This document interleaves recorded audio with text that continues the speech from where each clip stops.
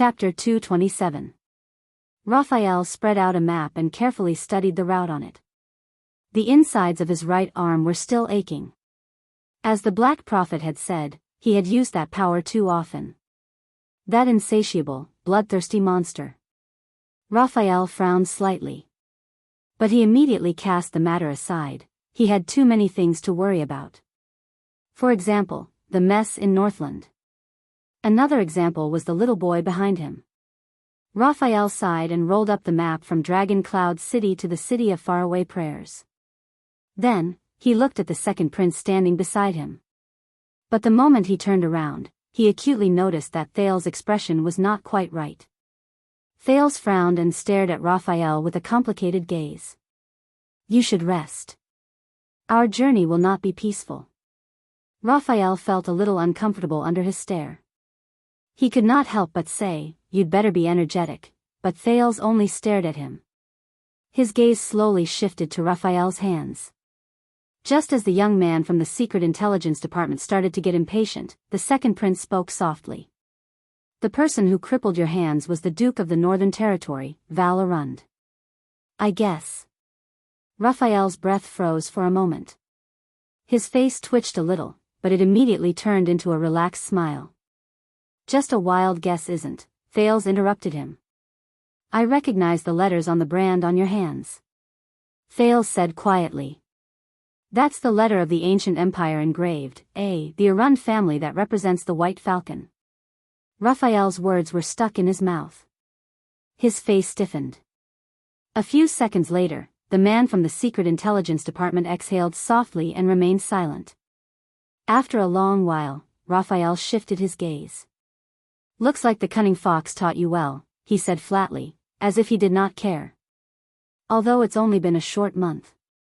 Thales, who received a tacit answer, took a deep breath and recalled what little rascal had just told him. "I once heard from Val Arund that his cooperation with Lampard and seizing the throne was just the first step."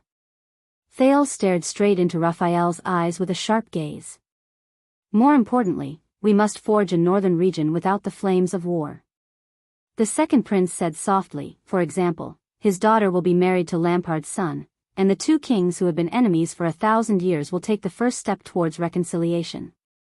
Constellation and the dragon will slowly merge into one, and the Northern Territory will enjoy eternal peace." Raphael did not move. He just listened to the prince in silence. Thales stared at his expression and suddenly revealed a complicated smile. "I'm guessing that when he found out that his daughter already had a lover of low status, he must have been very distressed." Thales sighed. His gaze never left Raphael's face as he said softly, "And it was a barren bone man." Raphael, who had always been expressionless, finally frowned when he heard this. "So, Duke Arund crippled your sword-wielding hands as a punishment and a warning." Thales stared at Raphael's hands and shook his head slowly. "He took away the most important thing in you, and destroyed a swordsman's pride and reliance, right?" Raphael lowered his head. At that moment, his hands seemed to be burning in pain. It was the unforgettable burning pain that came from the depths of his bone marrow the moment the hot soldering iron penetrated deep into his muscles, bones, and flesh. It seemed like it happened yesterday. Not just that, and the days after that, in the endless dark abyss, in the boundless bloody hell. Raphael's gaze froze in midair. Took away the most important thing? From a promising seat of the Tower of Eradication to a cripple? Or crawl out of the most terrible torture? No, Raphael's unfocused gaze refocused.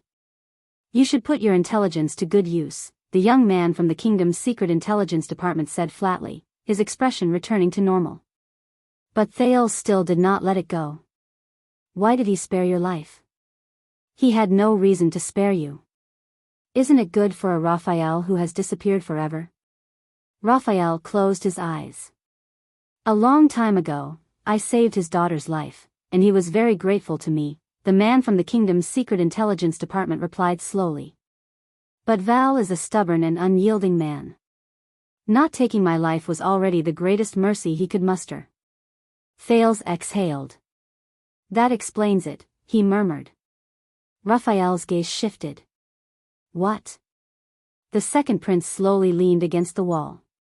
His expression was dejected and lonely. His Majesty knew a long time ago, didn't he?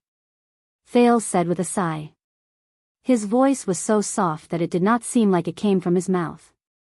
Raphael frowned. Knew what? Thales let out a slow sigh and slowly spoke of what he had just figured out. Duke Arund.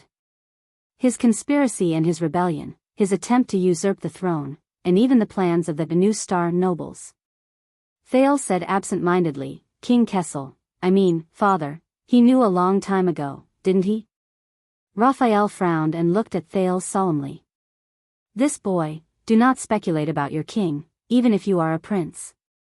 The young man from the kingdom's secret intelligence department warned, this is a warning from the kingdom's secret intelligence department. Thales snorted softly, as if he did not care at all. The prince took a step forward. His expression was complicated as he looked at Raphael. His gaze gradually became clear. So, he did know. From the beginning, he knew about Arund's rebellious intentions and his attempt to usurp the throne. Thales sighed. And the reason why His Majesty did not take any action and even allowed things to take their own course was because he was waiting for the other party to truly rebel. Raphael's frown deepened. Waiting? The man from the secret intelligence department snorted in disdain, as if he had heard the funniest thing in the world. You think too much. If His Majesty knew about this from the beginning, why did he allow the situation to worsen and allow the Duke of the Northern Territory to truly embark on the path of rebellion, putting the Northern Territory in danger? Raphael shook his head.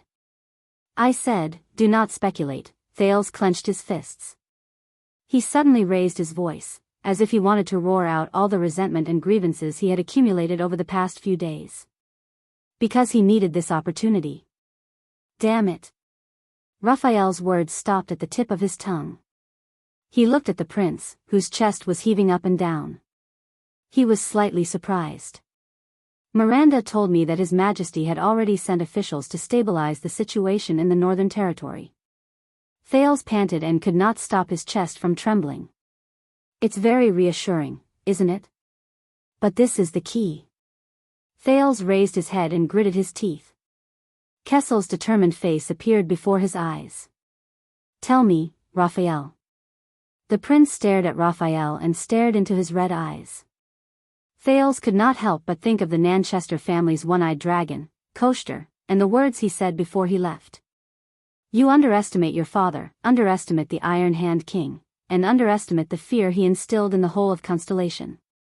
If Prince Mariah had not been assassinated, if Ekstedt had not been pressured by war, if Arund had not taken a risk out of desperation and ended up in prison, and if the Northern Territory had not become leaderless and lost, the prince opened and closed his mouth as he fiercely said, then His Majesty could still. Thales paused for a moment. Raphael's gaze dimmed slightly. Thales clenched his teeth and forced himself to finish the rest of his words. Then, he could still defend the enemy in the name of war without any hindrance, send his direct officials and nobles to Cold Castle, as a matter of course, increase the standing military strength in the fortress, and then take over the important territorial affairs such as taxation, adjudication, land, and so on, until the Jade Star royal family completely replaced the Duke of the Northern Territory in prison, so that the Northern Territory, which has been ruled by the Arund family for generations, would be completely taken into the royal power? Thales, who had forcefully said these words, only felt a pain in his head. He could not help but sway. He supported himself against the wall with one hand and pressed his other hand hard against his forehead, rubbing it continuously. Val Arund, Kessel Jade Star, the shocking change in the Ekstedt diplomat group, everything in the Hall of Stars, his appearance, and what he thought was his ingenious way of breaking through the situation. Now, from the looks of it, all of it, Thales felt his forehead hurting more and more. There, a piece of memory fragment surged out uncontrollably and returned to the vast sea of memories. It was a fragment formed by a few words, but it made people's hearts turn cold. Uncle Zheng, Zheng Bok, Duan Yuan. As His Majesty's greatest and most important spy and conspirator, the kingdom's secret intelligence department, tell me, is this true? Thales opened his eyes and tried his best to control his voice. But even so, he still made half the people in the room turn their heads repeatedly. Raphael did not speak for a long, long time. But the prince seemed to be very patient. He stared at the person from the Secret Intelligence Department without moving. His eyes surged with extremely complicated emotions. Finally, Raphael let out a long sigh. His expression was filled with the same complicated and subtle endless emotions. He spat out a few powerless and helpless words, no comment. This was an answer that did not seem like an answer. But the prince had already obtained the information he wanted to know. At that moment, Thales slowly relaxed like a balloon that had its air released. He subconsciously leaned against the wall, his expression stiff. Why? Raphael looked at Thales indifferently. There was a hint of solemnity in his words. Why would you think so? Thales subconsciously snorted softly. Even though you've told me many times not to believe the Red Witch's words, the prince's voice was very tired, as if he was speaking to another person. You have to know that lies that are strong enough to sway people's hearts are built on certain facts. Raphael's expression changed slightly. Calshan's words to Miranda. Thales closed his eyes and exhaled fiercely. If you don't want this land to be taken away by despicable means, Northland only belongs to Northlanders. Now I understand. The Red Witch does not speak without thinking. He laughed bitterly. His laughter was desolate. Ekstedt and Lampard are not the only ones who want to seize the northern territory from Arund. I didn't think that much at first, until I heard about the history of virtuous King Mindys III from a long time ago, Thales said absent-mindedly. It instantly solved many of my doubts. Raphael frowned slightly. Virtuous King? His Majesty, he. The corners of Thales' mouth twitched slightly. He tried to recall the Iron Hand King's appearance, but what appeared in his mind was always his cold and solemn voice, and his short but powerful movements. Isn't he afraid that the Ekstedtians will really invade the south in large numbers?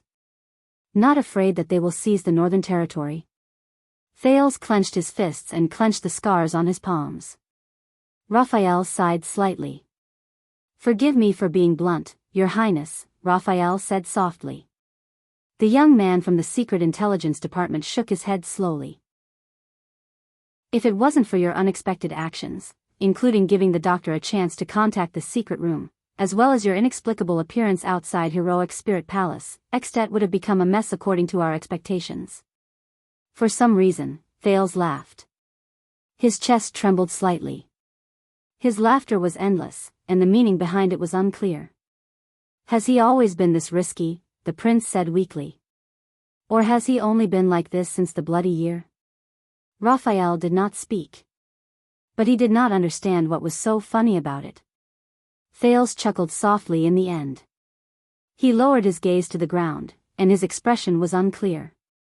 About the ownership of the Northern Territory, does Miranda know? He stopped smiling and said softly, Does she know that you are also in it? This time, Raphael froze on the spot. Miranda. That girl. Nothing to say. Raphael still said the same thing, but this time, there was quite a bit of pause and trembling in his words. Raphael's red eyes trembled slightly, and his breathing quickened. Miranda.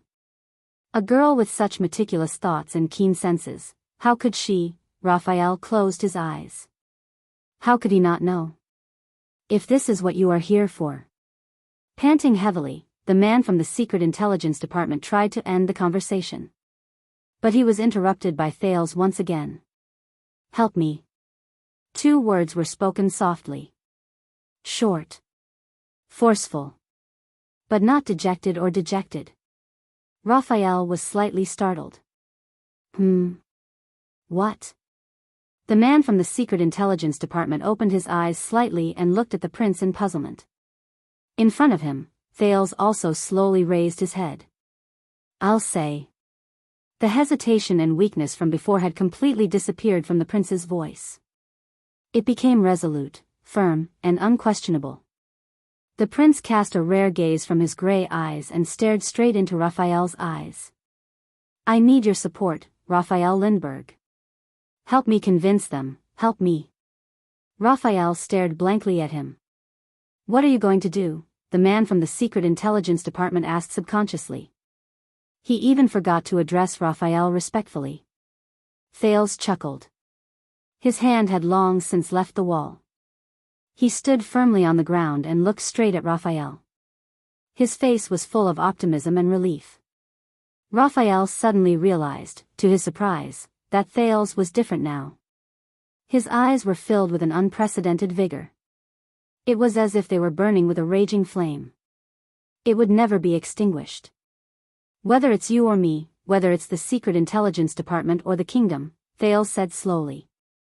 His face was as cold as ice, and his tone was like steel, filled with a rare determination, whether it's an accident, a failure, my mistake, or your negligence.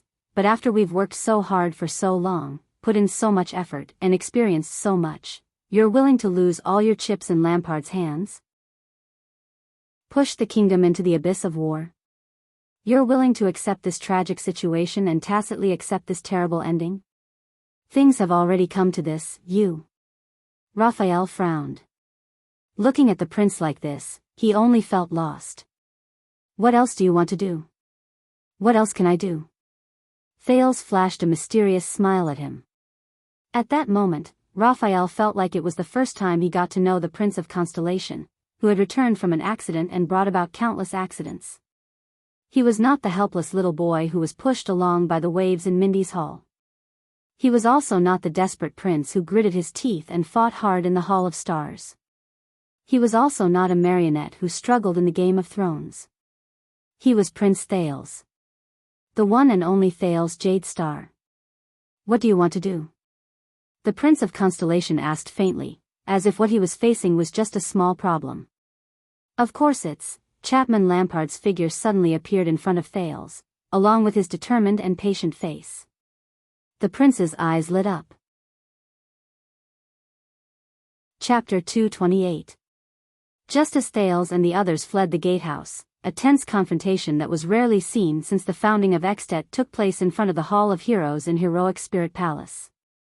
Under the flickering flames, the guards of the 4 archdukes and the attendants of a few special nobles, the other nobles were not allowed to bring their attendants into the banquet, stood together with the White Blade Guards and the Palace Guards. With the tacit understanding unique to Northlanders, they formed a battle formation. Bows were knocked, swords were unsheathed, and they stood in front of the Hall of Heroes with unpleasant expressions, protecting the nobles in the oval stone hall. Opposite them were unfamiliar soldiers with unknown identities, who had the advantage in numbers. They guarded the corners and corridors. They were all dressed in the uniform and equipment of the patrol team. They were so densely packed that they almost filled every doorway outside the hall. These soldiers stepped on the tiles that had a long history. Many of them could not help but size up the decorations around them with strange and reverent gazes. It seemed that it was their first time here, and they were not used to this palace, which was of great significance to Northland. What was even stranger was that the leader of this group of uninvited guests was a short-haired swordswoman. Her gaze was indifferent and fearless, and the fingers of her right hand kept flicking on the hilt of her sword. Under the illumination of the brazier, Archduke Rockne of the City of Faraway Prayers walked out of the dark Hall of Heroes with a cold and sullen expression. The guards and attendants on both sides made way for him, but they never let down their guard. The long-haired Archduke of the City of Faraway Prayers waved away an attendant who was about to put a cloak on him. He stared coldly at the uninvited guests in front of him, and his gaze lingered on their swords. Show yourself, there's no need to hide anymore. Archduke Kulgan Rockne retracted his fierce gaze and said coldly, we are separated by 3 stone steps, but we can still smell the disgusting scent unique to your territory. Although we are all from Northland, your soldiers are different. The first row of patrol soldiers exchanged a few glances, but they seemed to be well trained and still did not say a word. They just stared coldly at the guards and guards guarding the Hall of Heroes. Where is the Fire Knight? Archduke Rockne snorted coldly without looking at the female leader. No matter what you want to do, whether it's besieging Heroic Spirit Palace or murdering the Archduke, you don't have to let a weak woman lead the troops, do you? The short-haired swordswoman's face turned cold. Her right hand no longer moved. Instead, She gripped the hilt of her sword tightly and took a provocative step forward. "Be careful, Your Grace," she said in an unfriendly tone, her eyes filled with contempt and disdain. "Your life is in the hands of this weak woman." "Little girl." Archduke Rockney shook his head in disdain. "Go home and weave. The long sword is very heavy." Clang! The swordswoman suddenly unsheathed her weapon. Like a flock of birds startled by a bowstring, the guards beside the Archduke, be it the White Blade Guards, the Palace Guards, or the attendants from the City of Faraway Prayers, all surged forward nervously. But they stopped abruptly. Archduke Rockney raised his right palm and firmly stopped them by his side. The swordswoman looked at the Archduke of the City of Faraway Prayers with a frosty expression. The tip of her sword stopped right in front of Archduke Rockney's throat. The Grand Duke did not move from his eyes to his body. He stared at her without flinching, as if it was not a sword that was pressed against his throat. "It's fine," Rockney said coldly. "Let's see if our little cutie really has the ability to hold a sword." A cold glare flashed in his eyes.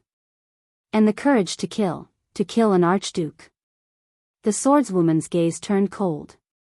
The tip of her sword moved forward without hesitation and touched his skin. Rockney's pupils shrank. He felt a chill on his neck, and blood flowed down. Behind the Grand Duke, the attendants' inhales could be heard clearly. But there was still no expression on Rockney's resolute face. At this moment, a deep and sonorous male voice came from the patrol team. "Be more polite, Croche." A middle-aged nobleman in armor with a weathered face and steady footsteps slowly walked out of the crowd. "We are not here to fight." Behind him were two noblemen. One of them was dressed in plate armor and had an old-fashioned face, while the other was tall and thin with a sharp gaze. The swordswoman, Croche, snorted softly. Then, she stepped back and sheathed her sword. Rockney slowly lowered his head and extended his hand to wipe his neck. He stared at the blood on his hand with a subtle expression. The soldiers in the patrol team made way for the newcomers. "There's no need to be so nervous, everyone." The tall and thin young noble smiled slightly and bowed politely at the guards. "We are not enemies. We should not point our swords at each other." Rockney lowered his hand. His gaze swept over the three newcomers and he snorted softly without showing them any respect. As expected, surprises are never late. Archduke Rockney's expression grew colder. He fixed his gaze on the middle-aged noble. "Chapman Lampard." His attendants frowned in unison. Archduke Lampard nodded imperceptibly. The two archdukes' gazes met in the air. One was as cold as ice, while the other was calm. In the next second, Rockney's gaze shifted back to the swordswoman. "Hey, Croche, is it?" Archduke Rockney's tone changed. He raised his eyebrows in interest and a different expression appeared in his eyes. "Your sword is very steady." He stared at Croche's long sword, felt the pain on his neck, and nodded in approval. "You have guts." But Croche only stared at him coldly and did not speak. Archduke Rockney's gaze flickered. "My wife passed away a year ago. The Rockney family and the City of Faraway Prayers both lack an archduchess." Archduke Rockney's gaze was unrestrained as he sized up Croche from head to toe. He then said sternly, "Are you interested?" Lampard watched their interaction and frowned slightly. Croche also narrowed her eyes. "Go find an obedient female worker who only knows how to weave, Your Grace." She sheathed her long sword. Her words were cold and fierce. "So that on our wedding night, I won't." Croche openly glanced at the Archduke's crotch. "Cut off your two balls." Archduke Rockney laughed boldly, but his gaze on Croche became more and more subtle.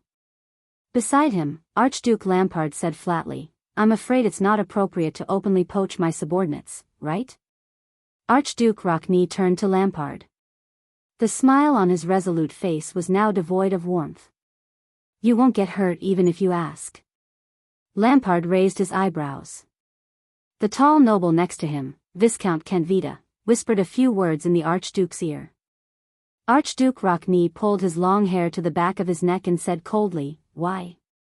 If I don't take this stab, will you never appear again?" "Of course not." Lampard's expression did not change. "I just want to wait for everyone to arrive." At this moment, another voice cut into the conversation. "Don't worry." A smooth and experienced voice cleverly appeared in the gap between the two men's conversation. "We're all waiting for your arrival." A man with a bowl cut walked out from behind Archduke Rockney. He was the Archduke of Reformation Tower, Porphyus Trent Ida of the Trent Ida family. He had a playful smile on his face, but his eyes were filled with wariness and coldness. "When was the last time we met, Chapman?" Trent Ida said with a grin. 12 years ago." Lampard stared at his neighbor of Reformation Tower, who was also in the south of Extet and adjacent to Black Sand region. There was wariness and contemplation in his eyes. 5 years ago, he said flatly, when Constellation was at war with the Orcs, the three southern archdukes held an emergency meeting. "Oh? Is that so?" Trent Ida patted his bowl-cut head and said in sudden realization, "That's right. You wouldn't appear without benefits." "That's you." He snickered. The Archduke of Black Sand region, the one who ignored the king's invitation, but only brought 1,000 men to force their way into Heroic Spirit Palace when the king disappeared and Dragon Cloud City was in chaos? Archduke Trenida's protruding chin moved slightly.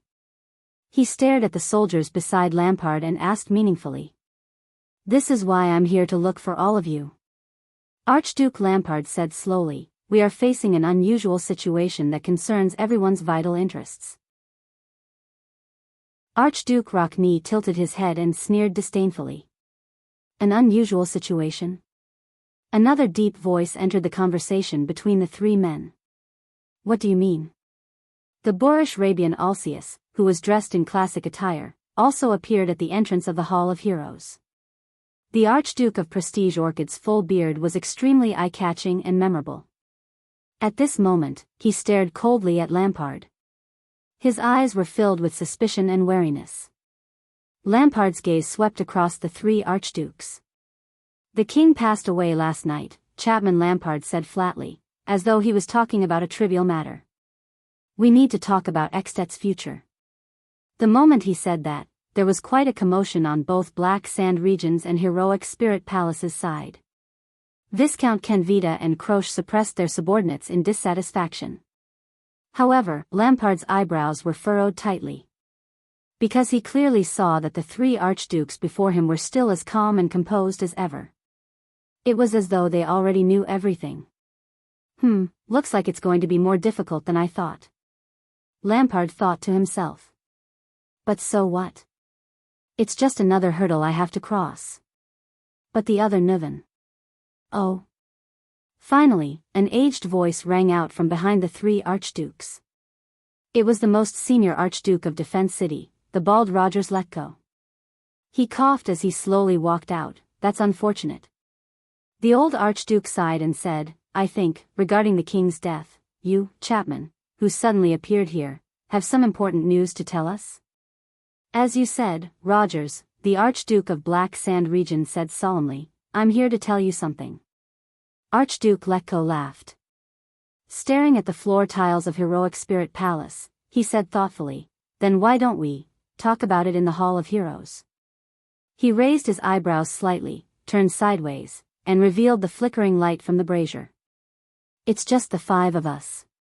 That's enough. We don't need so many pawns." The moment he said that, the 3 archdukes from Heroic Spirit Palace looked at Lampard in unison. Their gazes were different, but all of them were filled with deep suspicion and wariness. "This is Extet." Lampard sighed softly in his heart, then snorted softly. "My Extet." His gaze gradually focused. Under the gazes of the 4 archdukes of Extet, who held high positions of power and were on equal footing with him, Chapman Lampard calmly extended his hand and stopped Count Levon and Viscount Kenvita behind him, who were about to speak. "Of course." His gaze became solemn. He swept his gaze over his 4 colleagues, as well as the white blade guards and palace guards who were standing in a semicircle formation and firmly guarding the entrance of the Hall of Heroes. He nodded and said, "These words and this matter can only be spread among the 5 of us." Croce cast Lampard a questioning look, but Archduke Lampard only extended his palm and made a downward gesture. In the next second, Chapman Lampard strode forward without hesitation. Under countless gazes, he left the encirclement of the Black Sand region soldiers alone. He walked past the countless shining blades and walked towards the stone door of the Hall of Heroes. He walked into the impenetrable formation of the heroic Spirit Palace soldiers, leaving them staring at each other in dismay. He walked past Rockne, who was at the forefront, and received a surprised and admiring gaze from the latter. He walked past Archduke Alsius. The bearded Archduke furrowed his brows, his thoughts unclear. He walked past Trent Ida and Letko. The 2 of them exchanged glances, revealing worry and apprehension. He walked past Trent Ida and Letko. The iron fist pattern that represented the Lampard family could be vaguely seen on the Archduke of Black Sand region's cloak. The 4 archdukes only snapped out of their daze when he walked completely into the darkness of the Hall of Heroes. They exchanged glances. Ken Vita and Count Levon glared at them fiercely. Croce even tapped the hilt of her sword in her hand. Her threat was self-evident. "What do you say?" Trentida's eyes darted around. Alsius and Letko furrowed their brows and did not speak. "No."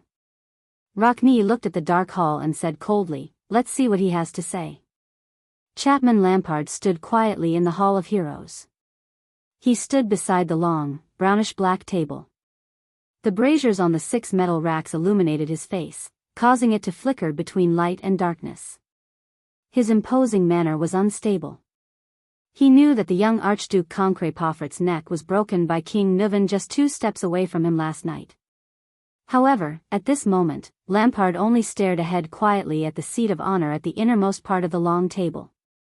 He remembered that his father and mother had brought him and Harold here countless times during the first half of his life to bow before the seat of honor. Nuvan Walton VII sat there, at the seat of honor, giving orders to the extension citizens, from the archdukes to the officials, from the nobles to the commoners.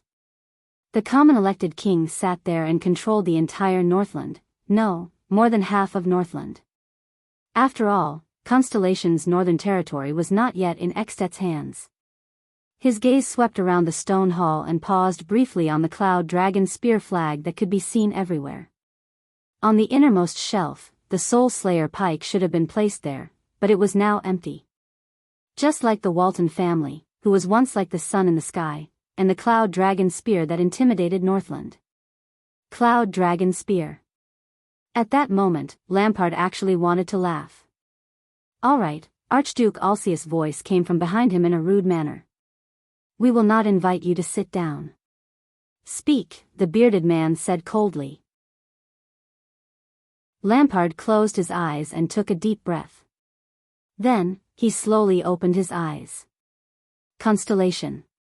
Chapman Lampard slowly turned around and faced the 4 archdukes. His gaze was sharp. That Prince of Constellation and their secret intelligence department plotted a conspiracy against Extet. Archduke Rockne frowned slightly. "They even used the calamities," Lampard said flatly. "Unfortunately, King Nuvan died in the conspiracy." Letko and Trent Ida looked at each other, their gazes seemingly meaningful. Lampard took a step forward and clenched his fists. "The kingdom of the Great Dragon is facing an unprecedented crisis," the Archduke of Black Sand region said coldly. There was an unquestionable tone in his voice. "It is time for us to unite." Lampard's voice faded away. The 4 archdukes looked at each other. No one made a sound. No one moved. No one reacted. After a few seconds, the 4 archdukes chuckled at the same time. The chuckles turned into laughter. The laughter turned into sneers. And the sneers lasted for almost a minute. Archduke Lampard looked at the Archduke's sneers and could not help but frown. There was a deep chill in Alsius' smile. Trentida's smile had a profound meaning that was worth pondering. Letko's smile was very forced. Perhaps he did not want to laugh at all. Only Archduke Rocknee's laughter was the loudest, longest, and coldest. The family emblem of the canon of knights from the city of faraway prayers shone brightly on his shoulder. Lampard's expression also turned cold. Finally, the Archduke stopped laughing. In the next second, Archduke Rocknee took a step forward and met Lampard's gaze without flinching. Kulgan Rocknee said coldly and rudely in his unique bold voice, "That's right. Go home and f***ck yourself, Chapman Lampard."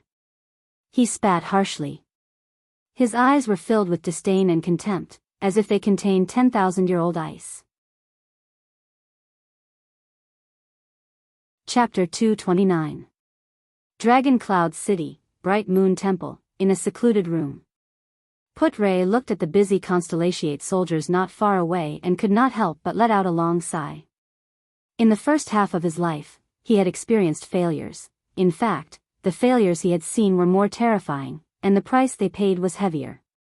For example, 12 years ago. But now, Put-Ray suddenly felt that the pipe in his hand was very heavy, and he lost the desire to take a puff. This was very rare for someone like him who valued smoking as much as his life. King Kessel used his bloodline as a hostage to try to eliminate the scourge of war. It should have been a generous and sincere act that the whole country would praise. But now, it had turned into a disaster. The prince was involved in the death of the king of Ekstedt, bringing about the worst situation that should have been avoided. Worse still, the Jade Star royal family would once again suffer a huge blow to their reputation. After that child returns to Constellation, what he has to face. Put-Ray recalled Thale's dejected look, and his mood became gloomy. He silently reached out and knocked the burning tobacco out of the pipe. "I'm sorry, Gilbert. Other than bringing him out of danger, there is nothing I can do. Just like how I watched His Highness pass away. I've disappointed you, old friend. Again." While Put-Ray was lost in his memories, the new soldier, Willow, interrupted his thoughts. "My lord. What is it?" Put-Ray raised his eyebrows. "Please go to the back hall, the hall we entered from." Willow seemed a little confused, but he still carried out the order. "This is Prince Thales's order." Put-Ray's expression changed. Cohen packed his things and checked his weapons for the last time. "Are you not going to ask Raphael anymore?" The police officer looked at Put-Ray, who was talking to the Constellatiate soldiers in the distance. He sighed and turned to Miranda beside him. "You know, about the disaster swords, the secret intelligence department, his hands." At this point, he remembered that his good friend, a swordsman, had both his hands crippled. He did not know when his hands had turned into such monsters. Cohen could not help but grit his teeth. What did that guy go through? Miranda, who was leaning against the wooden crate, slowly opened her eyes. Her gaze was calm, and her expression was natural. However, his voice was slightly hoarse. "There's no need. He has already made his decision," the swordswoman said softly. "There are some things that will only be futile to ask." Cohen looked at Miranda's expressionless face and wanted to say something, but in the end, he just shrugged and lowered his head to adjust his sword belt. A few seconds later, the police officer said in a low voice, "Then how do we report to Tower?" "I met 3 disaster swordsmen in Dragon Cloud City, and one of them has an unknown identity." Miranda's eyes flickered. "What about you?" she asked lightly. Cohen was slightly taken aback. "In my opinion," the police officer exhaled deeply, and his gaze became firm. He seemed to have made up his mind. "To hell with the Tower of Eradication. I've been out for so long." Cohen shook his head and snorted softly. "I've never seen any disaster sword. It's all Caslin's scheme. End of report." Miranda smiled faintly. If Master Jedi knew the truth, he would go crazy. So this is for his own good. Cohen raised his eyebrows. His most outstanding student is worried about his mood, and is determined to make him worry less. Miranda raised her eyebrows and closed her eyes again to rest. After a while, Cohen spoke again. His voice was downcast. "Miranda, It's only been 3 years, the police officer said dejectedly. How can a person change so much? Miranda opened her eyes again. This time, there was a complicated look in her eyes. I'm not just talking about Raphael. Cohen sheathed his long sword with a worried expression. There's also Croche. I still remember the days when I was punished to bite a sword and squat down with her. That tomboy's favorite thing to do was to scold me, he said in annoyance. Miranda curled up the corner of her mouth. That's because she likes you, but doesn't dare to say it out loud. Miranda rolled her eyes, then her heart dimmed. It's not just you, Cohen. It's not just you. I used to study with her, sleep in the same room, practice swordsmanship with her under the rain and wind, and read books under the lamp at night. The girl who used to be cheerful and stubborn. Croche. Maybe they haven't changed. Miranda furrowed her brows slightly. Her voice was ethereal and seemed to carry a profound meaning. It's just that we unwittingly discovered another side of them. Cohen snorted softly. What kind of other side, he said helplessly, would lead to betrayal and lies? Miranda crossed her arms and hugged her sword again. I don't know, she said absent-mindedly. But it shouldn't be something easy. She remembered the brand on Raphael's hand. Croche, what did you go through? Cohen let out a long sigh. He leaned back and imitated Miranda, leaning against the wooden crate. So, is this the end? Cohen asked, intentionally or otherwise. Miranda's expression changed slightly. She snapped out of her daze. What's the end? Cohen paused for a second. His brows twitched as if he was thinking. Dragon Cloud City, he said quietly, we were tricked into coming here. We became someone else's pawn, the scapegoat for a conspiracy, the mastermind of the king's assassination. We became the cause of the war. Miranda fell silent. She knew Cohen's character. She knew what he was going to say. But, so we're making up for it, Miranda's gaze became solemn as she said with certainty. Leave this place as soon as possible. Escape from the enemy's control. Refuse to be used by them. Lady Arun spoke faster and stressed her words. Pretend that we've never been to Extet or Dragon Cloud City. It was as if there was no room for doubt. Cohen did not answer immediately. He was silent for a few seconds. His gaze focused on the dark sky. But, Miranda, Cohen finally said softly. He seemed to be hesitant and uneasy. The truth is, we've been here. Miranda said nothing. Cohen slapped the wooden crate and nimbly sat up. He rested his hands on his knees.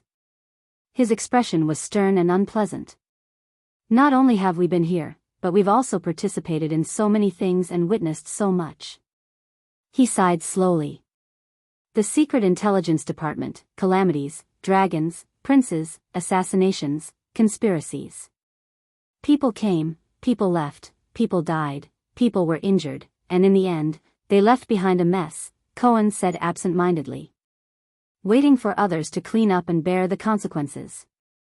And you know what we left behind. You heard what Uncle Putre said. Cohen's gaze shifted to the vice diplomat in the distance. He watched as he spoke to the soldier with the dual pistols. Even if we escape safely, the Northern Territory will still face, he also said, Miranda frowned, that there is nothing we can do. Cohen's expression darkened. He looked like he was struggling. Is it powerless? Cohen snorted softly and clenched his fist subconsciously. Or is it that we can't do anything? Miranda did not answer. That's your Northern Territory, Miranda. It's the territory your family has protected for generations. The police officer took a deep breath and gritted his teeth. You've also witnessed the devastation of that land when it was ravaged by the flames of war, haven't you? Back then, you and Raphael were there, thud. Miranda's scabbard fiercely stabbed into a wooden crate that was used to store miscellaneous items. Enough. The swordswoman's gaze became sharp and terrifying. Her tone was frosty. That's enough. But Cohen smiled. You know, the young disaster swordsman we met earlier was about your age. The police officer lowered his head and raised his unique silver saber. He asked me for the name of this sword.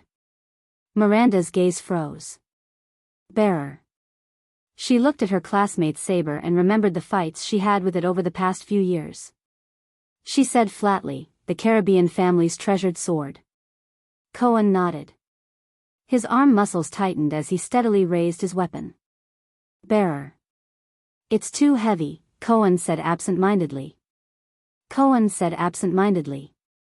He thought of the gloomy old castle and his family, and the scene when his old man took it out from inside. The day before we went to the Tower of Eradication, my father gave it to me. I couldn't even lift it with both hands. I could only tie a rope around it and drag it along. Cohen nodded. His gaze slowly focused as he recalled the past. But the old man said, there are some things we have to bear. His gaze became clearer and firmer. There are some things we can't stop here. At this moment, a voice that both of them were extremely familiar with rang out. You know, asking for trouble for the sake of pointless persistence. Raphael's relaxed and bright voice rang out behind them. Nothing good usually comes out of it. Miranda turned her head abruptly. Cohen turned around in surprise. Everyone, go to the back hall, the young man from the kingdom's secret intelligence department said flatly. His red eyes flickered in the dim light. It's not time yet. Miranda frowned. Why are we going to the back hall? Raphael let out a sigh as if he was helpless. He also seemed to be hesitating. But he only paused for a second before he raised his eyes and looked at the two of them. I told you. Raphael snorted coldly.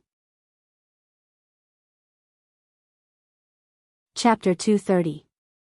In the back hall of Bright Moon Temple. In the not-so-wide hall, the Prince of Constellation stood calmly in the center.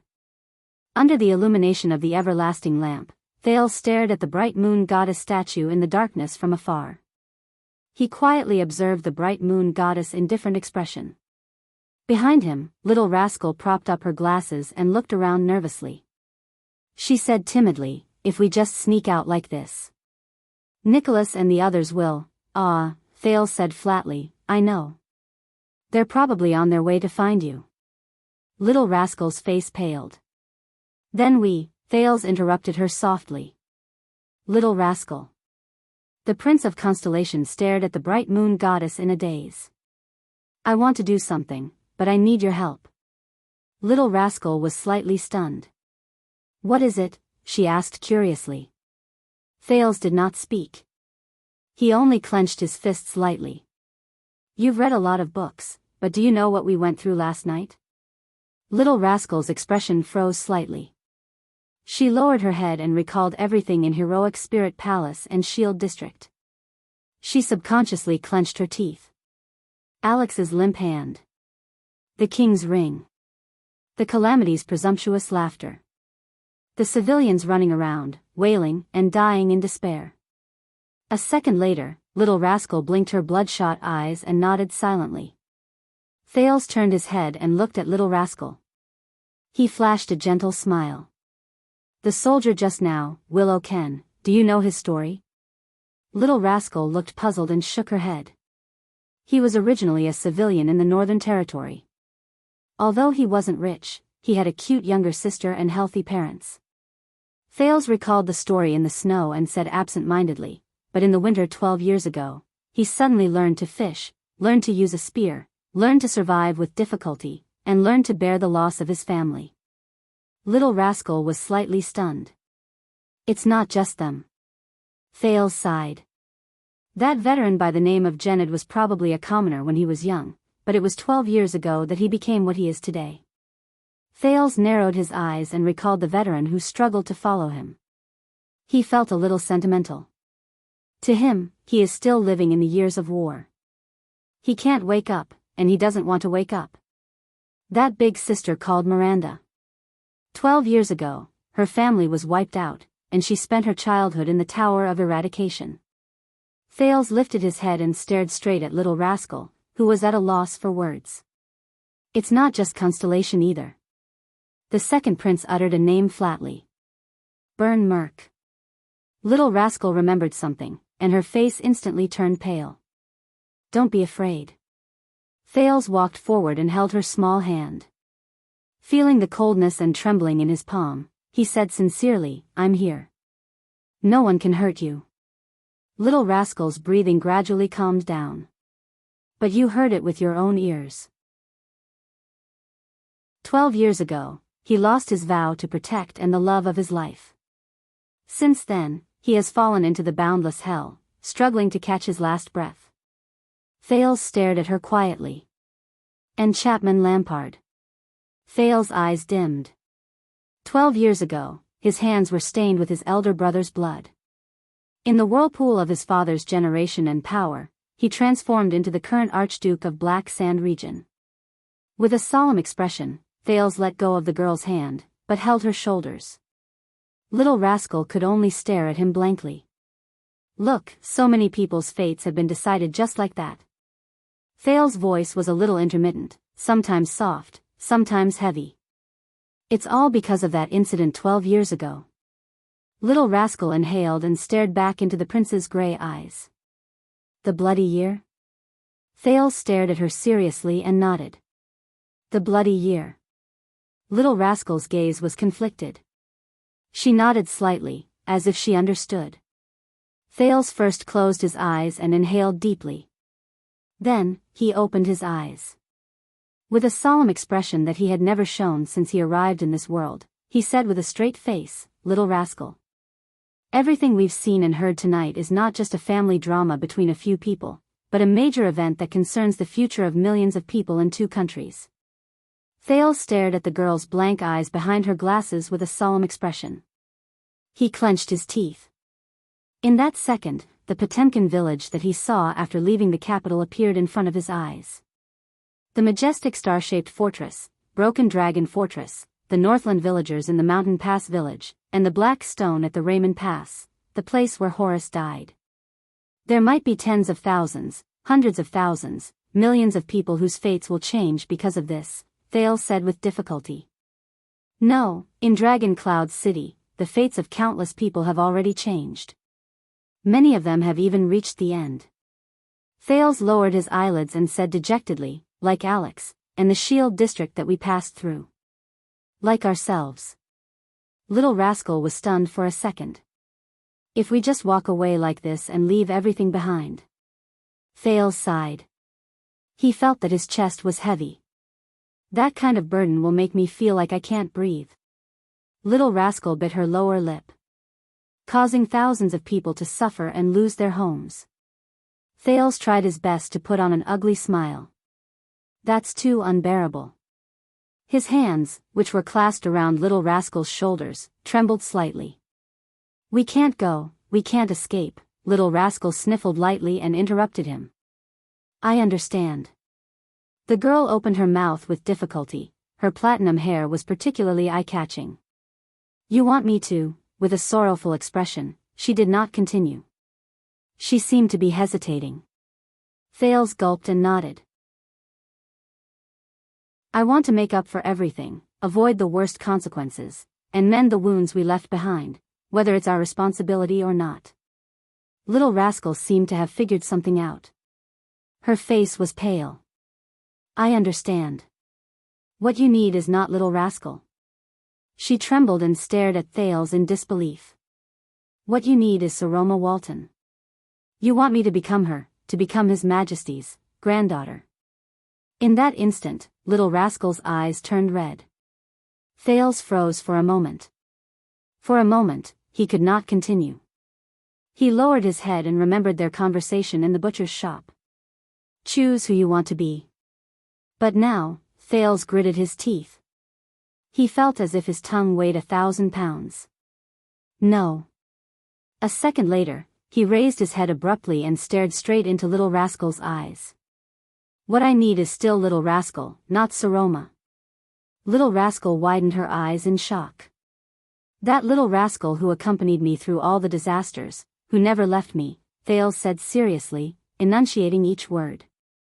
That silly little girl, the little girl who did not know how to hide when she was in danger. I need her to accompany me for one more time. Thales stared at her quietly, his gaze gentle. Although this request might be too much. Little Rascal stared at him blankly, as if she had forgotten to think. I know you're afraid. Thales' hand on Little Rascal's shoulder unknowingly clenched into a fist. I know you want to escape from all this. But, Thales' face contorted, but after a few seconds, he raised his eyes again and stared straight into Little Rascal's eyes. Raise your head and face it, just like how you faced the great dragon. Little Rascal did not answer. She only stared at Thales with tears welling up in her eyes. A few seconds later, tears flowed uncontrollably from her eyes. There's nothing like this in the books, Little Rascal said fearfully, tears streaming down her cheeks. I don't know, she bit her lips, tears flowing down her cheeks. Thales sighed in his heart. Maybe there is, Thales said softly, it's just that we don't know. Little Rascal sniffled. If there really isn't. Thales sighed and moved his hands to her head. That would be even better. Thales stretched out his fingers and gently wiped away her tears. Then, he held her black-rimmed glasses and gently straightened the crooked and damaged glasses. He stared at Little Rascal with a solemn expression and a stern tone. After reading so many books and reading so many other people's stories, it's time for you to write your own story. Little Rascal subconsciously let out a sob. The girl stared at Thales with a dazed expression and a blank gaze. It was as if she was flipping through a random book instead of staring at a determined boy. A few seconds later, Little Rascal pursed her lips and slowly opened them. She said softly, will you always be by my side? Yes. He nodded. Her eyes brightened. Will you face all of this with me? Yes. He flashed a smile. Her expression changed and she gritted her teeth. You will protect me. He sighed, raised his head and touched her forehead. Through the glasses, their eyes met.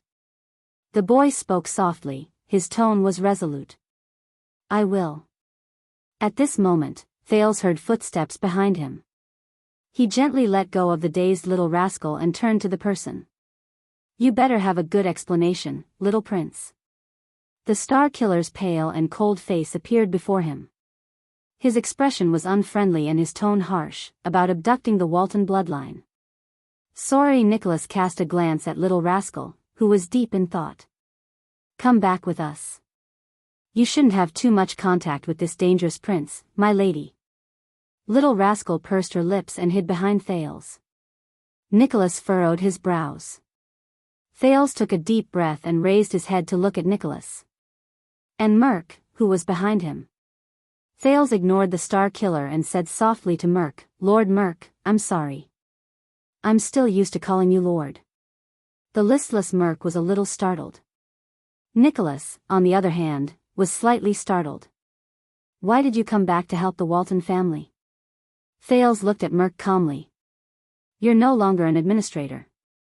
I remember that King Nuvan has exiled you forever. Merc's expression became sorrowful and desperate. His muscles tensed up without him realizing it. In King Nuvan's eyes, you're the sinner who killed his son, aren't you?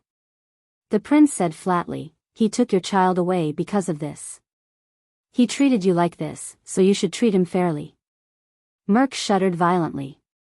Nicholas stared at his former colleague, and his expression changed. Hey, you, little prince, the Star Killer said decisively, if you, someone interrupted him, but it was not Thales. Yes. Merc trembled and raised his head. His eyes burned with a strange and complicated emotion. But that's his opinion, he said painfully, but I will always belong to the White Blade Guards. My duty is to be loyal to the king. The former administrator clenched his teeth. No matter how he treats me. Thales' eyes brightened. Merc's hands were trembling. He seemed to be remembering many things in the past. This has never changed. I fulfill my duty. That's all. Finally, the former administrator clenched his teeth and looked back at Thales with determination. Nicholas stared at his comrade in a daze. Thales smiled faintly. Not only that, the prince said softly, it's also because of Prince Soria, right? You've always felt guilty towards him. Merc swayed a little. Thales observed his expression, lowered his head, and sighed slowly. You did your best to do one thing, but fate played a joke on you. You made a huge mistake and committed a great crime. Thales observed Thales' expression and sighed slowly. But you can't undo it. Merc tilted his head and closed his eyes. He looked like he was struggling. So you want to make up for it, Thales said regretfully. You want to atone for it. Nicholas took a step forward impatiently. Enough. I don't know why you're saying these meaningless things, but, at this moment, Thales raised his head abruptly. His gaze was sharp. Because this is what we're facing now. Thales almost interrupted Nicholas with a roar. The Star Killer was stunned. He stared at the Prince of Constellation with a shocked and bewildered expression. Thales panted slightly to calm his aching throat. Look around us. He clenched his teeth. King Niven's skull and blood are spilled on his own land. Lampard walks openly in Dragon Cloud City. His palms cover the sky of Northland. Kalshan, Shiles, and Caslin greet us with smiles in the dark. Nicholas listened to Thales' words quietly. But his eyes were gradually burning with anger. War and disaster are coming. Countless people are about to be killed and destroyed. Thales exhaled laboriously. And we're like stray dogs, running for our lives and fleeing in panic. Hiding in a corner and comforting ourselves with, this is the only thing we can do. Then, we sleep with a clear conscience, as if nothing happened in our dreams. Merc heaved a sigh and looked panicked. Nicholas clenched his fists tightly. Humph, he snorted coldly. It's all thanks to your secret intelligence department. Thales ignored him and only shook his head. His gaze was sharp. But, is this all? Nicholas furrowed his brows. Is this the end? The prince raised his hands and waved them forcefully in the air. Are you satisfied just like that? Nicholas, the Star Killer? He brazenly called Nicholas by his nickname. Nicholas' expression was sullen. His nails dug into his palms, and he finally exhaled through his nose. Then what the F***ck do you want? The Star Killer gritted his teeth and said hatefully, poor little prince. Thales raised his head. His expression was solemn and stern. I want to change, I want to redeem myself, he said sternly. I want to do something. I want to fight back. Nicholas' gaze froze. He lowered his head and met the prince's gaze in silence. A few seconds later, ha! Nicholas laughed out loud. His tone was full of mockery. Very humorous. Thales narrowed his eyes. Laugh all you want, the prince said softly. But this is my decision, Thales said in a firm and unquestionable tone, and what I'm going to do next. I'm just informing you. Do you want to come together? Northlanders? Hearing this, Merc's expression changed. Nicholas' expression froze. If you ask me, this is indeed not a good idea. A steady and mature male voice traveled into their ears. If this is the reason why you summoned us, Your Highness. Together with Ralph, Waya, Willow, Jened, and the others, Putre appeared in their line of sight. The vice diplomat nodded slightly at the prince. His eyes were filled with worry. Thales turned to his entourage of the diplomat group. Putre. Thales heaved a sigh of relief. His expression softened a little. You have followed me all the way here and witnessed so many things. I am very grateful. Without your strategies and suggestions, would not have been able to come this far. Putre frowned. He wanted to take out his pipe, but he only raised his hand halfway before he put it down. He stared at Thales with an extremely complicated gaze. Do you understand what you are saying? The vice diplomat said hesitantly, but there was a profound meaning in his words. I know that you are very unwilling, but I have the duty to advise you to give up on this unwise decision. Thales forced himself to laugh. Thank you. But no matter how hard he tried, his laughter still sounded very forced and desolate. But I do not want to disappoint them. Put-Ray looked up slightly. Who? A lot of people. Thales seemed to be a little absent-minded. He subconsciously said, do you remember, Put-Ray, Waya, Ralph? Do you remember that most of the Jade Star family's private soldiers died in the birch tree forest, under the claws of the Blood Clan and the conspiracy of the nobles? Do you remember that Baron Murch carried me on his back and charged into the enemy's formation? Do you remember that the kingdom's Wrath Guards sacrificed countless lives in front of the fortress? Thales subconsciously clenched his fists. Countless figures flashed before his eyes. All to send me into Extet's territory. To eliminate the scourge of war. To stop those scumbags who cheered for war but were indifferent to life. For a stable constellation. Put-Ray lowered his head and let out a long sigh. I also remember the White Blade Guards, the many people I did not know, but they gave up their lives for me. Thales snapped out of his daze. And Dragon Cloud City, the people in the Northern Territory who will be implicated by our failure, and the people who will be destroyed again because of the war in the future. We can't even protect ourselves. Put-Ray unconsciously pinched 3 fingers on his right hand, as if he was pinching a pipe. Any impulsive action may cause us to once again fall into the dangerous situation we escaped from with great difficulty and make the situation worse. Thales looked at his instructor quietly and remembered the first time they met next to the carriage. Oh, no, it was the second time they met. The first time they met was at the Western City Gate. The child beggars took away Putray's Grand Library pass. Thales smiled. But we can't get any worse, can we? He said softly. Don't forget, I am the murderer who killed King Nuvan. Putray's expression froze. We have already ruined the kingdom's hard-won peace and pushed it into the abyss of war. The second prince shrugged and laughed mockingly. Just as you said, when I return to the capital, the Northlanders will be marching southwards in large numbers. The fortress will be burned, the land will be trampled, and human lives will be mercilessly harvested like straws. Millions and millions of people will curse all of our names. Willow, the new soldier, trembled slightly when he heard this. Thales shook his head slightly.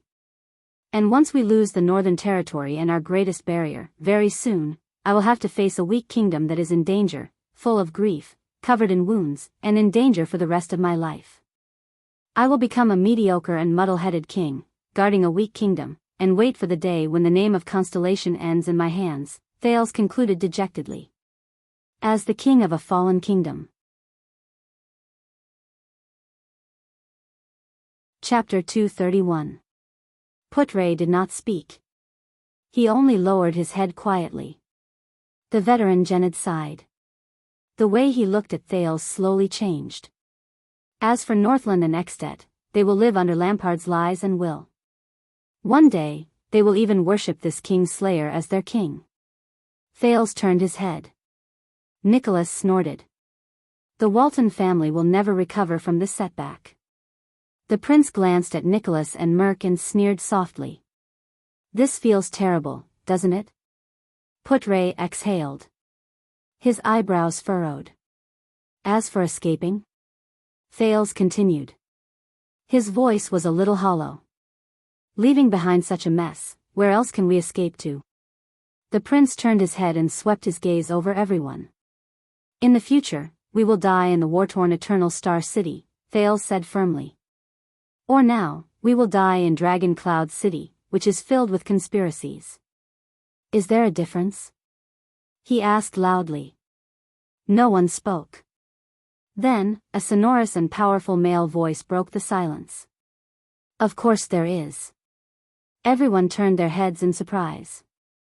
The young police officer, Cohen Caribbean, walked to the back hall with heavy steps. Miranda and Raphael followed behind him with subtle expressions on their faces. The tall and strong police officer said loudly, if we choose the latter, at least all of us can die like men. Miranda glanced at Cohen coldly. Raphael covered his mouth and coughed at the right time. The agitated Cohen's expression froze. He quickly added weakly, and women. Before everyone could ponder the amazing meaning of this sentence, Thales smiled slightly. Thank you for your support. The second prince nodded and said in a friendly manner, Sir Caribbean. When Koan heard the prince's acknowledgement, his eyes immediately curved into crescents. Just call me Koan, your highness. Miranda snorted. That's right. Thales turned his head.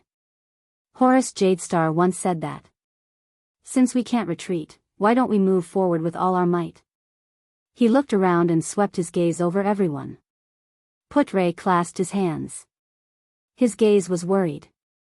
Koan looked agitated and eager to try. Raphael's expression was indifferent. His gaze was focused, and he kept rubbing his fingers. But Thales' gaze had already shifted to the Northlanders. What do you say, Nicholas? He asked steadily. Nicholas frowned and fixed his gaze on the prince. This is impossible. The Star Killer shook his head in denial. You? The current you and us are nothing compared to Lampard. But Thales interrupted him again. Remember your white blade guards? Commander Nicholas? The second prince stared at him with a firm gaze. Nicholas' expression was unpleasant, and his gaze froze. You may not remember. Thales snorted softly. His gaze was incredibly solemn. But I remember. Nicholas clenched his fists. Merc grabbed his shoulder and shook his head slightly. Thales heaved a long sigh and gritted his teeth. As he recalled, he said hatefully, I remember those warriors. I remember they used their flesh and blood to block the flying locust blade. I remember they held hands and blocked the deadly crossbow bolts for us. I remember that with their last breath, they raised their blades and charged at the enemy. Nicholas' expression turned colder. Almost everyone furrowed their brows. Those were the dragon's imperial guards. They were the last silhouettes of many of them. Thales raised his head abruptly and asked in a drawl, Do you remember? Commander? Asterisk thud. Asterisk Nicholas punched the wall beside him fiercely. I trained them myself. I remember each and every one of their names, faces, and skills. The Star Killer gritted his teeth. His gaze was like fire as he said furiously, Don't you F** King lecture me here, you little Jadestar brat, I am F** King lecturing you. Thales seemed to be angry as well. He did not back down. He took a step forward and roared at Nicholas, Lord Sorry Nicholas, and the F** King coward Star Killer, damn it, this title is so unpleasant to the ears. Nicholas' eyes were spitting fire. His face was red. He clenched his fists and was about to step forward. Waya and Ralph instinctively protected the prince. Koan and Miranda placed their hands on the hilts of their swords. But Merc, who was beside the Star Killer, stretched out his arms in time. His muscles bulged, and he held the furious Nicholas down. Let him finish. Thales panted a few times as he spoke in a foul language that he was not used to. He gritted his teeth and said, And you, listen carefully. I won't run away. I will go back to the place where we were utterly defeated by Lampard and tried to survive in a panic. The prince looked at everyone in front of him, from Putre to Waya, from Miranda to Raphael, from Merc to Little Rascal. He looked at their expressions and said in a low voice, We are going to avenge the White Blade Guards. We are going to seek justice and truth for them. We are going to prove that their sacrifice, that their efforts were not in vain. We are going to destroy Lampard's schemes and plans, no matter what they are. We are going to save this city that has bled too much. After Thales finished speaking, he patted his chest. Nicholas gritted his teeth and sneered, This is suicide. It's just a better way to die. Thales raised his head again. That's right. We Constellatiates are going to commit suicide, he said coldly. Northlanders. The second prince pushed Waya away and walked towards Nicholas. He stared at the Star Killer with eyes as sharp as swords. Are you coming or not? The air seemed to have frozen. Nicholas glared at the second prince of Constellation. The faces of the White Blade Guards appeared before his eyes. And that guy. Caslin.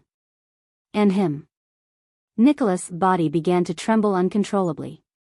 A surge of power surged in his body. Merc's expression changed. He tightened his grip on Nicholas' shoulders. Everyone watched this scene nervously. After a while, Nicholas swung his arm and broke free from Merc's grip. F***ck. He looked like he was struggling and spat. The Star Killer looked behind Thales, at the nervous little rascal. Thales narrowed his eyes. The Walton family's orphan is here. Nicholas turned his head around. His eyebrows were furrowed and his face was extremely distorted. He looked at Merc as if he was trying to explain something. I can't risk her getting hurt, he gritted his teeth, trying to convince himself amidst his struggle. He was angry and indignant. But I want to help him, a small female voice rang in everyone's ears. Nicholas froze. What? He lowered his head in disbelief and looked at the little girl. Little Rascal seemed a little afraid, but she suppressed her fear and moved closer to Thales. The prince gave her an encouraging and grateful look. Thank you. I'm sorry. Little Rascal trembled slightly. She gulped. I said, I want to help Thales, the girl stuttered and lacked confidence. I don't want to run anymore. Under everyone's strange gazes, she said firmly, we are Northlanders, aren't we? Nicholas and Merc were both stunned. The descendants of the Walton family have never run away from battle. The girl closed her eyes as if that would regain some courage. Her glasses slid down the bridge of her nose. Before the entire army was wiped out, the King of Wrath, Shalon Walton, fought for an entire day and night with an axe. In the end, he widened his eyes in anger and watched the Nightwing King twist his head off. Even if he failed, he wanted to witness his own death. Little Rascal opened her eyes shakily and forced herself to look at Nicholas, whose gaze was as sharp as a knife. She said, we can't run. I don't want to run either. Hearing this, Merc suddenly chuckled softly. You are a real Walton. The former administrator of the king's eyes were sorrowful. No one knew what he was thinking about. This, young lady. Little Rascal thought of Alex. She shivered and retreated behind Thales, not daring to meet Merc's gaze. His Majesty made the right choice. Merc laughed bleakly. What do you say, old friend? Nicholas' face gradually relaxed. He exhaled. A few seconds later, the Star Killer laughed as well. His laughter was relieved and desolate. Son of AB*TCH. Nicholas glared at Thales fiercely and said to Merc, isn't it written all over your face? Merc nodded and looked dejected. I'll get the boys to prepare now. Thales breathed a sigh of relief. So, what's your plan? Nicholas said fiercely, I'll say this in advance. I refuse to let a brainless wild boar charge forward, Your Highness of Constellation. Thales narrowed his eyes. You'll be satisfied. Maybe. We're probably all crazy, the Star Killer snorted coldly and said disdainfully, to actually listen to two children and go to their deaths. Putre sighed deeply, then took a step forward. His steady voice rang. What did Lord Hanson say? Putre looked at Raphael, who had been quiet all this while. Did the Secret Intelligence Department agree as well? This is not a simple decision. It concerns the future of the kingdom. It's best to have the Secret Intelligence Department's support and plan. Raphael instantly attracted everyone's attention. Or rather, Thales thought in his heart, it's the Black Prophet who attracted everyone's attention. The young man from the Secret Intelligence Department frowned slightly. I can't communicate with the Lord for the time being, Raphael said flatly. He did not care about the various gazes cast on him. So, at this moment, this place, his gaze focused. I am the will of the Secret Intelligence Department. Putre reached into his bosom and took out his favorite pipe. He absent-mindedly filled it with tobacco. So, what do you mean? Raphael glanced at Miranda. The latter only held her saber tightly and pursed her lips. She did not say a word. This reminded him of the little girl 12 years ago. At that time, she also pursed her lips and shivered as she curled up in a corner. Curled up in a pile of dead people. Raphael chuckled in his heart. The young man from the Secret Intelligence Department turned his head. His gaze was resolute and firm. He still looked cynical and relaxed, but his words were very formal. Since it's the prince's decision, the Secret Intelligence Department will, of course, fully support and provide all assistance. Thales nodded at Raphael. Moreover, he's not completely unsure. Raphael glanced at Thales. Forget it. Putre lowered his head and lit his pipe. His eyes were tired as he said, after all, he's a jade star. Thales sighed. Lord Putre Nemain. Go ahead. When Putre raised his head again, his expression was much calmer. He exhaled a mouthful of smoke. If this is your will. Chapter 232. Everyone's gaze returned to Thales again. Thales exhaled and smiled. What about the others? Thales looked at the remaining people and narrowed his eyes. What we are about to do is very dangerous, we might lose our lives. The remaining people exchanged a few glances. Wire revealed a helpless but determined smile. Your Highness, I have already said this when we first met. For the rest of my life, this body of mine will be yours to command. Thales shrugged. The veteran Gened raised his eyebrows slightly. If you ask me, your style is indeed different from Duke John's, but why not? Don't look at me, Willow said nervously. I will go wherever everyone else goes. Ralph saw Thales' gaze shift to him and could not help but frown. He extended his hands and made two gestures in the air. Don't ask. Just do it. Thales smiled knowingly. This tone. Does he think he's still in Blood Bottle Gang? Very well, then we have reached a consensus. Thales breathed a sigh of relief and looked at everyone. But his expression immediately darkened. Even though this decision might kill us. No, Thales sighed in his heart. In this plan, there had to be someone who was going to die. But since the decision has been made, Thales' gaze froze. But what are you going to do? A discordant voice interrupted. Everyone turned their heads.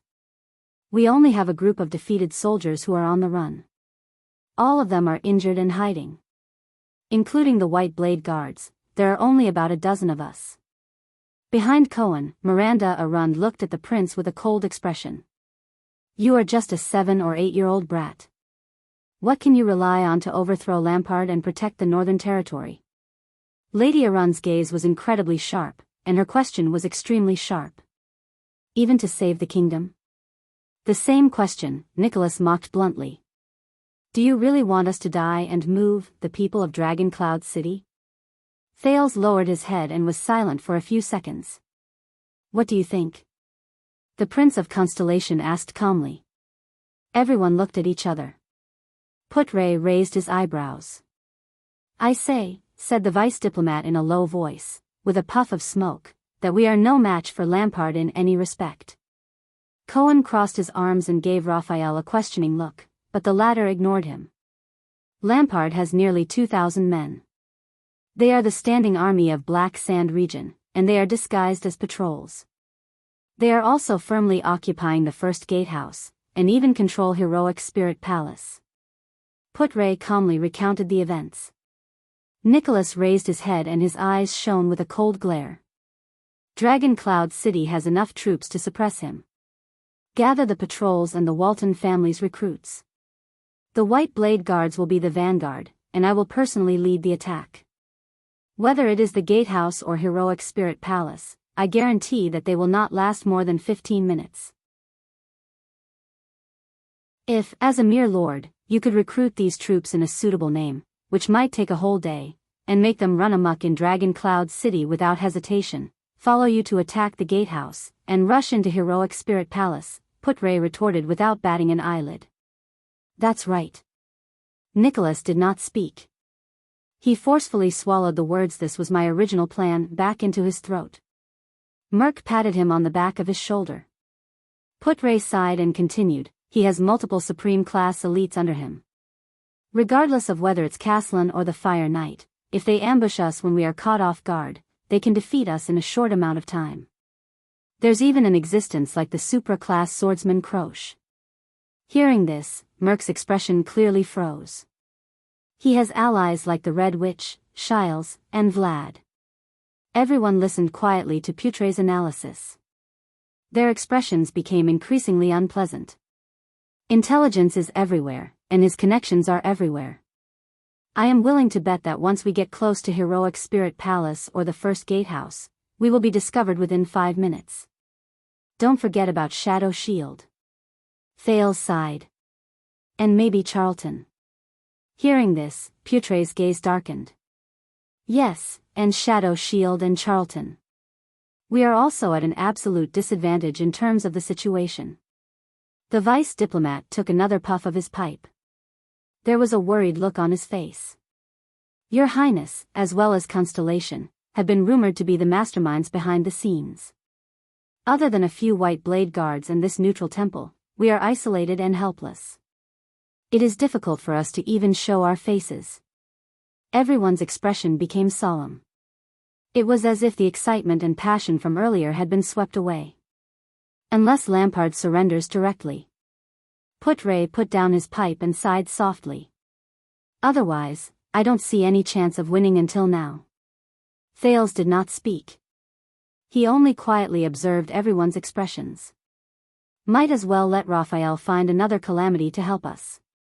Cohen shrugged in annoyance. It will be faster this way. Many people raised their eyebrows.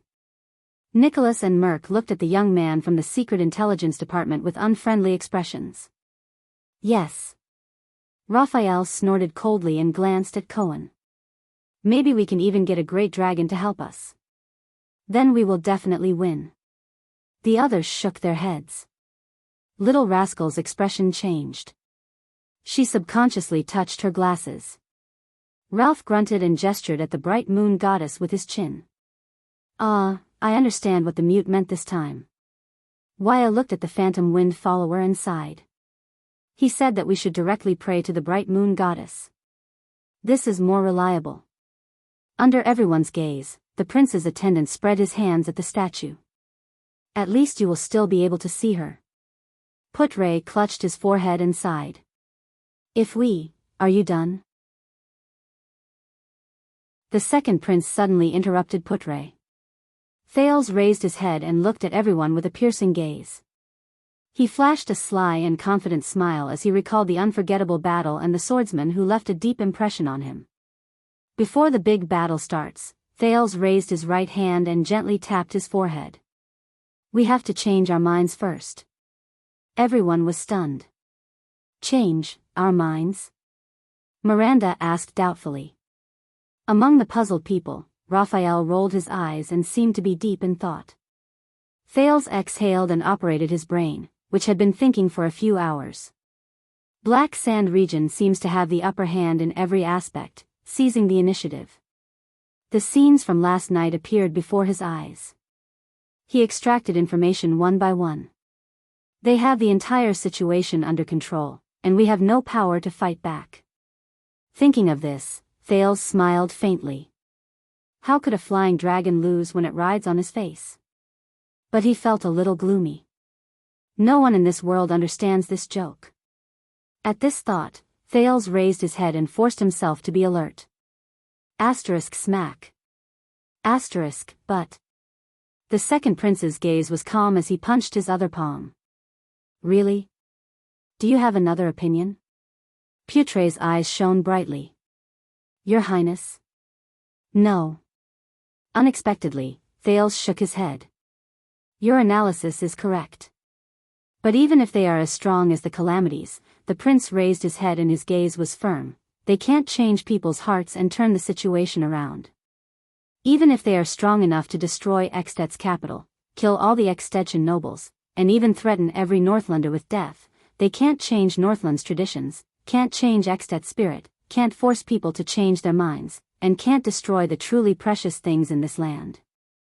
Cohen ran his fingers through his hair. His expression did not change, but his gaze when he looked at Wuxia was filled with one word, what?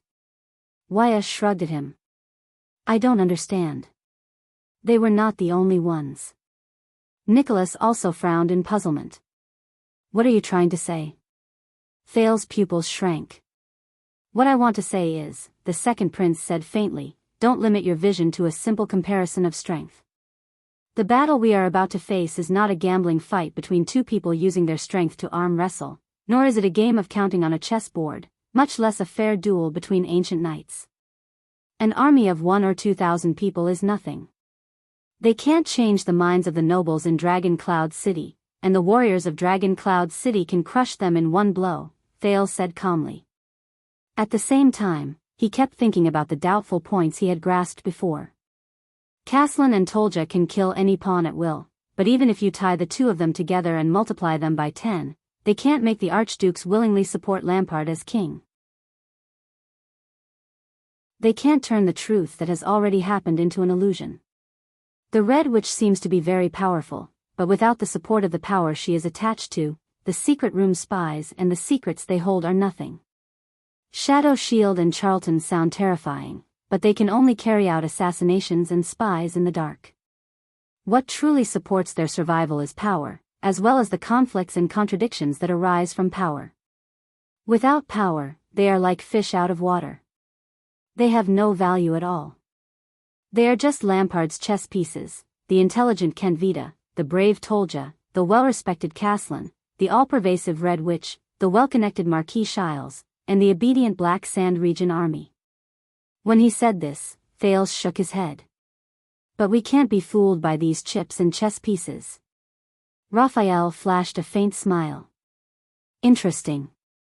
What a familiar argument. Miranda lowered her head, seemingly in deep thought. Cohen widened his eyes and blinked 3 times in puzzlement. How is it interesting? Thales took a deep breath. The expression in his eyes was extremely serious and solemn.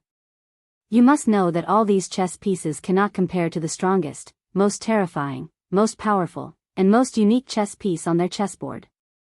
The prince's voice rang faintly, only that person is the greatest threat. That truly powerful person, the strongest chess piece in their camp. No one spoke. Everyone seemed to be thinking, even Cohen. Raphael rubbed his fingers, Miranda stroked the hilt of her sword, Nicholas' gaze was still as cold as ice, and Merc looked at Little Rascal with a profound gaze. Putre seemed to have forgotten to smoke, letting the pipe burn in his hand. He said tentatively, you mean, Thales raised his gaze and pictured that terrifying opponent in his mind. Yes, he said absent-mindedly, an ambitious and ruthless person with extraordinary courage. Thales nodded nonchalantly, but his eyes were filled with wariness and solemnity. Their strongest chess piece. He said the names softly. Chapman Lampard. At that moment, everyone was stunned. We cannot be fooled by the appearances of the other chess pieces, the prince said softly, as long as we attack the weak point, everything else will be solved. Thales quietly watched the other people's gazes and expressions, not saying a word. Then, Nicholas raised his head in confusion. You mean, the Star Killer said in disbelief, to behead him? I get it. Before Thales could react, Cohen slapped his forehead and his eyes lit up. We're going to do everything we can to assassinate Lampard? When he heard their words, Thales almost vomited blood.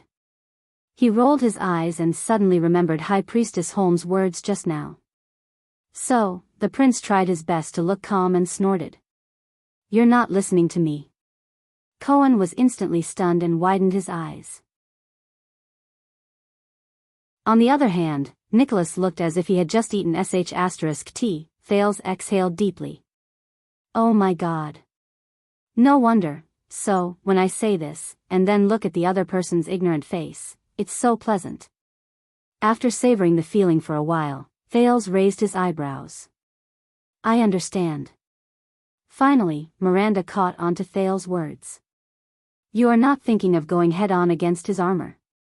Instead, you are thinking of going around the edges and directly attacking Lampard's fundamental goal? Thwarting his intentions? Putre narrowed his eyes. Yes, the root of everything is Lampard. The second prince smiled in relief. He said with a smile, we're going to determine his intentions and then find his weakness. Everyone looked at each other. You make it sound so easy, Nicholas said in dissatisfaction. What's Lampard's weakness? What's his goal?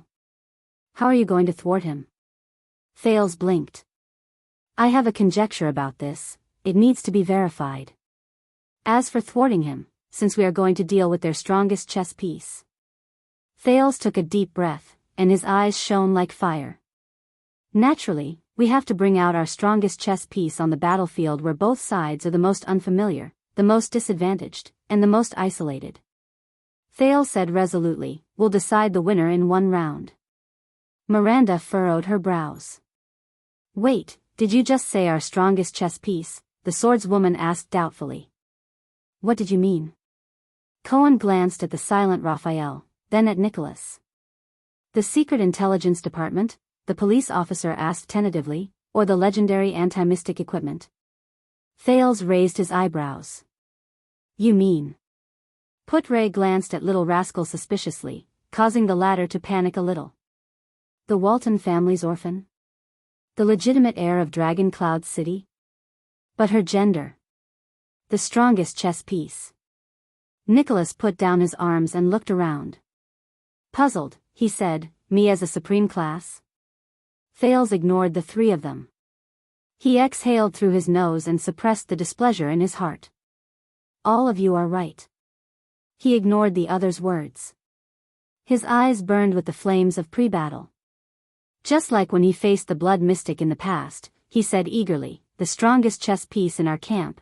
The second prince smiled and extended his right hand. He tapped his chest and shouted a name.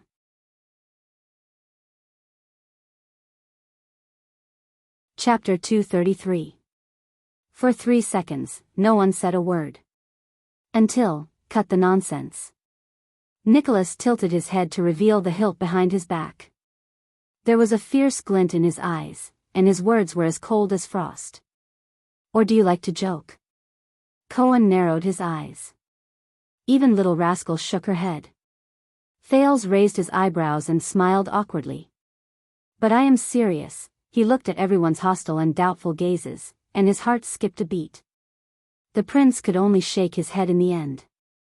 All right, let's get to the main point. Ever since King Nuvan was assassinated, I have collected a lot of information while on the run. Thales sighed. There are many details about Lampard's plan this time. Putre and Raphael glanced at each other, inwardly surprised. Miranda frowned slightly. Collecting information while on the run? Thales shrugged. I can't just run for my life in a panic. Nicholas focused his gaze. For example? For example, Lampard's true objective. Thales' breathing slowed down. Whether it was the army that he did not need to bring or his personal appearance, it has far exceeded the scope of self-preservation by counterattacking Nuvan. We talked about this in the prison cell, Miranda said keenly. Do you have an answer? Under everyone's gaze, Thales lowered his head slightly. He recalled the oppressive conversation in the carriage. After King Nuvan died and I fell into Lampard's hands, he said something to me, the second prince said absent-mindedly, replaying the scene in his mind. That sentence has been bothering me, until just now. Raphael subconsciously leaned forward a little and narrowed his eyes. Chapman Lampard's original words were, Thales said in a hoarse voice, imitating the ambitious and ruthless man's tone, what's next? Double quotes. To save this country. Aside from Little Rascal, everyone was stunned. There were a few seconds of silence again. What? Putre was bewildered. Raphael and Miranda lowered their heads and pondered. Humph, Nicholas shook his head and exchanged glances with Merc. The self-justification of the shameless, the cunning words of the king's slayer. Thales shook his head solemnly. No, I can feel it. The prince exhaled. His gaze was solemn. He is serious. Lampard really believes that what he is doing is saving Extet. The Star Killer's expression slowly froze.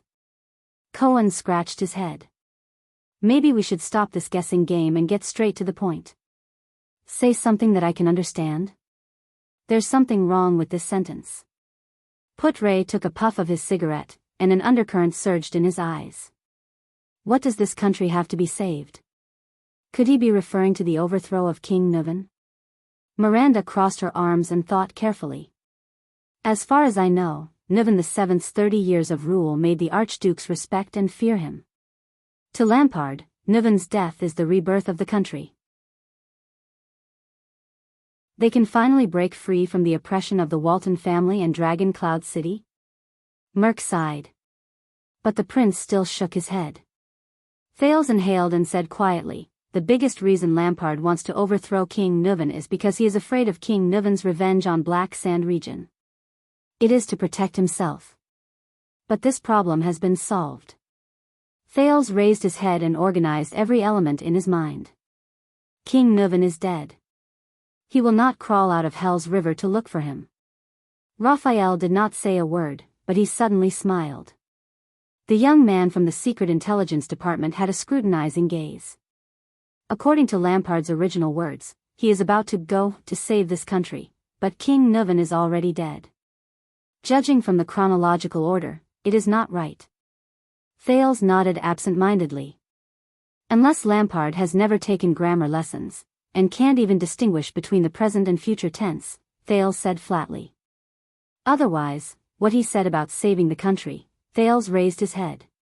His gaze was extremely solemn. It is definitely not just to overthrow King Nuvan. It is not just to get rid of Dragon Cloud City's oppression. It is not just to change the king. He wants more. He wants an unprecedented change. He wants to save this country in the most thorough way possible. Everyone fell silent. I bet. Thales exhaled. His tone was solemn and serious. This is why Lampard brought his army to Dragon Cloud City. This is why he is heading to Heroic Spirit Palace right now. It is also the key to our counterattack. He can save the country by bringing his army to Heroic Spirit Palace? Cohen asked doubtfully. What does he want to do? Kill all the nobles in Dragon Cloud City, from the archdukes to the counts? Put-Ray sneered. In the first few decades of my life, I've learned one thing. The vice-envoy exhaled a puff of smoke and said faintly, violence is the shortest, simplest, and least effective way to solve a problem. It's best to use it as a last resort. Thales sighed. All the clues became clearer in his mind. During that memorable journey, I heard another detail. Everyone's gaze was once again drawn to the prince. Shadow Shield told Lampard, Thales said quietly, when Charlton assassinated King Nuvan, he spent a long time searching for the king's traces. Put-Ray raised his head abruptly. As if he had thought of something. Raphael also opened his mouth in surprise. Thales lowered his head. Thank you, Caslin, thank you for giving me Gu's hiding place, otherwise, I probably wouldn't have seen the meeting between Lampard and Shadow Shield. He thought silently. Waya raised his eyebrows. Is there something wrong? Very wrong. Put-Ray's eyebrows were tightly furrowed. His tone was tense. Arranging an assassination, but not being able to determine the target's location and time, the thin man's gaze became solemn. For an assassination that requires prior planning and thorough preparation, this is one of the most fatal and unforgivable mistakes. This means that Shadow Shield and Charlton's assassination had an accident that they did not expect. Oh. Beside him, Cohen slapped his head in realization. He then gave a thumbs up and said sincerely, "It seems like you are very experienced, uncle."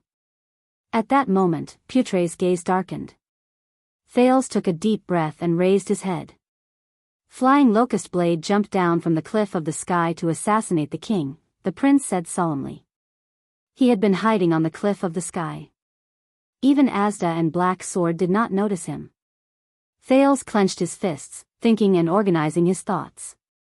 How did he get up there? Nicholas said suspiciously, even at night, Charlton could not have climbed the cliff of the sky without being noticed. Thales shook his head.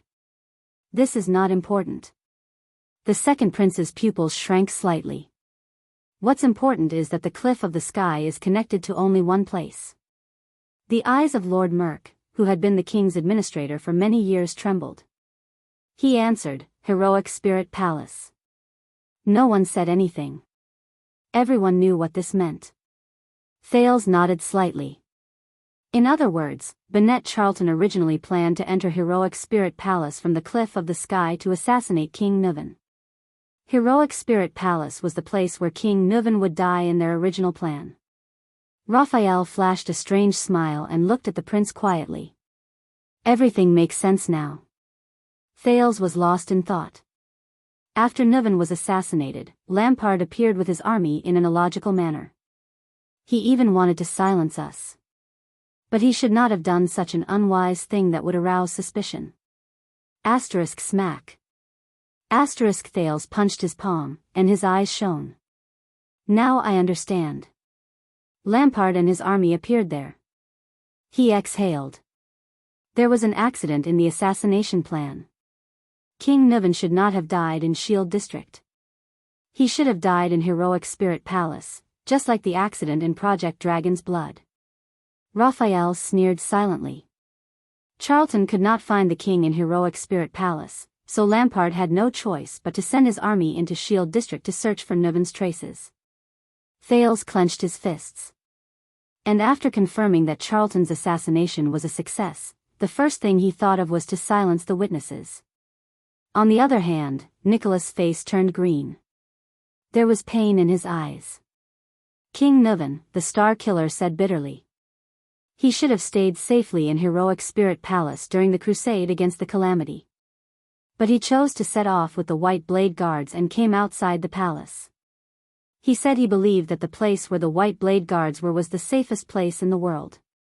Merk lowered his head. His voice was hoarse.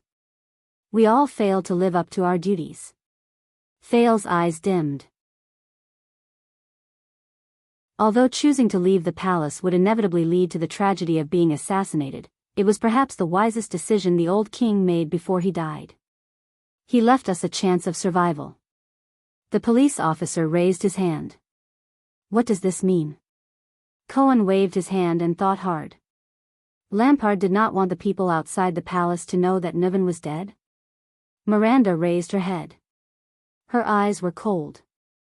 If King Nuvan had followed Lampard's original plan and died mysteriously in Heroic Spirit Palace, what would have happened? The swordswoman asked coldly. Putre shook his head. It's not about what would have happened, Thales hummed in acknowledgement. A few high-ranking figures appeared in his mind. He muttered to himself and continued the vice diplomat's words. It's about 4 friendly and amiable old friends who were also in Heroic Spirit Palace at that time. It's about what would have happened to them. Thales raised his eyes abruptly and looked at everyone.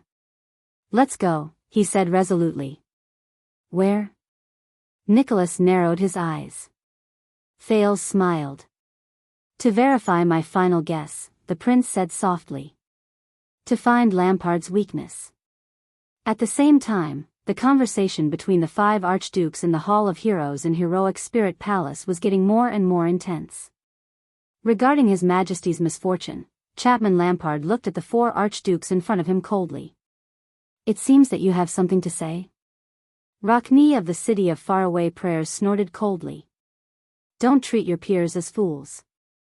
Archduke Rockne said coldly, we are not the noble background characters in night novels who only know how to serve as foils for the protagonist and let him *ck their daughters for free. Lampard narrowed his eyes. As His Majesty's greatest enemy, Chapman, the bearded Alcius raised his chin and crossed his arms. His expression was solemn. But you found out about his death so much earlier than us. That's not easy. The Archduke of Black Sand Region snorted softly. And you appeared not too early nor too late. You appeared not long after His Majesty was assassinated. Archduke Trentida hid half of his face in the shadows where the brazier's light could not reach. He stroked his beard and said sarcastically, it seems that the horses of Black Sand Region are really fast. They're almost as fast as great dragons. How about selling some to me? The corners of Archduke Lampard's lips curled up slightly. I thought. The experienced and prudent Archduke Letko shook his head, making his bald head even more conspicuous. His eyes occasionally sparkled. If you're just here to talk to us, don't you think you brought too many attendants outside the door? Chapman Lampard raised his head and glanced at the stone carving of the cloud dragon spear above his head. He placed his hand on the old saber at his waist. In the next second, he nodded slowly. But on Lampard's unsmiling face, his gaze became colder and colder. I didn't know that all of you started learning how to act in stage plays. The Archduke of Black Sand Region lowered his head and snorted softly. He looked around at the four of them. One line for each of us? Asterisk bang. Asterisk Archduke Rockney slammed his fist on the rectangular table. His gaze was cold. Cut the crap, the Archduke of the City of Faraway Prayers said fiercely. What on earth are you thinking in that big head of yours that has been blown by the wind and sand in the south for 40 years? Killing the king and destroying the greatest rule and tacit understanding between us for more than 600 years? Do you think you can escape? The Archduke stared at Lampard coldly and did not reply. Lampard also furrowed his brows in the face of Rockney's questioning. A few seconds later, I thought all of you would be very happy, Lampard said softly. His voice was a little hoarse. After all, he's dead. All of you can finally get rid of that tyrant. Get rid of his officials. Get rid of his unreasonable demands. Get rid of his increasingly greedy desires. Get rid of his growing power. Get rid of his unreasonable interference in the affairs of your territories. Chapman Lampard swept his gaze over the Archduke's coldly. Isn't that so? At that moment, different emotions flashed in the four Archdukes' eyes. The hall was silent for a moment. The Archduke of Prestige Orchid, Rabian Alcius walked forward. The corners of the bearded Archduke's lips curled up. His tone was cold as he said, but this is not how the game is played. You can't overturn the chessboard just because you're temporarily at a disadvantage. He narrowed his eyes. You're acting like a gambler who throws caution to the wind. This makes us very nervous. Lampard snorted coldly, as if he was disdainful. Nervous? He extended his palm and patted his chest. He said in a deep voice, ask yourselves, my fellow archdukes. In the past 30 years, 60 years, 90 years. Lampard's expression was as cold as ice, and his words were as sharp as a sword. Was it me, or the Waltons, who pressured you to the point of suffocation with all sorts of tricks and aggressive actions, who made you more nervous? The archdukes did not speak. Years of experience had long since made them used to not show their emotions on their faces. Not everyone was as young as Pofrit. Lampard strode towards the direction of the long table. Of course, Nuven and the Waltons are very good at this game. He keeps his chessboard in good order, Lampard said coldly. Look at that throne. It has been placed in Dragon Cloud City for almost 100 years. The Archduke of Black Sand Region waved his hand and pointed at King Nuven's seat. His gaze was cold. Don't you find it strange? Archduke Alcius spat angrily. This has nothing to do with us. The Archduke of Prestige Orchid walked in front of him and confronted Lampard without flinching. But you did break the joint ruling pledge. His Majesty is still your common elected king. Asterisk thud. Asterisk Lampard took a sudden step forward. His forehead was almost touching Alcius' forehead. But Alcius did not flinch. His gaze was fierce. The atmosphere between the two archdukes became increasingly tense. Then all of you should know that if he is still alive, my head will be placed in a box for all of you to see in 2 months. Archduke Lampard narrowed his eyes. He enunciated each word, and it sounded extremely terrifying. If he is still alive, my head will be placed in a box for all of you to see in 2 months. How do you know that the next head in the box will not be one of you? Stop talking nonsense. The oldest Archduke Letko raised his head, which was a rare sight. His gaze was very solemn. Trying to make us believe that the Prince of Constellation killed the king is not a good idea to divert the focus. The Northlanders have their own way of doing things, Archduke Rockney continued his sentence and said in a deep voice. We just have to follow it. Archduke Lampard narrowed his eyes, seemingly dissatisfied. Archduke Trentida clapped his hands. I don't think he wants to follow the way of Northland. The Archduke of the Reconstruction Tower, who was famous for his cunning, tilted his head. Look at the bunch of stupid soldiers outside the door. Archduke Rockney snorted coldly. Why, do you still plan to exterminate all of us here? Archduke Lampard stared at the four archdukes. His expression grew colder. He clenched his fists. But the four archdukes before him did not have the slightest intention of backing down. They either sat or stood, staring coldly at Lampard, uncompromising. After a long while, Lampard relaxed his fists, lowered his chest, and slowly exhaled. I'm not here to threaten all of you, the Archduke of Black Sand Region said solemnly, and I'm not here to harm all of you. Archduke Letko narrowed his eyes, as if he was deep in thought. Lampard raised his head abruptly. I'm here today for Ekstedt. Archduke Alcius and Archduke Rockney exchanged glances and sneered at the same time. Come on. Rockney shook his head. The Kingslayer wants to negotiate terms? For Ekstedt's future, Lampard said solemnly, I have an important proposal to make to all of you. The Archduke of Black Sand Region raised his head. His expression was cold, but his eyes seemed to be burning with flames. Flames and ice. Dragon Cloud City no longer has a direct heir, he said flatly. I believe that whether it's the selfish Walton family, or this archduchy that has been a burden to Ekstedt for more than 600 years, should not continue to exist. Trentida revealed a puzzled expression. Archduke Letko's expression changed. Alcius pursed his lips. There was a hint of shock in his eyes. Rockney's smile froze on his face. But Lampard continued to speak. The western part of Dragon Cloud City can belong to the City of Faraway Prayers, he said flatly, as if he was talking about a trivial matter of the winter hunt last year. We can let Defense City manage the northern part. As for the rest. Lampard narrowed his eyes and stared at Alcius and Trentida. Let Prestige Orchid Region and Reformation Tower respectively. The Archduke shut his mouth and waited quietly for a response. No one spoke. It was as if the air had frozen. Then, Archduke Letko's incredulous and trembling voice rose. What did you say? Lampard turned to him. Did you hear what I said? Lampard's eyes widened slightly. He said in a low voice, we will jointly manage this piece of land, Dragon Cloud City.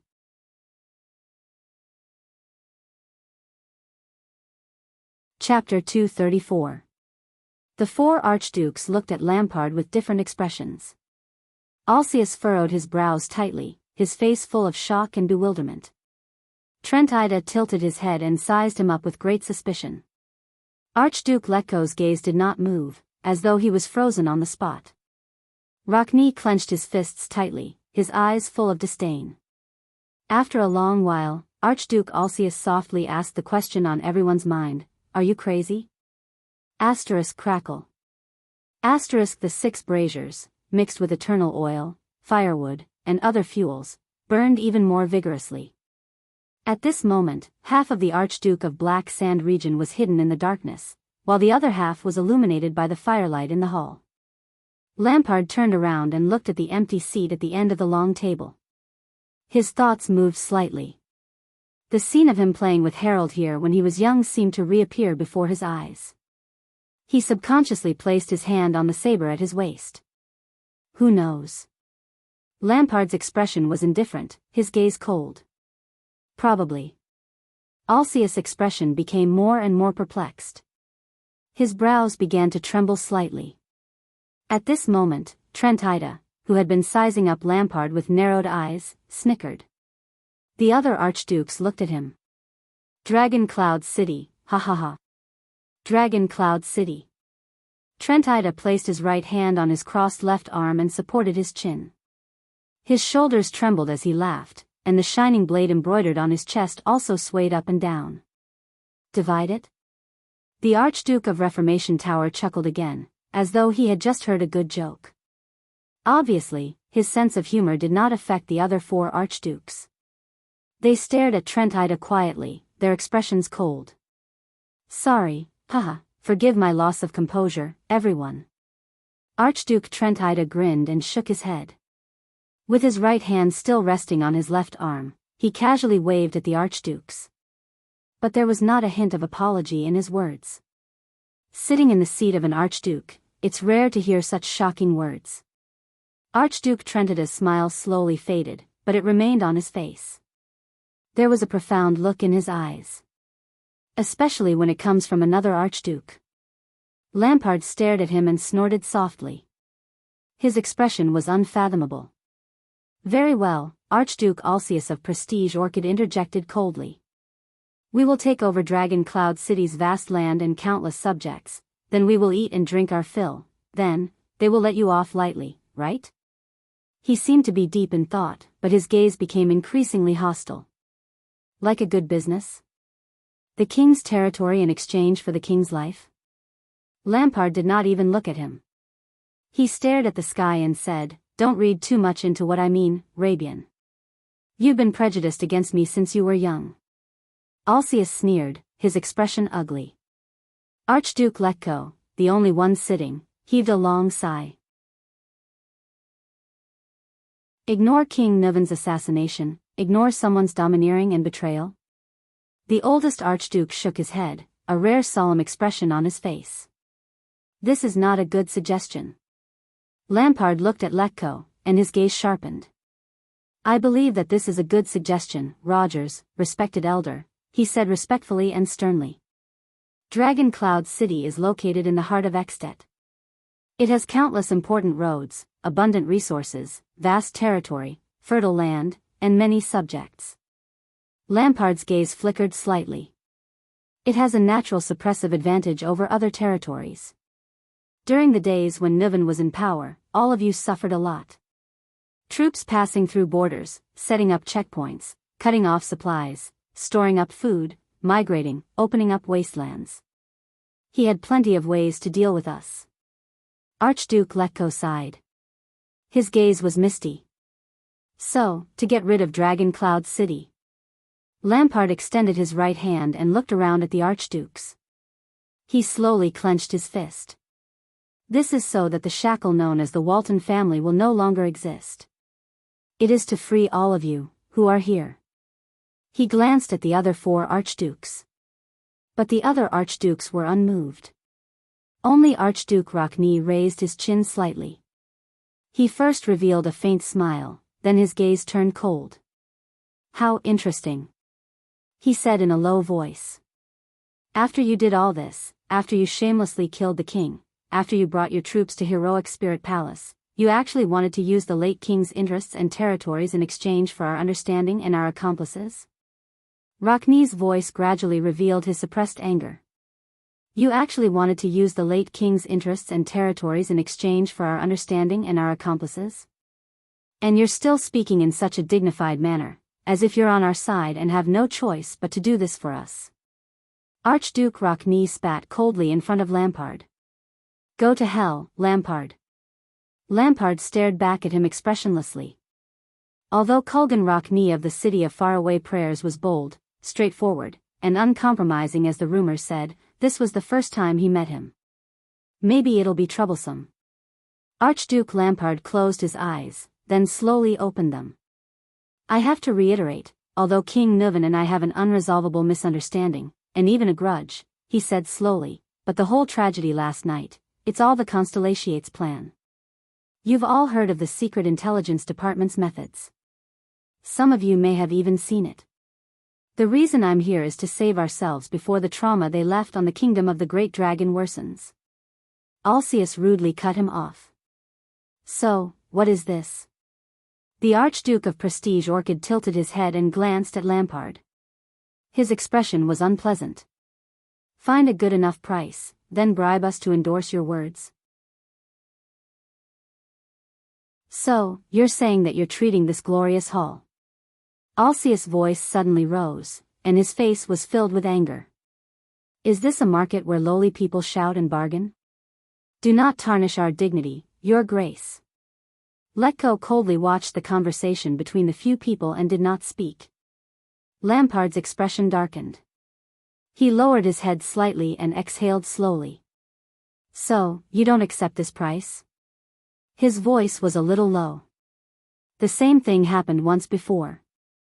300 years ago, if it weren't for Char's regency, the Waltons would have lost their rule over Dragon Cloud City because their suzerain died. In other words, this is a once-in-300 years opportunity for you. Hearing this, Rokni could not take it anymore. He slammed the table and shouted angrily, "This is impossible." With an offended expression on his face, he shouted angrily, "You want us to abandon ourselves, to collude with the Kingslayer, to cover up and tolerate the evil that should have been committed by you, the evil consequences that you left behind?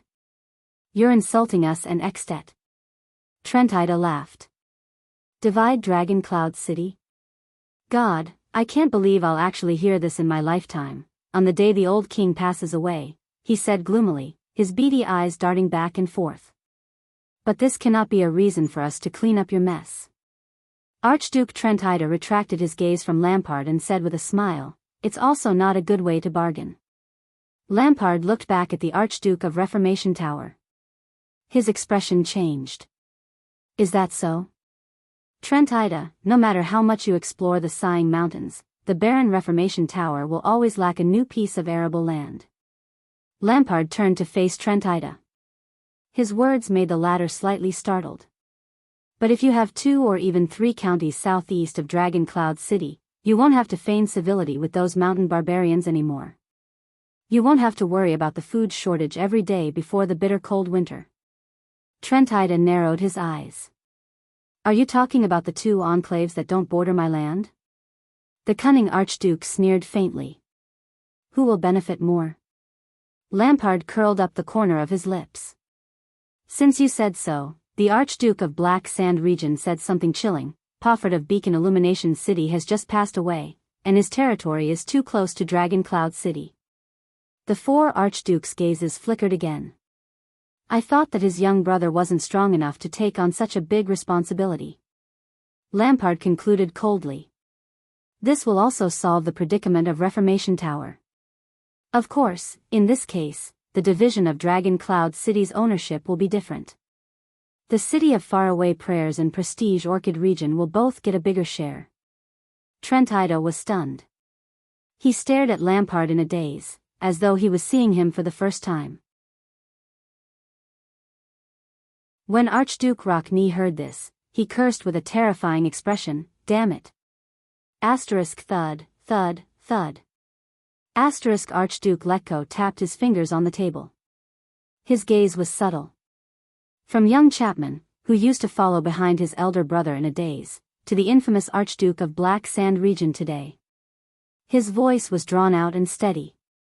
I've really underestimated you in the past. It seems like there's a reason why the old man chose you instead of the popular herald. Lampard's pupils constricted slightly. The scene from 12 years ago appeared before his eyes again. Herald. His elder brother. His destined lord. He seemed to see the man lying on the ground, coughing up blood in pain while smiling at his tearful and wailing self. Chapman. Remember. We will never give in. Lampard's gaze froze in the air. The bald old Archduke sighed. How ambitious. You want to swallow up the 2 most central archduchy territories in the country? My ambition? No, Lampard said quietly. You can't bear my ambition. Tranquil rolled his eyes. You speak as though the nobles and other archdukes in these fiefs are dead. The Archduke of Reformation Tower seemed to be mocking him. Elifure City must be very unhappy. Beacon Illumination City is closer to that goatee, isn't it? Lampard brought his attention back to reality.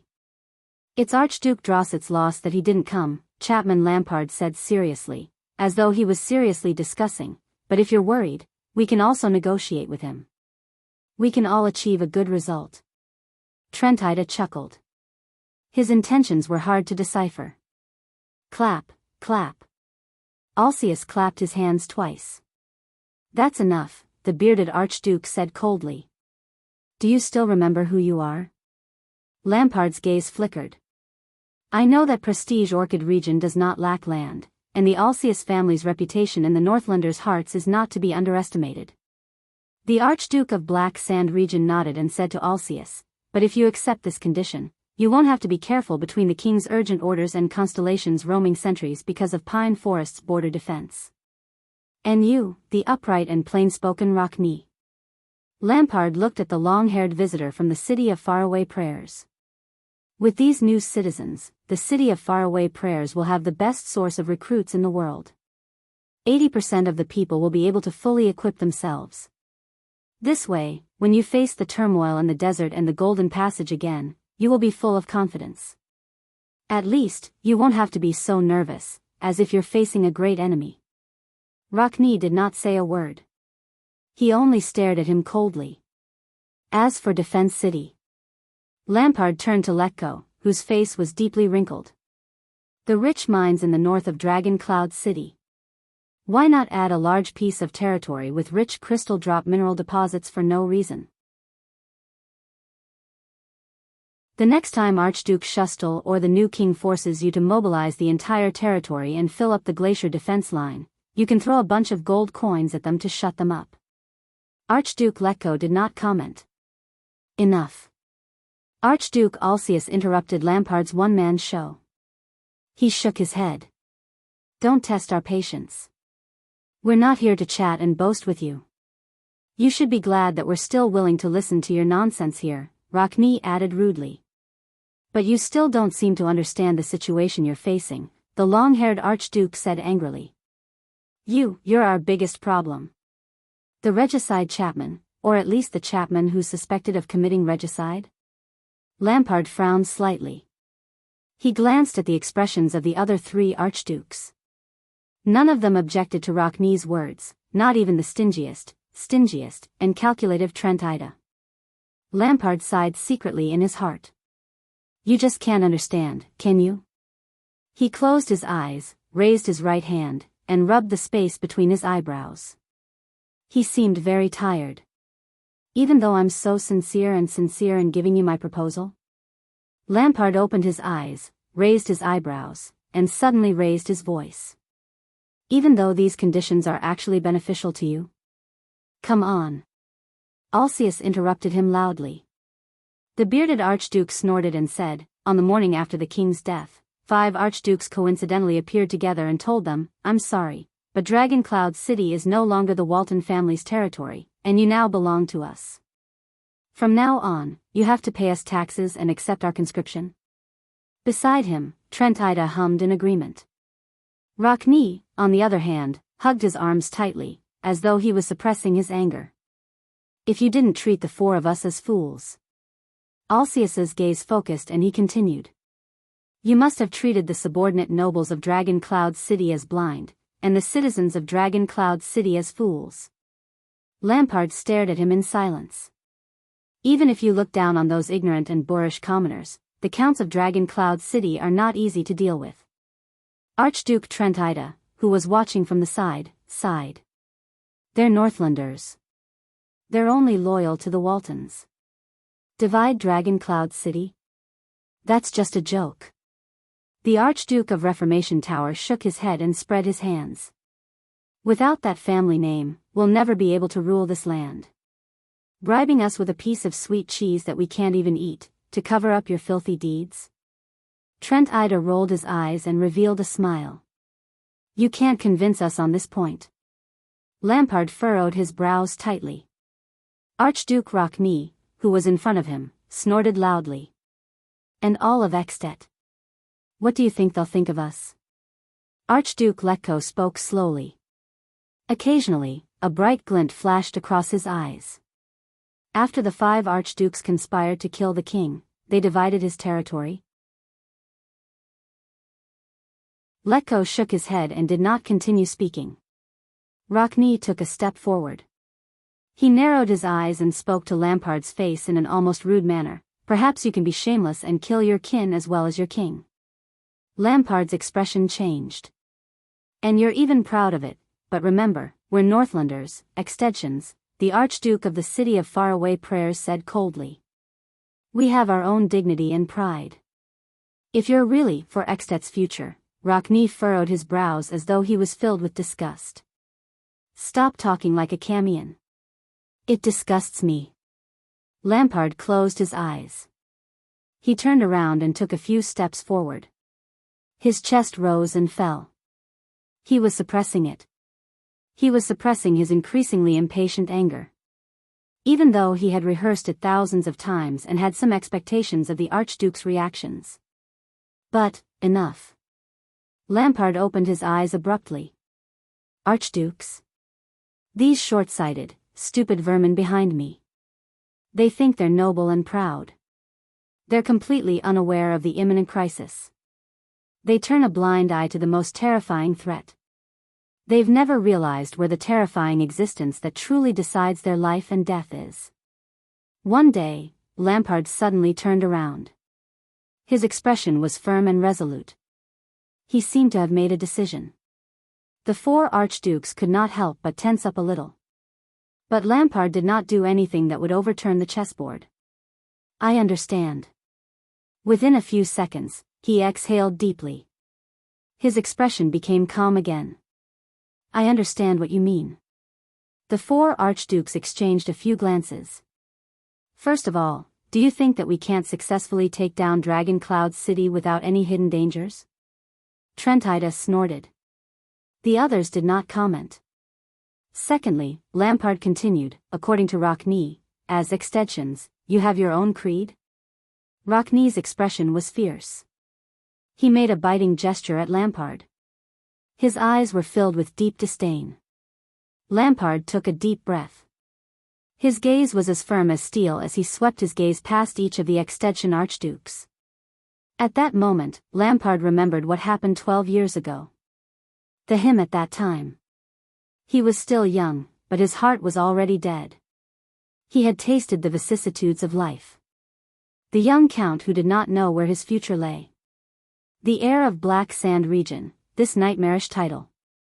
At that time, he was also like this.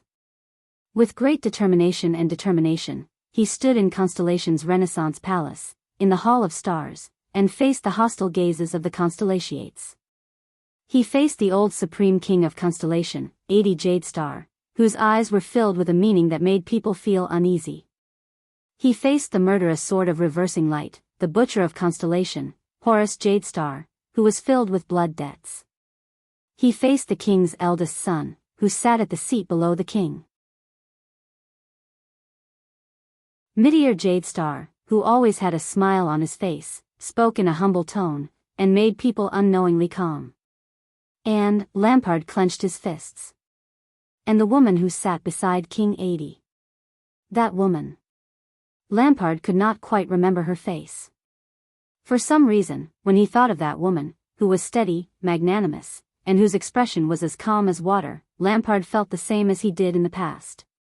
He knew that it was nervousness that came from the bottom of his heart. And fear. Lampard exhaled and focused his gaze again. If this is what you are worried about, he said to the four archdukes flatly, I can solve it.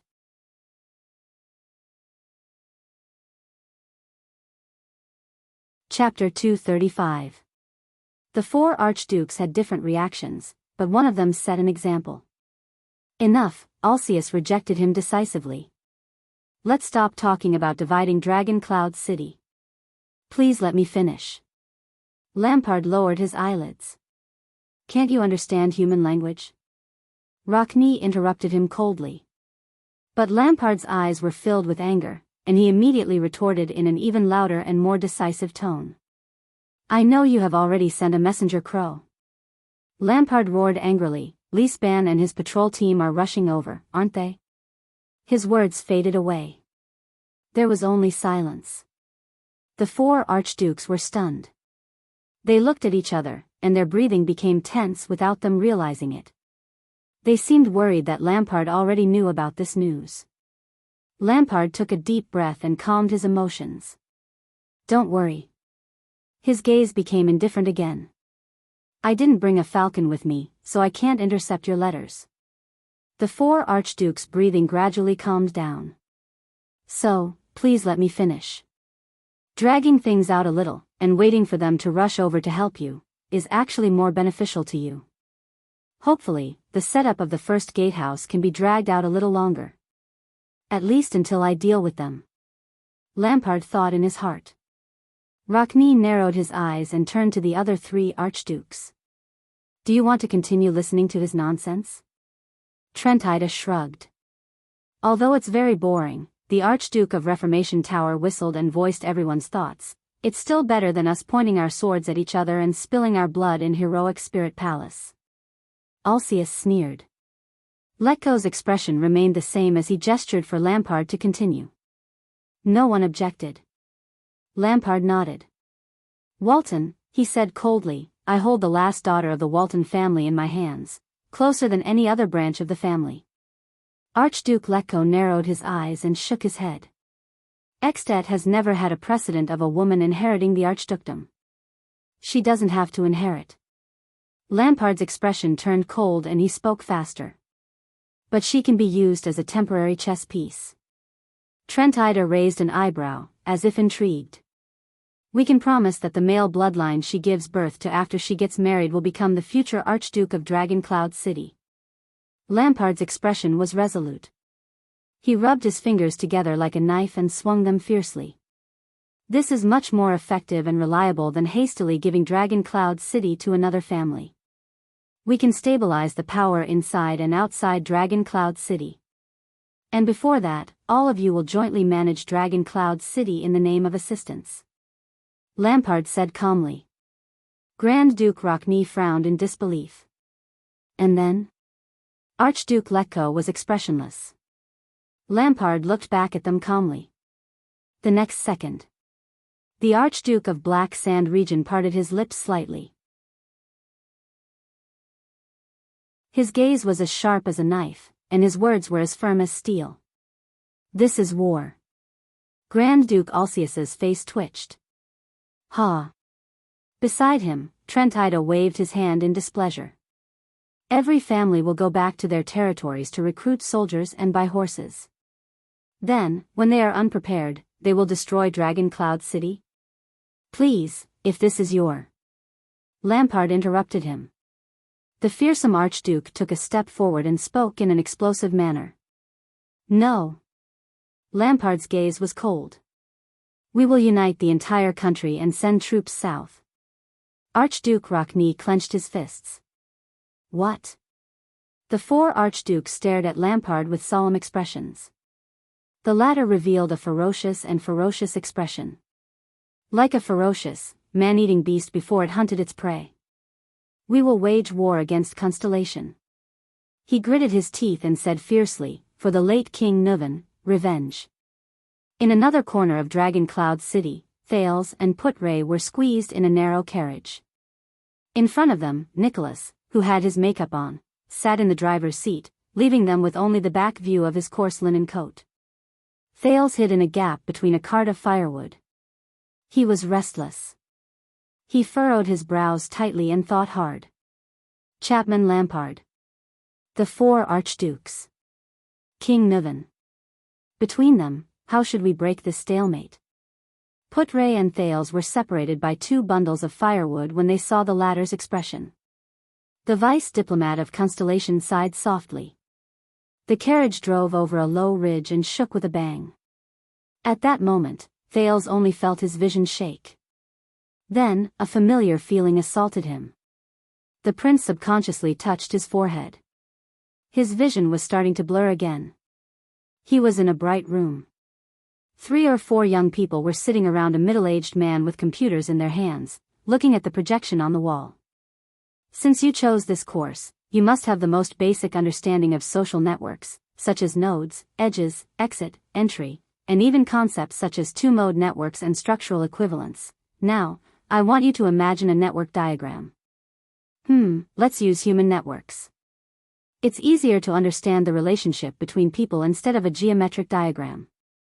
A, B, and C are 3 people. Let's assume that they know each other in pairs. Alright, draw 3 points and connect them with edges. We get the simplest triangular social network diagram. 3 points and 3 edges. You can use your own methods to analyze this network. Let's add a plus and minus sign to this simple network, to these lines that only have numbers. The relationship between A and B is very poor, and the line between them is assigned a -1. The relationship between B and C is very good, and the line between them is assigned a +1. Here comes the question, what will be the relationship between A and C? This leads to a new problem, the balance of social networks. The discussion of triangular relationships has been around since Simmel's era. Balance, for example, if your friend hates someone, then as a friend, if you don't hate him, you will be in a very awkward position in this triangular relationship. This triangular relationship may become unbalanced at any time. And in the concept of social networks, how do we show this balance? For an unbalanced human network, how will it change itself to achieve its own stability? The balance of the network. The stability of the relationship? Thales took a deep breath and rubbed his forehead hard, burying this newly acquired memory in the deepest part of his heart. The relationship between Lampard and Neuven is negative. However, the relationship between Neuven and the archdukes is also negative. If this network is to be stable and balanced, then between Lampard and the archdukes, wait. This network is not complete. I missed something. You're very nervous, aren't you? Thales, who was rubbing his forehead in deep thought, was shocked. He turned around. Huh? Putre stared at him with a worried expression. Sorry, I just didn't rest well. Thales came to his senses and shook his head with a smile. No, Putre interrupted him. It's not just now. The vice diplomat shook his head gently. From the beginning. Thales was slightly stunned. When you're nervous, you talk a lot. Putre exhaled and gritted his teeth, as though he was tormented by his addiction to smoking. I still remember when we first entered Dragon Cloud City, you were also like this. Thales was stunned. Is that so? He said absent-mindedly. Putre nodded silently. Although you appeared to be very confident before, as for the next operation. The skinny vice diplomat sighed. Actually, you are not confident either, are you? Putre's eyes shone with a contemplative light. Thales did not speak. He quietly stared at the firewood in front of him. A few seconds later, the prince lowered his head and sighed. I'm sorry, Thales said a little dejectedly, I don't know if we can succeed. Putre stared at him quietly. At this moment, Nicholas, who was in front, turned his head around. His eyes were like stars.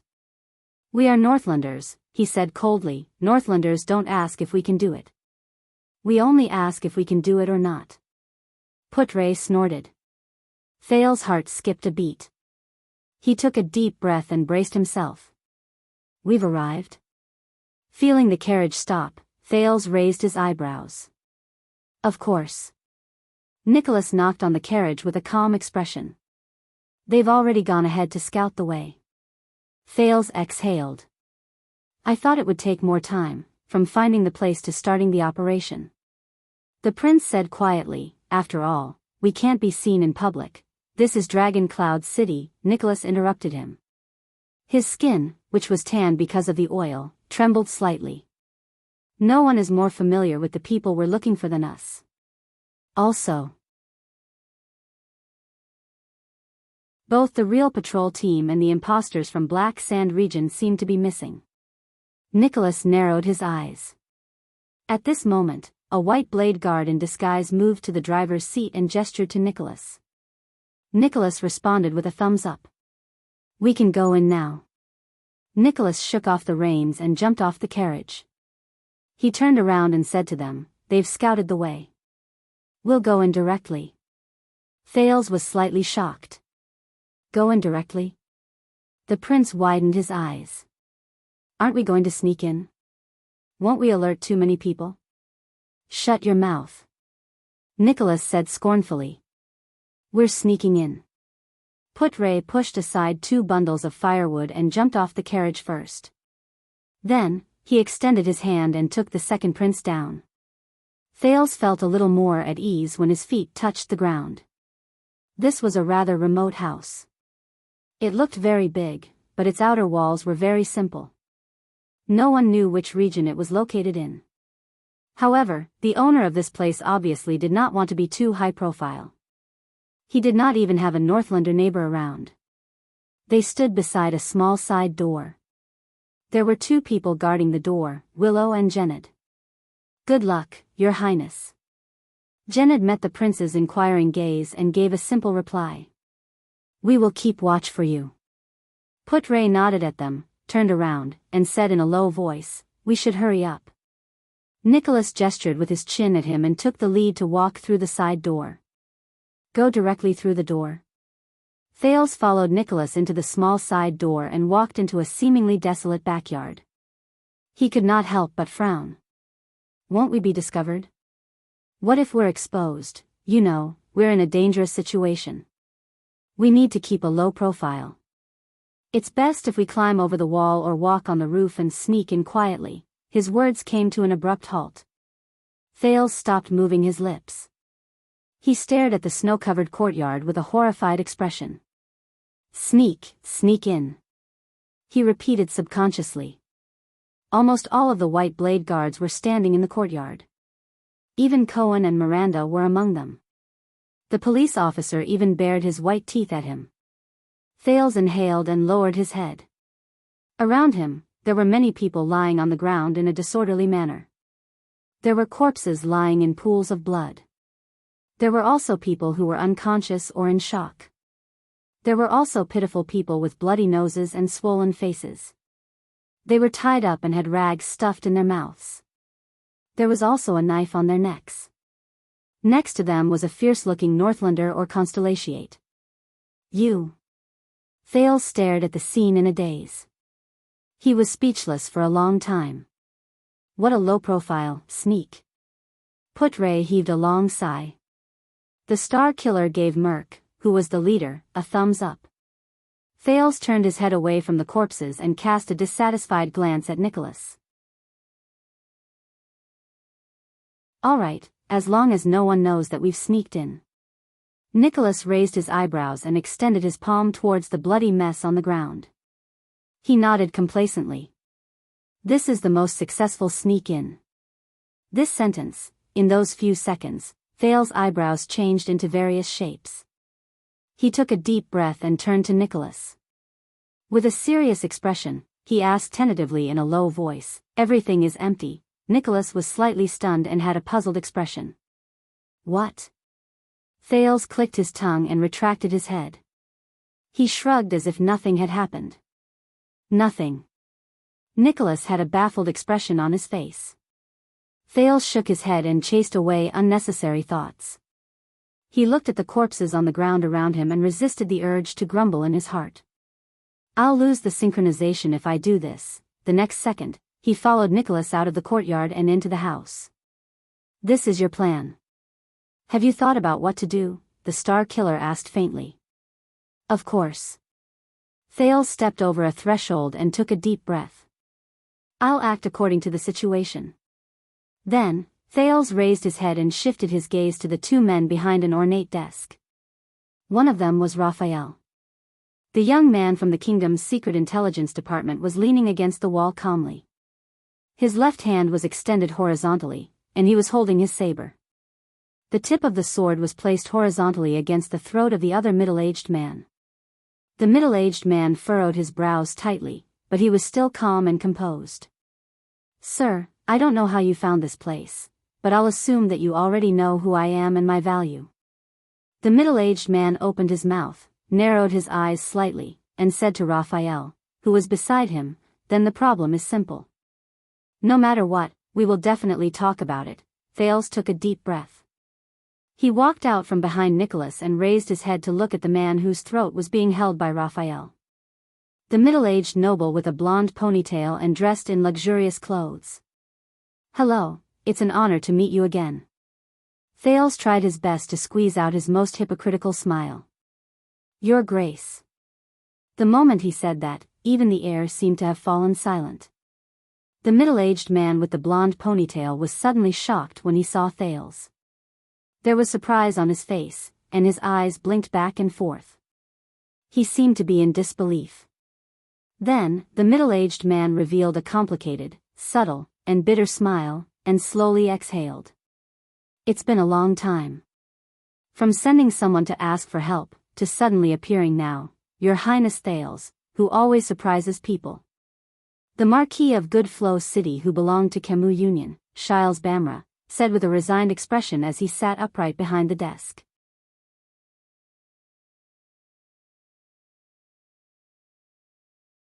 Chapter 236. Just as I said, you got what you wanted. Shiles' expression was indifferent, as though he had forgotten about the blade in front of his throat. His gaze swept past Putre, who was beside Thales, and he nodded thoughtfully. Congratulations on being released from prison. And you, Your Excellency, I did not know that you came to visit. Shiles knew that the thin man in front of him was a key figure in the Constellation diplomat group. As long as I talked to him, but Putre did not say a word. His expression was cold, and he only waited quietly for their prince to speak. Thales flashed a smile. That's enough, Your Grace. Stop looking at Putre. I am the one who came to talk business with you today. Shiles paused and stared at Thales in a daze. His gaze kept changing. Even when he first met the prince, he did not have such an expression. Shiles seemed to have recovered his previous demeanor and etiquette after the sudden attack. He cleared his throat and said with a smile, then, why do you want to put yourself in danger again? He took a deep breath and glanced at the blade in front of his neck. He thought about the current situation, raised his eyebrows, and said with a smile, although it is not very friendly to say this, but, I have a designated contact person. According to the previous plan, once they lose contact with me, their first choice is usually to inform Archduke Lampard. Nicholas frowned. Marquis Bamra of Camus Union turned to Thales. With an earnest and well-intentioned expression, he sighed and said, Look, you are taking a risk. Yes. Thales nodded and waved his hand at Nicholas, signaling him to step back.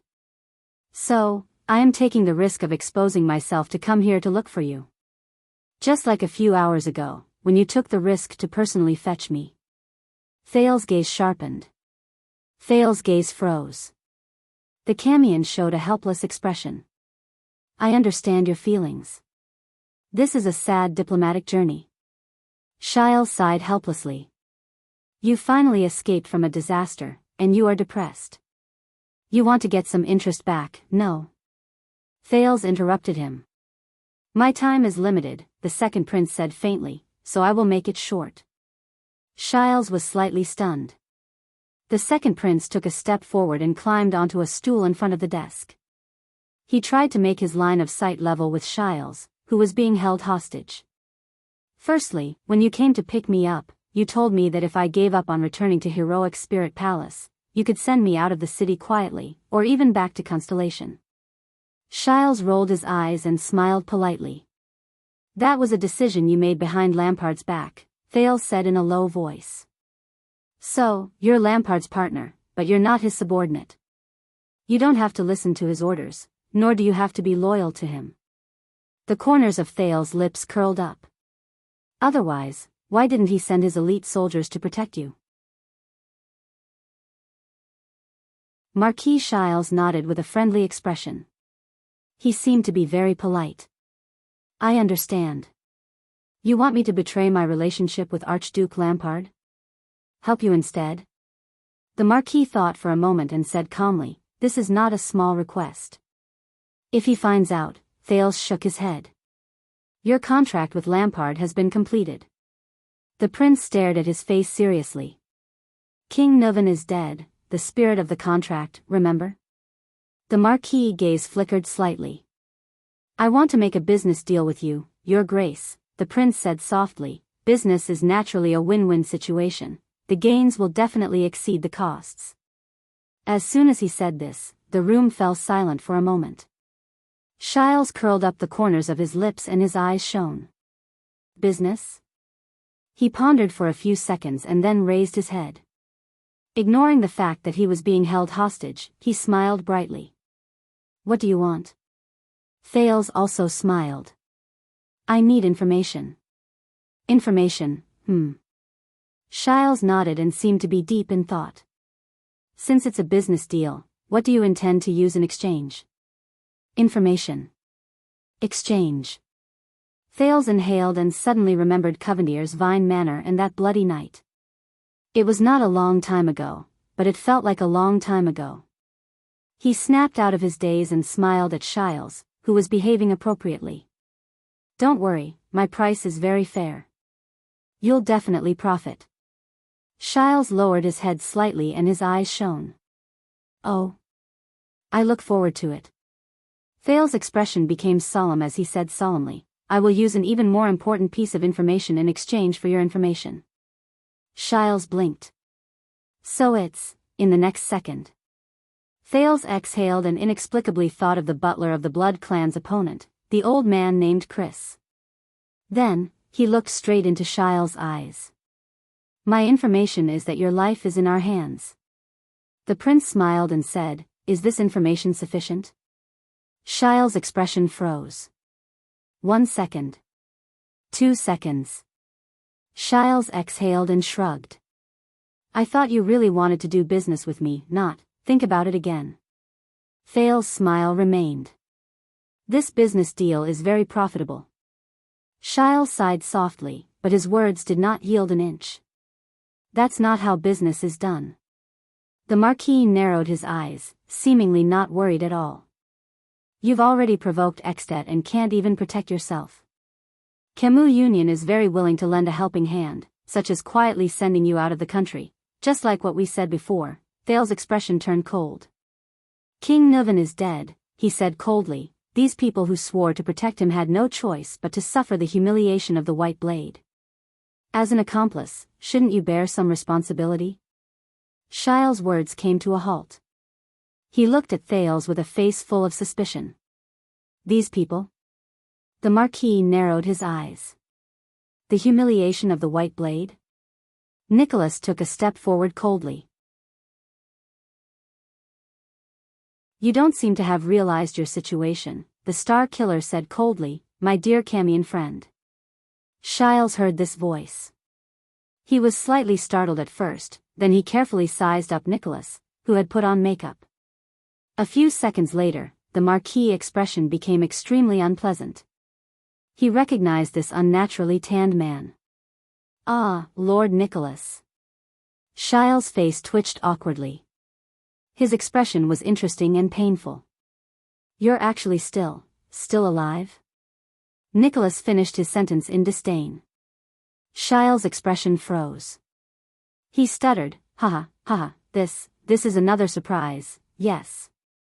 Nicholas sneered. His eyes were filled with hatred and anger. King Nuvan, before Nicholas could finish speaking, in the next moment, Shiles' expression changed at lightning speed. I've reconsidered, Your Highness. The Marquis turned his head and looked at Thales seriously and sternly. This is indeed a good business, Shiles said seriously, enunciating each word. What information do you want to know about Lampard? His words were fluent and smooth. His tone was sincere and warm. His emotions were genuine and natural. I will do my best to answer your questions. Beside him, Raphael smiled. Nicholas exhaled in dissatisfaction. Thales sighed and looked at Putre. The latter gave him a look of affirmation. The prince turned to the Marquis, who had a high level of awareness, and nodded at Raphael. Raphael lowered his sword. The Marquis breathed a sigh of relief. You once said that Lampard has a unique vision and bearing. Thales frowned. And Lampard also said that he wants to save Extet. The prince raised his head. His gaze was solemn. Why do you say that? Shiles raised his eyebrows. My God. I thought he was going to ask for some evidence of Lampard's regicide, or some key figures, but this question, you won't understand. Shiles shook his head and sighed. Many people treat this as nonsense. In fact, I'm still confused about it. Thales narrowed his eyes. Tell me, see if I can understand, the Prince of Constellation said calmly. Why, and on what basis does Lampard want to save Extet? The Marquis of Camus Union stared at Thales. Emotions surged in his eyes. A few seconds later, Shiles chuckled softly. He said softly, because to him, Lampard sees a real threat and danger. In the room, be it Raphael, Putre, or Nicholas, all of them were slightly startled. Only one person did not react. A real threat? Thales asked in return without changing his expression. Yes, an unprecedented and irresistible threat. Shiles seemed to be throwing caution to the wind. He raised his eyebrows. He did not expect the people in the room to understand. A threat that can defeat and destroy all of Extet. The other archdukes did not notice anything, or perhaps they did not want to notice. Only Chapman Lampard saw it, and before the threat really struck, he decisively made a choice and took action. Thales gently clasped his hands together. It's getting closer. Now, to face this terrifying threat, Thales said softly, repeatedly as if he was afraid of waking something up, he had to unite all the forces in Extet, didn't he? For example, the 4 archdukes in Heroic Spirit Palace? For example, Dragon Cloud City? Thales raised his gaze. His gaze was as sharp as a knife. Because this is not a terrifying threat that any one of them can resist alone.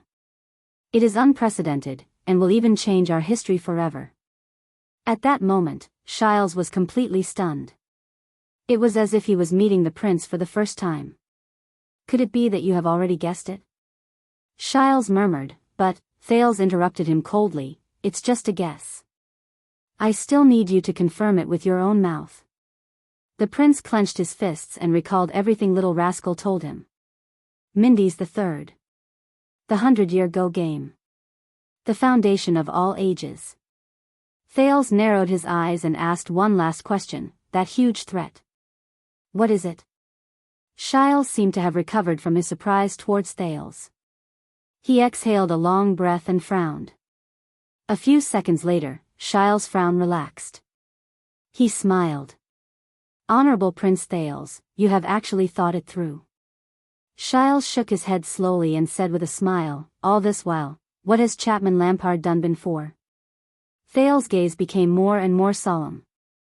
With a profound expression, Shiles said faintly, in this world, what kind of existence is it, to be able to intimidate the kingdom of the Great Dragon, which has unparalleled military power, to threaten the future survival of the strongest country in Western Asia, to inherit the Great Northland Way, the Extet kingdom that has been established for more than 600 years, to be pushed to an unprecedented juncture of life and death?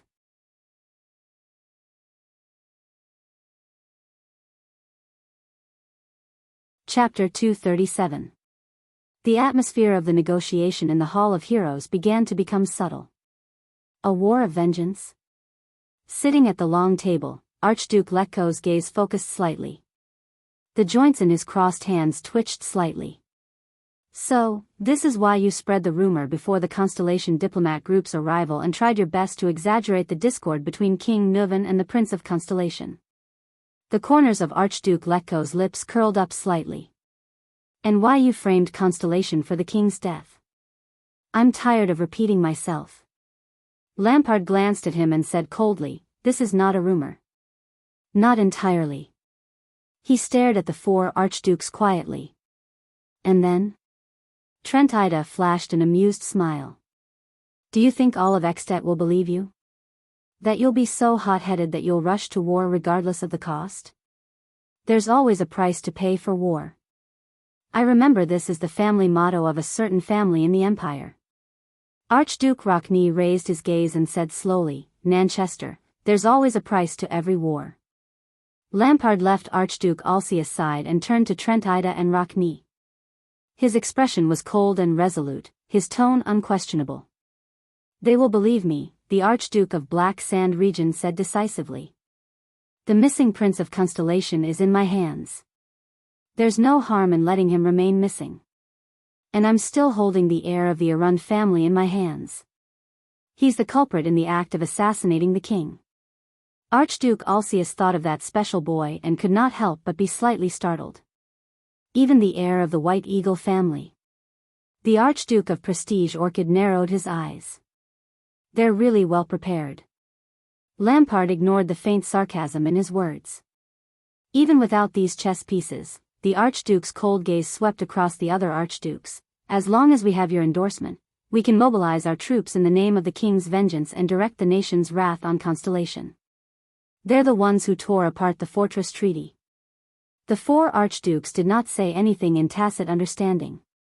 Our army will march south. We will mobilize our most abundant military force since the Battle of Glory. The five of us, Dragon Cloud City, and Beacon Illumination City, 7 or even more archdukes will gather under our banner. Lampard took a step forward and slowly raised his right hand. His voice was deep. And Constellation? Their northern territory is unstable, their fortresses are empty, and their military forces are few. Lampard's gaze became increasingly terrifying, as if he could see the future he had envisioned. The world's most valiant army will advance in the flames of vengeance. Neither the fortresses nor the northern territory will be able to stop them. We will break through like a hot knife through butter. It's not like we can't even dream of a place as strong as Eternal Star City. Archduke Tranquil coughed softly. What does this have to do with taking down Dragon Cloud City? Lampard turned around. War will change everything, he said faintly. His tone was so cold that even the four archdukes, who held high positions all year round, could not help but shiver. Including the vassals under the banner of the Walton family. Upon hearing this, Archduke Xianxia sighed softly. Chapman Lampard clenched his fists.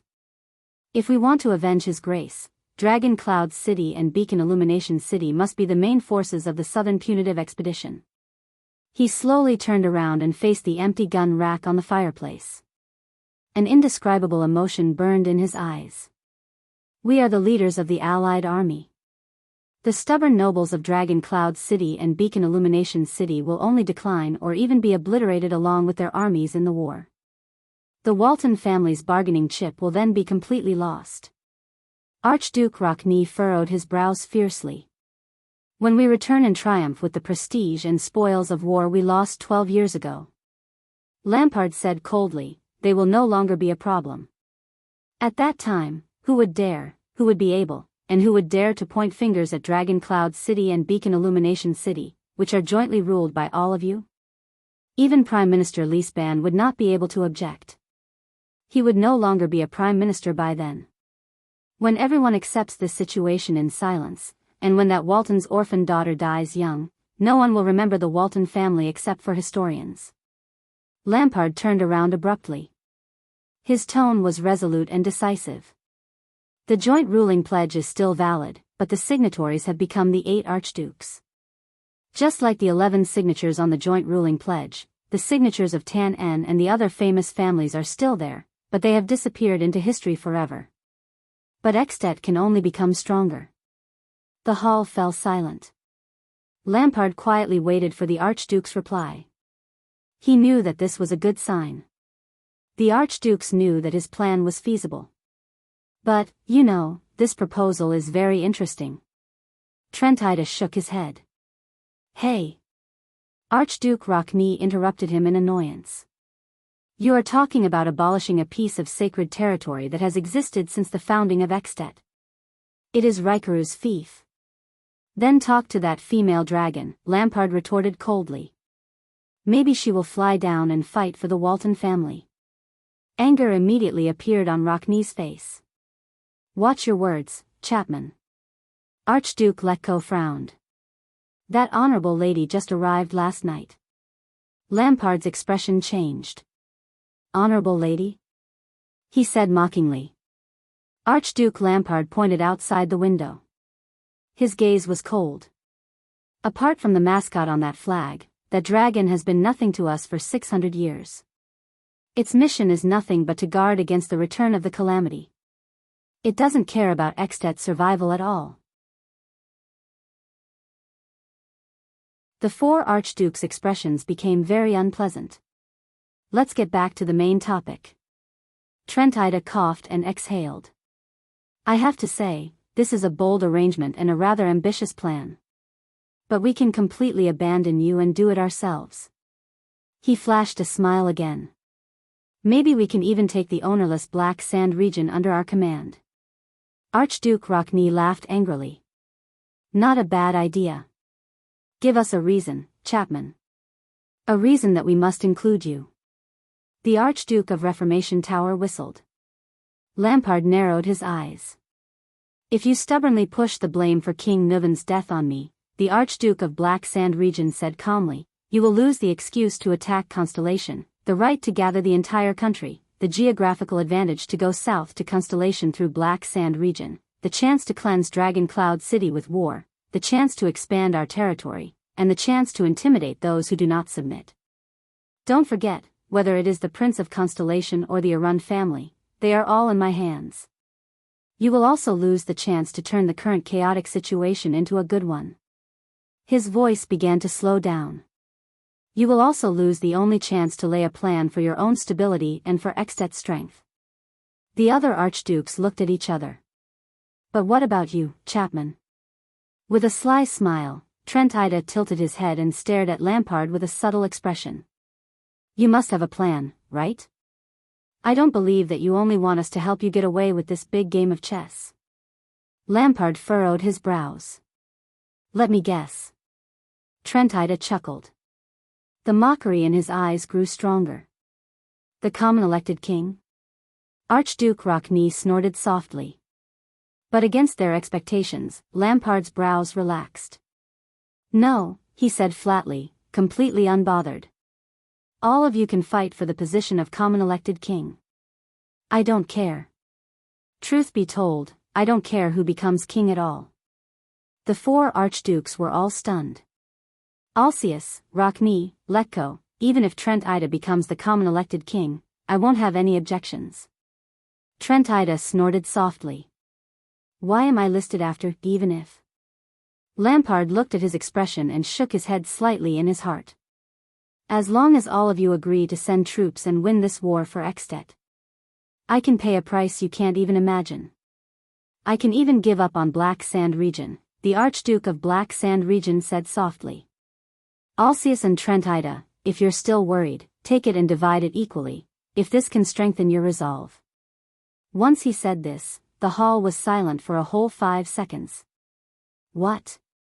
Prestige Orchid regions, Alcius said in disbelief. You want to give up on Black Sand region? Tranquil seemed to have even forgotten to smile.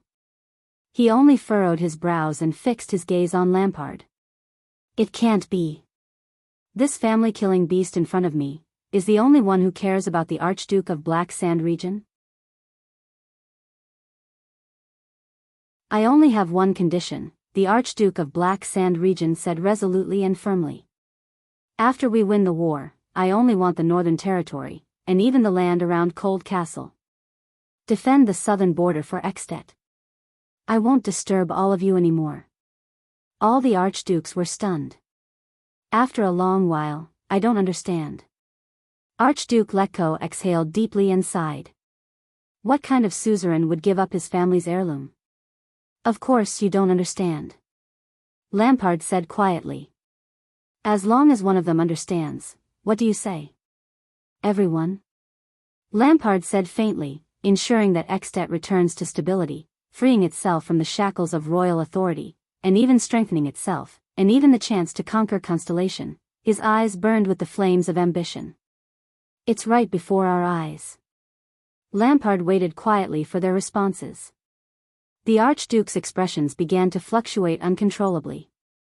What do all of you think? Alcius looked at the other 3 archdukes with a worried expression. The archdukes looked at each other. Tranquil even moved closer to Archduke Letko and whispered in his ear. Alcius' expression kept changing. Archduke Rockney would make a cold jab at him from time to time. Lampard stood quietly at the side and stared at the Cloud Dragon spear flag on the wall. He knew that this might be the final decision. The moment that would decide Eksted's future. Finally. A few minutes later, the 4 archdukes nodded at the same time in tacit understanding. They raised their heads in unison and looked at Archduke Lampard with different expressions. Lampard also turned around and stared back at them with a solemn and serious expression. Trent Ida blinked. Alcius smiled faintly and coldly, while Rockne was expressionless. However, Lampard only stared closely at one person, the one with the most seniority. Archduke Letko stared at Lampard quietly. For a few seconds. Finally, a hint of a smile appeared on the old Archduke's stingy face. Not a bad idea, Chapman. It's also a very creative deal. Chapman Lampard also smiled. It was as if he had seen the dust settle and heard the sound of a gavel being struck. Then, with his usual smile, Archduke Letko spoke softly, as he always did. So, we refuse. Lampard's expression froze on his face. Thales stood quietly in Shile's courtyard, deep in thought as he watched the people around him clean up the scene. If the contact Shiles mentioned was real, they must leave this place as soon as possible before Lampard noticed. Do you have an answer? A voice asked. Yes. The prince nodded slightly and turned his head back without looking behind him. What about you, Putre? The vice diplomat of Constellation came to stand beside him and frowned as he watched 2 white blade guards push the bound Shiles onto the carriage. To be honest, Putre sighed, I don't quite understand what Shiles said just now. Why would Lampard think that Ekstet's greatest threat is? Thales shook his head. That's not important. The prince's gaze was misty as he spoke calmly. Believe me, Lampard has a very good reason. So good that even the 4 astute archdukes have no choice but to believe him. Putre furrowed his brows. You know? Not really. Thales shrugged. I just understand it. Then what do you plan to do? Thales raised his head and looked at the Northland sky with a complicated expression. Do you still remember what I said before I left? The prince said faintly, the strongest chess piece in both camps? Putre raised his eyebrows. Chapman Lampard. Putre curled his lips slightly. His tone was a little hesitant, obviously not quite convinced. And, Your Highness? Thales glanced at him. I'm not joking. After hearing what Shiles said just now, I'm even more certain of this. Thales revealed a bitter smile. Lampard is simply too powerful and too terrifying. Putre pursed his lips. Thales lowered his head and said quietly, I've seen the 4 archdukes, the old-fashioned Alcius, the cunning Trent Ida, the resolute Rockne, and the old but firm Letko. When the 4 of them stand together, it's practically impossible to fight against them. Putre nodded. However, the prince sighed and said, But do you believe they will face Chapman Lampard? You'll only be eaten clean. Not even their bones will be left. Putre revealed a contemplative expression. Putre, Thales said faintly, will you follow me? Putre raised his eyebrows. Are you going to ask again? Really? Thales shrugged. What happens next will be a little crazy. Putre furrowed his brows. Is it what I think it is? Are you going to? Believe it or not, Putre. Thales sighed and forced a smile. I've thought it through. On that unique battlefield, only I can fight against him. Putre revealed a surprised expression. No, this. The vice diplomat furrowed his brows slightly and asked softly, why? What are you going to rely on to fight against Lampard? The next second, Thales turned his head and flashed a friendly smile. The prince bared his young teeth at Putre. A cheat. He turned around decisively, leaving behind a bewildered Putre. Thales walked to the side of the carriage and looked at Shiles, who could not move. He smiled softly. Shiles shrugged at him. Thales gestured for Ralph, who was watching over him, to leave. It's not very comfortable, is it? Thales looked at Ralph's back and sighed. Your Grace. Shiles, whose mouth was stuffed with a piece of cloth, blinked at him. He seemed very helpless. Thales nodded solemnly. So, next, I will do something for you, to make up for it. Xiao's eyes were puzzled. The prince's eyes were filled with determination and determination. In the next second, the puzzlement in Xiao's eyes turned into shock. Capture me. Thal's voice rang emotionlessly. Send me to Heroic Spirit Palace. Send me back to Lampard's hands. The next chapter began, revealing the mystery step by step.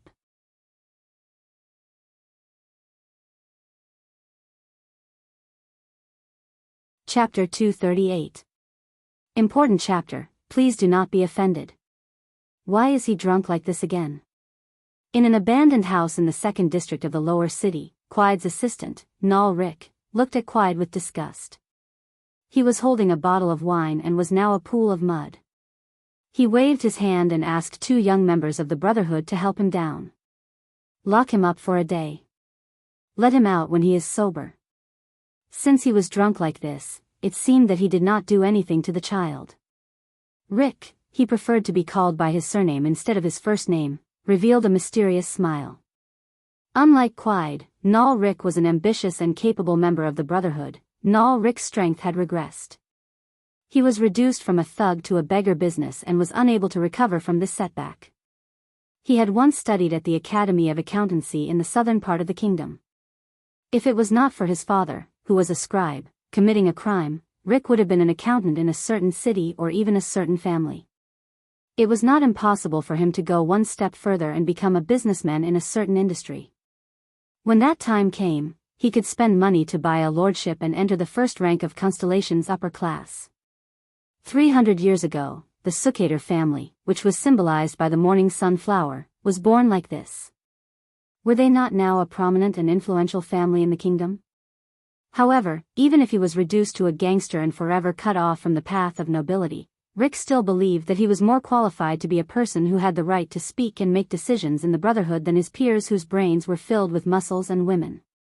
When the Brotherhood's business expanded to the southern coast of the kingdom, Rick, who was a thug from the south, was recruited. He used his expertise to plan a few human trafficking chains from the south to the capital and achieved great success. Hence, the higher-ups of the Brotherhood noticed him and promoted him to Eternal Star City, the capital of the kingdom, the heart of Constellation, and the bright pearl city of the western continent. They also let him manage the accounts of the Brotherhood's beggars in the capital.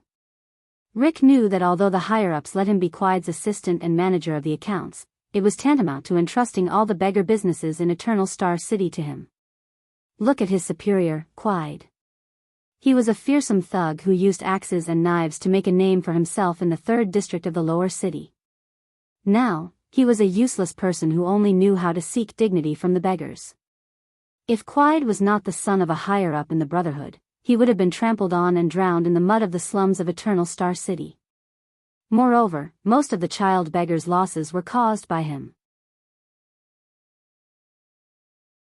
Of course, it was also because of this that Quide's father gave him a lot of money every month, allowing Rick to profit from it. With such a son, if Quide's father was not a big shot in the arms trade, he would have lost his power in the association long ago. What would happen if a mafia boss lost his power? Rick shook his head and watched Quide leave. As for the business of child beggars, compared to the smuggling of drugs and firearms, compared to the trading of eternal oil and crystal drop ores, or even compared to the collection of black accounts and the management of the streets, they were all inconspicuous and lowly. But Rick believed that this was his chance. The Brotherhood rose quickly, but human trafficking has always been a major source of profit. The Brotherhood's human trafficking chain was complete. From infants to the elderly, from humans to elves, they even dabbled in the intelligent creatures in the faraway Magic Empress territory. But the most important thing was the source of the Brotherhood's own members. Among them, the black-hearted widow, Beth, was in charge of collecting and raising infants. At the same time, a portion of them would be sold. The slightly older ones would be sent to Rick to be beaten into child beggars. The slightly older, teenage child beggars would be sent to Iron-Skinned Loke, who was in charge of training thugs, Philanderer Felicia, who was in charge of training prostitutes, and other special leaders. They would then be trained to become members of the Brotherhood. So, Rick, who was in charge of the child beggars, believed that he was in the Brotherhood's human trafficking chain. At the same time, he was also the node of the Brotherhood's future blood supply. He was also in charge of the small information network on the streets. Think about it. He was the leader of the Brotherhood when all the new members of the Brotherhood had their first memories. He could see who had a bright future when they were still children, and then he could show them kindness at the right time. In the future, see, that's why I, Rick, am an ambitious man. Moreover, Rick was very excited when he thought about this. This was Eternal Star City. Constellation was the capital of the second largest kingdom in the Western continent. It was the birthplace of the Black Street Brotherhood.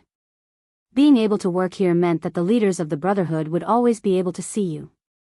Being able to see you meant that you would always have the chance to be promoted. Of course, the chances of causing trouble were not small either. Fortunately, Rick put his hands behind his back and looked at the drunken Quide who was walking away. He raised his eyebrows. Fortunately, he had this fellow to bear the brunt of the trouble. Under the moonlight, Rick turned around and continued walking. He looked at the 20 or so abandoned houses in front of him. He knew that there were many child beggars in each abandoned house. These would be the most important seedlings and bargaining chips for him to climb up in the future. For example, Black Thales in the 6th house. 2 years ago, when Beth, who was in charge of the babies, sent him here, she showed a different attitude towards the child. Sure enough, even though the child was only 8 years old, was it 8 or 7, he was clever and cunning. But he was clever and cunning. A week ago, he even came up with the idea of acting and begging. A cute child was beaten up by other big kids and robbed of his money and food. So, when he hid in a corner and cried alone, the ladies passing by couldn't help but give him more compensation. Rick thought to himself, compared to the annoying child beggars who cried themselves hoarse, the gang lacked people who could use their brains. This child would definitely climb higher when he grew up. I should give him a reward so that I can earn Thales' gratitude. Of course, a reward without a contrast will not make people feel grateful. This was the reason why Rick urged Quide to get even with him when the boy who shared the same room with Thales told him that Thales might have hidden some money. Once Quide had beaten Thales to the brink of death, he would step forward to stop him. He would not hesitate to oppose Quide because of this, that trash was only useful. Then, Thales would unconsciously treat him as a backer. Rick didn't care if every child beggar's allowance was paid in full. This was something that only short-sighted people would care about.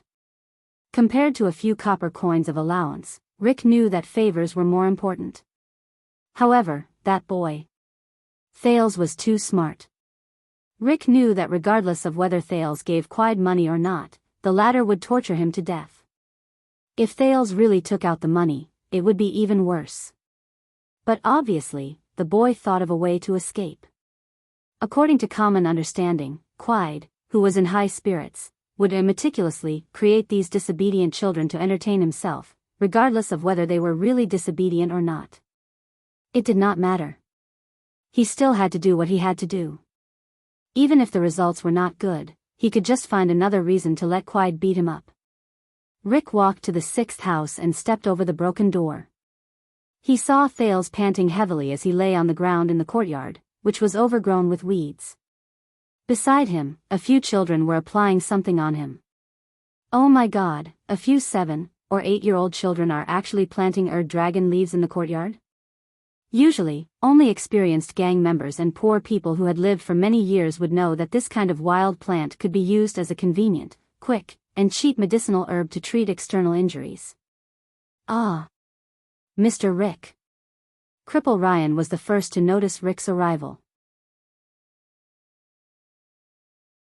The experience of having one of his legs broken made him more sensitive to the surrounding environment. Quide had been gone for less than an hour. The fear in the courtyard had yet to dissipate. Ned, the boy who snitched on them, still had tear stains on his face. Kellett covered his black face, and the eldest child, Cindy, took a step back in fear. Especially the youngest girl, she was so scared that she screamed. Back then, Beth had instructed that she was a descendant of an aristocrat with heredity. There was a high possibility that she would be a beauty. She should not be spoiled so that Felicia could train her in the future and they could earn a lot of profits. It was a pity that his child beggar would have to be handed over to the society at the age of 10, or at most 12. It would be great if he could keep her until she was 15, and then send her away. Otherwise, she could have been 13. Mr. Rick. Thales interrupted Rick's subtle thoughts. He turned his head with difficulty and grimaced in pain because of the injury on his back. Ah, I'm sorry, Thales.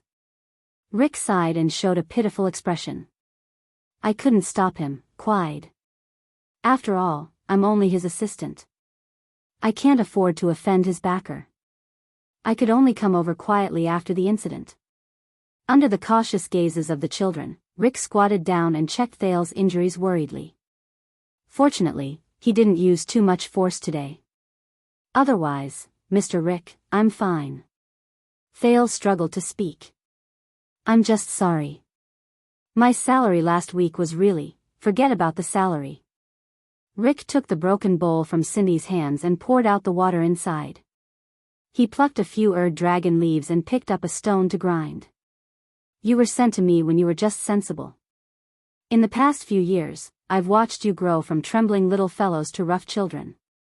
To me, you're far more important than a few copper coins. Rick's face showed a trace of pain. At your age, you shouldn't be begging on the streets. But this is the rule of the Brotherhood, Mr. Rick. Thales seemed a little touched. He clenched his fists. Come, grind the herbs with a stone. It's more effective than chewing them with your mouth. Rick wiped the herbs in the bowl and personally applied them on Thales. Kellett, who was beside him, bit his lips and whimpered. Thank you, Mr. Rick, Coria said softly. If only you were in charge of us and not Quide. Don't let Quide hear this. Rick smiled helplessly. To be honest, I'm very afraid of him. The children also smiled knowingly. Rick knew that showing common ground and a sense of humor was a good way to make people accept him. Thank you very much, Mr. Rick, Thales said solemnly. He knew that in many people's eyes, he appeared to be more mature, so there was no need to act like a child. Rick nodded. Protect yourself. You're a smart child. I believe you can do it well.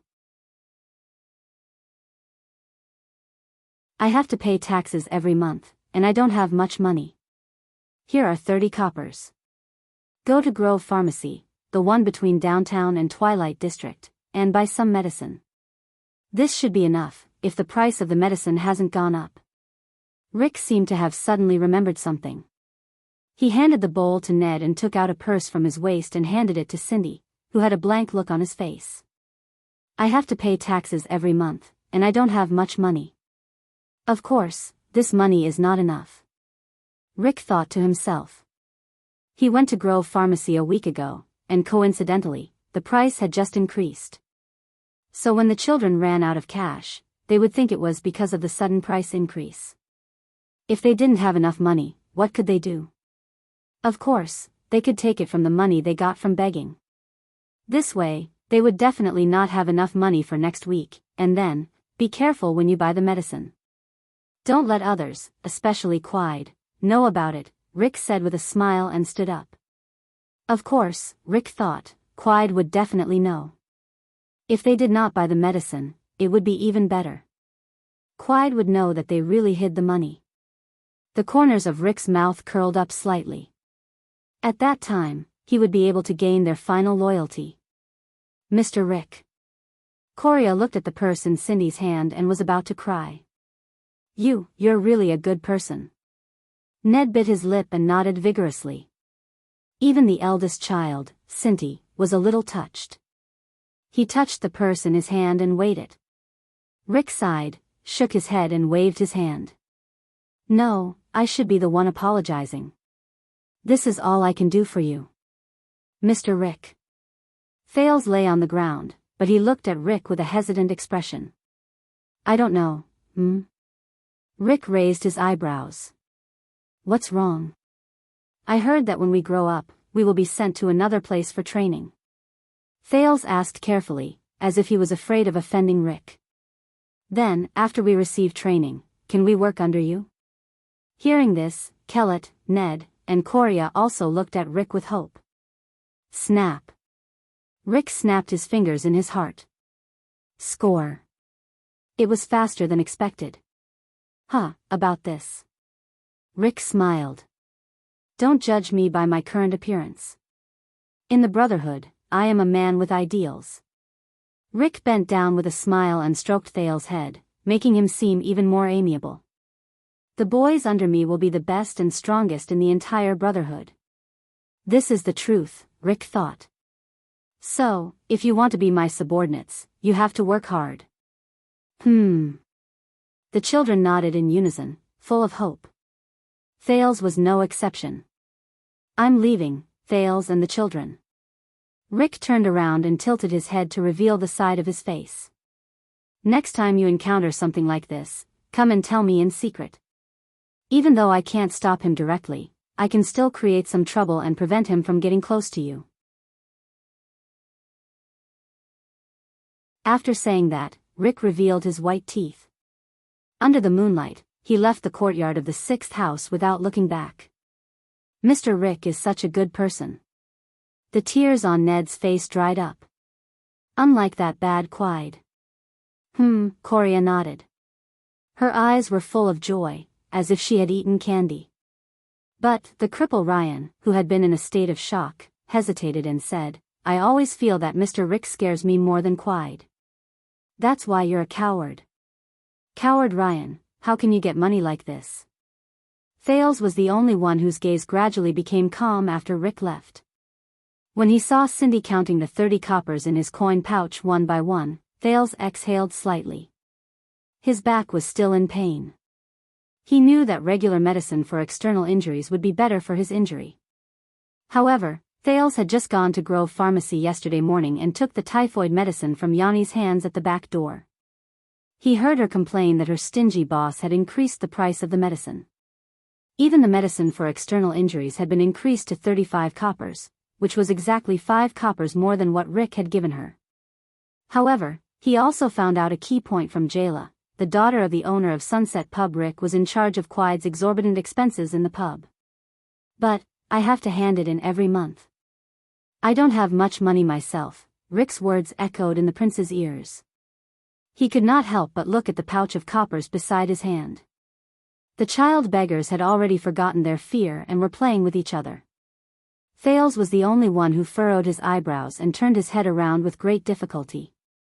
He cast a glance at his scarred back, sighed, and let his head fall heavily.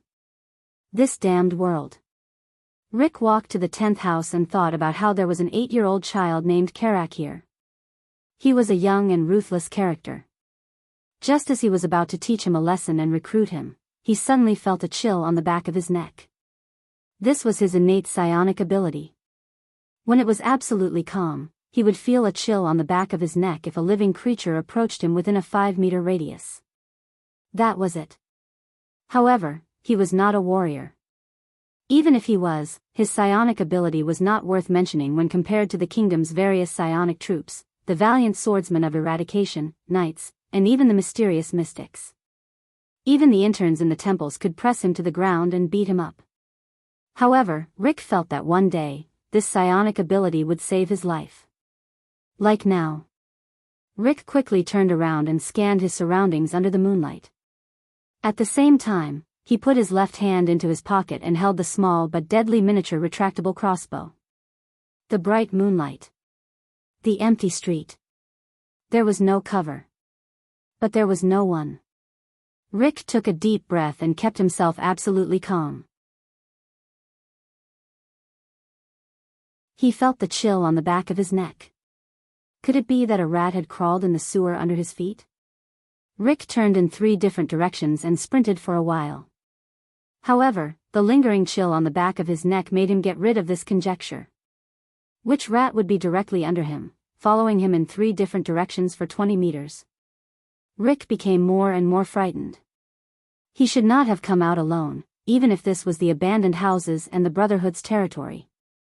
He should have brought 20 thugs with him, each with a mystic gun, no matter how heavy that damn thing was. Just like the Brotherhood's boss in charge of the drug trade, Raisin Fisso, there were 30 people following him everywhere he went. If he had enough money, he should have hired 2 swordsmen of eradication, a psionic warrior, or even a mystic. Forget it, mystics are too scary. Rick, you have to calm down.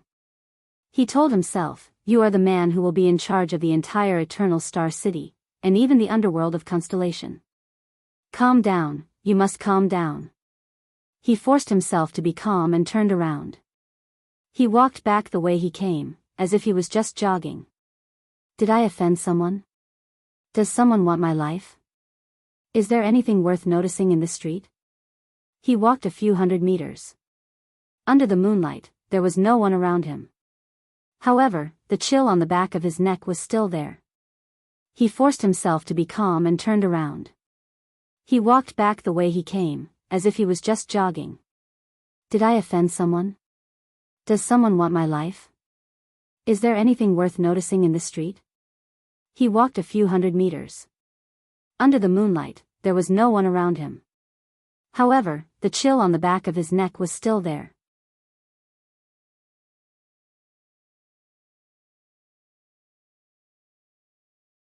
Chapter 239.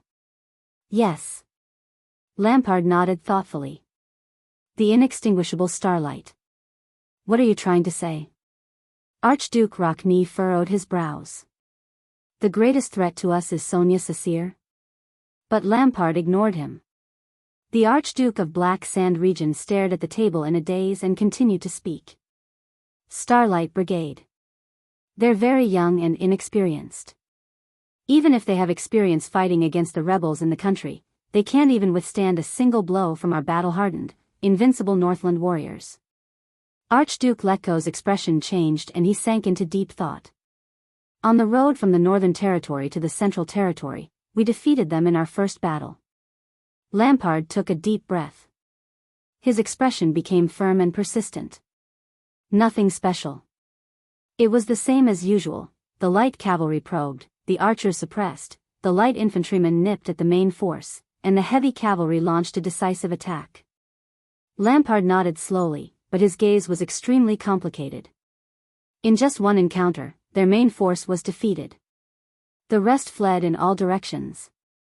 They didn't even have to use the heavy swordsmen and heavy armored axemen to fight head-on battles. It was a piece of cake. Just like all the previous enemies. Lampard raised his fists and punched the eye of his left forcefully with his right fist, like a craftsman hammering a drill. You gathered the best and toughest warriors and destroyed their strongest parts with a thunderous blow. Then, you waited for the rest to flee, scatter, cry, surrender, and never rise again. They weren't even as strong as the private armies of the local suzerains in the Northern Territory. At least they were Northlanders. Archduke Rockney revealed a strange expression. So?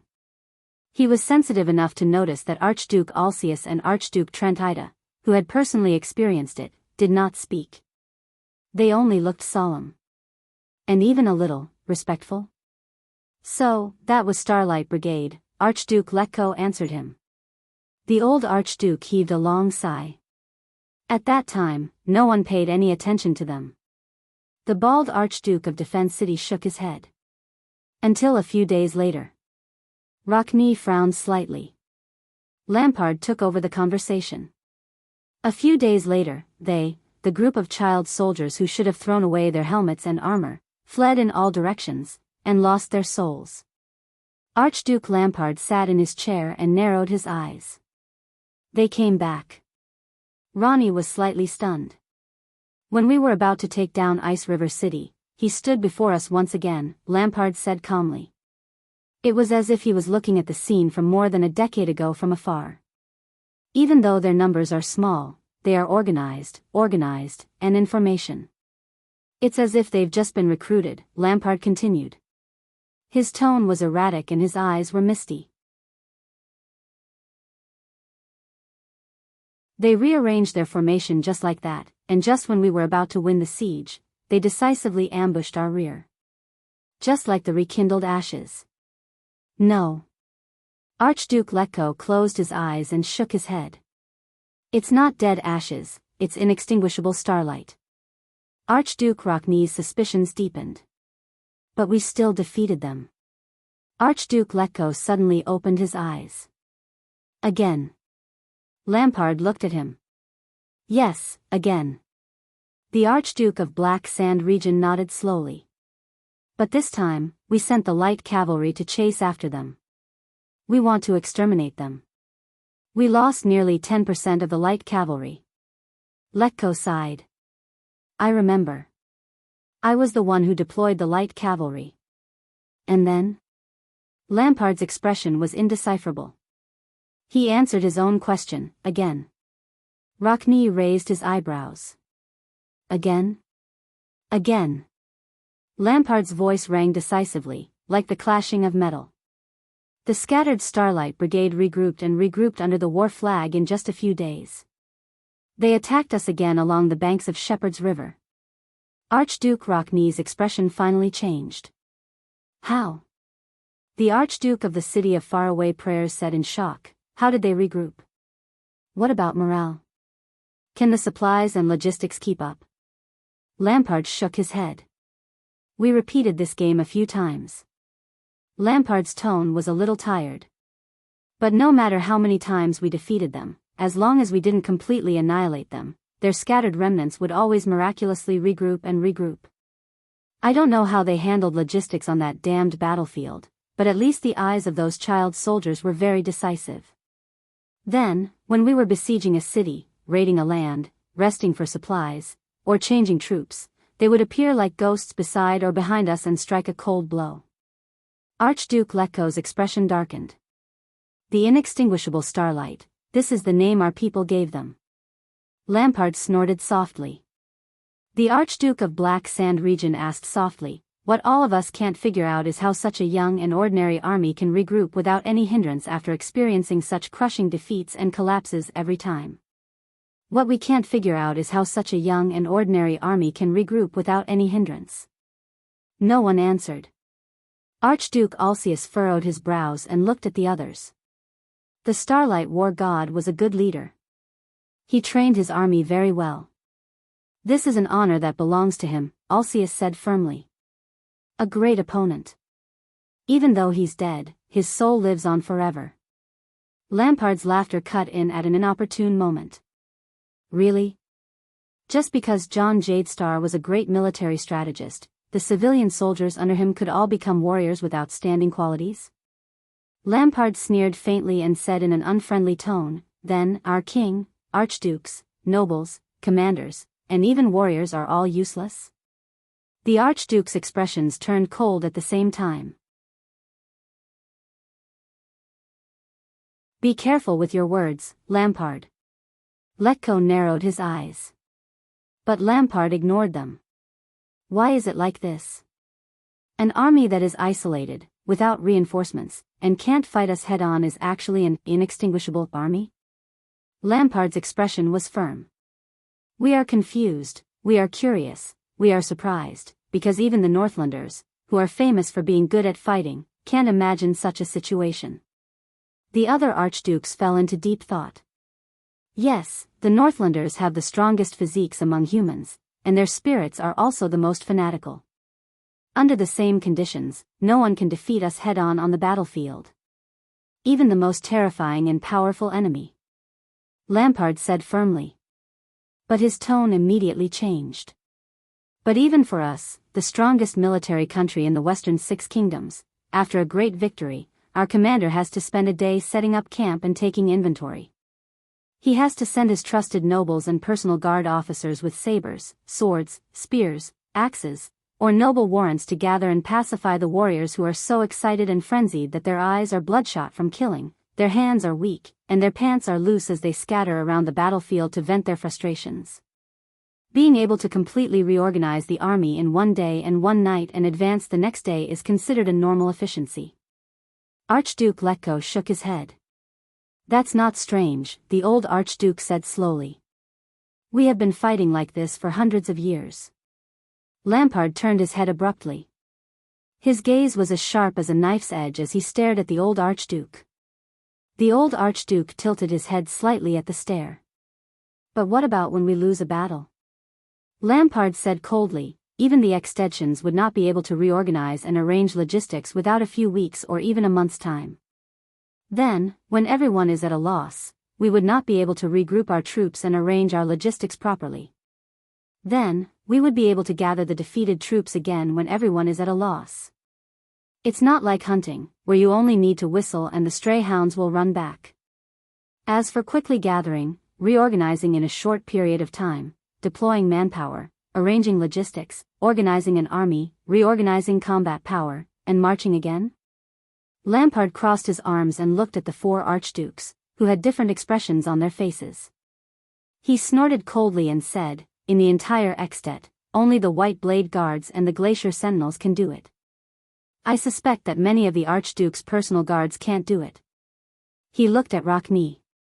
Kulgan, the city of faraway prayers, has seen a lot of blood in the Golden Passage and the Great Desert. Your military power is considered outstanding in Extet. Lampard gestured with his chin. Can you do it? Rockne did not speak, but his expression was solemn. The other archdukes did not answer either. Lampard narrowed his eyes. Have you thought about why? A few seconds later, Alcius sighed softly. The Archduke of Prestige Orchid shook his head. They have all the advantages on their own land, whether it's the support of the locals or their familiarity with the terrain, but he was soon rudely interrupted by Lampard. To hell with their own land, the Archduke of Black Sand Region said fiercely. Most of those child soldiers were recruited by the Starlight God of War from the south and west of Constellation. They are newbies who have not even been here for a year. In comparison, as Northlanders, we are more accustomed to the climate and terrain of Constellation's Northern Territory and Central Territory. Trentida snorted softly. Just say it. The Archduke of Reformation Tower curled his lips. What are you hinting at? Lampard's gaze immediately turned to him. Hinting? The Archduke of Black Sand Region said coldly, I've looked through the records of the battles against Constellation in the past 300 or 400 years. In the past, in the Great War 100 years ago, the Constellationates were like us. After they were defeated, they could not gather again without spending a few months. From their logistics ability to the speed of reorganizing, they were on par with us. Why can he train the Starlight Army when he becomes the Starlight God of War? The four archdukes frowned at the same time. Just get to the point. Don't give me a history lesson. Trentida impatiently voiced out everyone's thoughts. We are not idiots. Lampard's gaze sharpened. No, you are not idiots. His expression turned cold. This is something scarier than being an idiot, a smartass. A second later. Which one? Lampard asked softly. The four archdukes were slightly startled. What do you mean which one? Trentida asked, puzzled. Lampard leaned forward. Under the light from the brazier, his entire body was like a small mountain on the upper table. He stared at the four archdukes in an oppressive manner. I mean, he narrowed his eyes. The few of you, which king of Constellation in history left the deepest impression on you? The four archdukes stared at each other and exchanged a few puzzled glances. King of Constellation? Impression? The kings of Constellation. There are more than 30 of them. Lampard leaned against the back of his chair again. He extended his right hand and slowly began to count. The king of Renaissance, Tormund I, who fought alone for 10 years and swore to restore his country in a hopeless situation. The Black Eye, John I, who expanded his territory and fought against Nuvan I around Overwatch City. Or the Red King, John II, who wiped out the entire Braid Dukedom within a month. The Far Sail, Kessel II, who destroyed Hannibal's fleet in the Second Continental War. The Conqueror of the North, Queen Erica, the only woman to rule Constellation and forcefully seize Cold Castle from Extet? Or the Oath Keeper, Midir IV, who was valiant, kept his promise, and was as close as Chara's brother? Oh, or the King of Eternal Rule, Adi II, who ruled longer than Nuvan, had a stable country, and did not cause any trouble except for the last year? Although he did not end well. As Lampard spoke, he observed the Archduke's expressions. But he did not see anything. The Archdukes did not even bother to make small movements on their faces. Lampard sneered mockingly. No. Impossible, right? A few seconds later, he sighed nonchalantly. All right. Lampard narrowed his eyes. The king of Constellation who left the deepest impression on me. The Archdukes narrowed their eyes slightly. Lampard said flatly, Mindy's Jade Star III. Hearing that, Archduke Trinida's expression changed slightly. Could it be that? Lampard nodded slowly. Yes, the Archduke of Black Sand Region said flatly, his eyes filled with complicated and incomprehensible emotions. Mindy's III, who experienced the Fourth Continental War 150 years ago. He said softly, that virtuous king.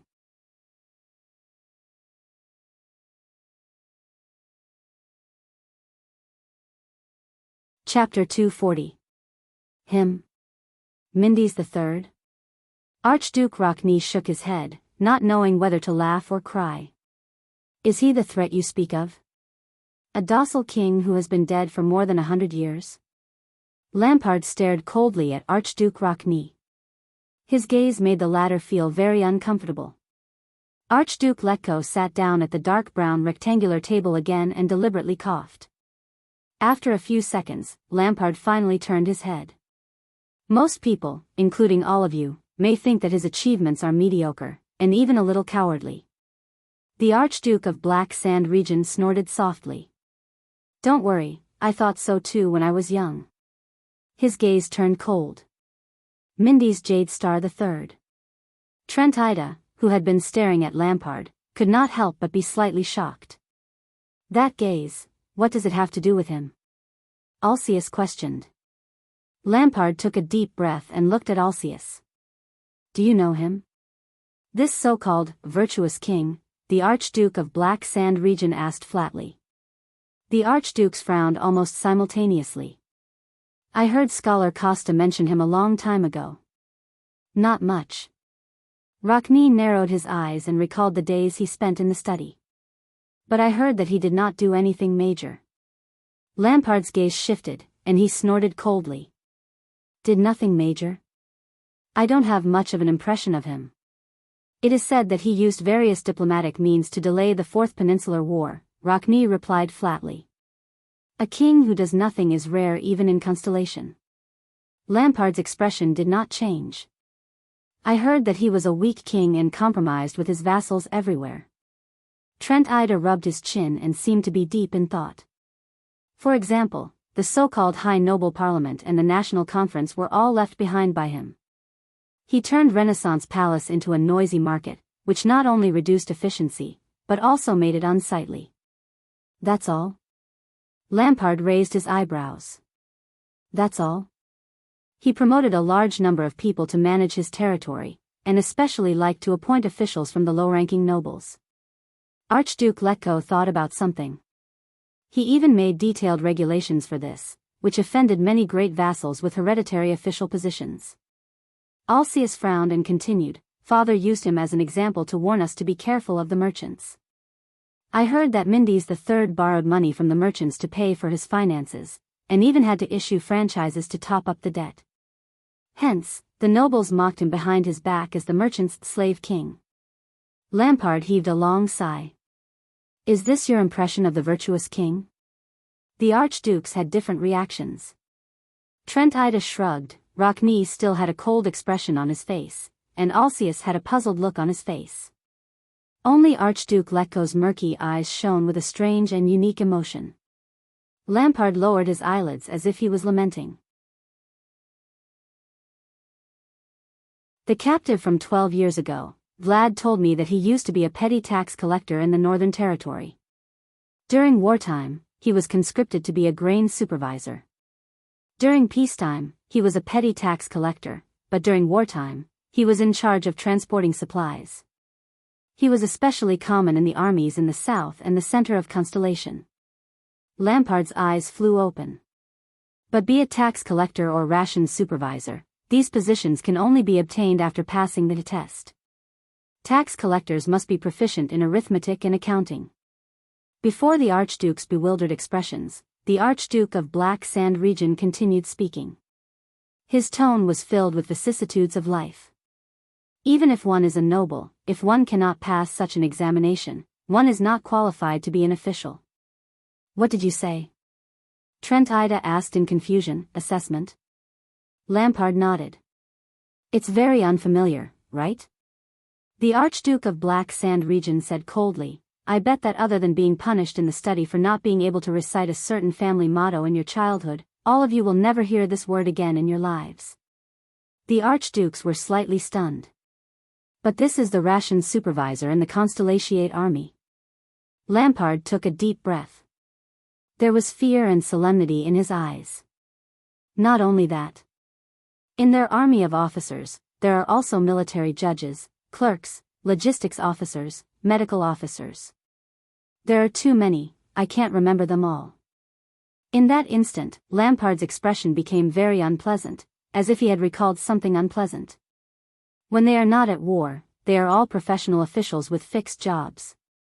After going through a specific examination, military judges must be familiar with laws and regulations and distinguish between right and wrong. Clerks must be proficient in procedures and identifying information. Logistics officers know all kinds of supplies like the back of their hands. Trent Ida interrupted him. I know what you are talking about. The Archduke of Reformation Tower rolled his eyes and raised his eyebrows slightly. You are saying that the corps officers of Starlight Brigade are made up of these literate and knowledgeable people? That's why they can regroup so quickly, Bullsh*T, Lampard retorted rudely, causing Archduke Trent Ida to swallow the rest of his words. Most of Ekstedt's officers are also nobles. They can read, count, and even read poems. Some can even recite 1 or 2 lines of scriptures from the temple. But when they are sent to the army to lead those rural recruits, what can they do? Archduke Letko gently knocked on the square table and stared at Lampard from across the table. The old Archduke said softly, So, you are saying that the key to Starlight Brigade's survival is these insignificant officials? Lampard glanced at the other 3 Archdukes. I remember my uncle Caslin. When I was young, I often heard him boast about how all-round the White Blade Guards were. Their strict and cruel training allowed them to take on almost every position, from death squads, messengers, logistics officers, scouts to supervisors, and so on. They were elites rarely seen in the world. The Archduke of Black Sand Region immediately changed the topic.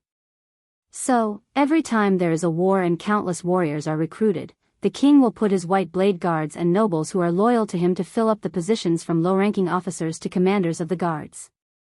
It's just like how we archdukes send our personal guards and trusted aides to various positions. All of you are familiar with this scene, right? Lampard tilted his head. His weathered face was illuminated by the firelight, causing it to flicker. And what about the Constellatiate army? He said flatly. The Archduke's heart suddenly tightened. Lampard's deep and coarse voice resounded in the hall. A long time ago, they were used to a fixed system.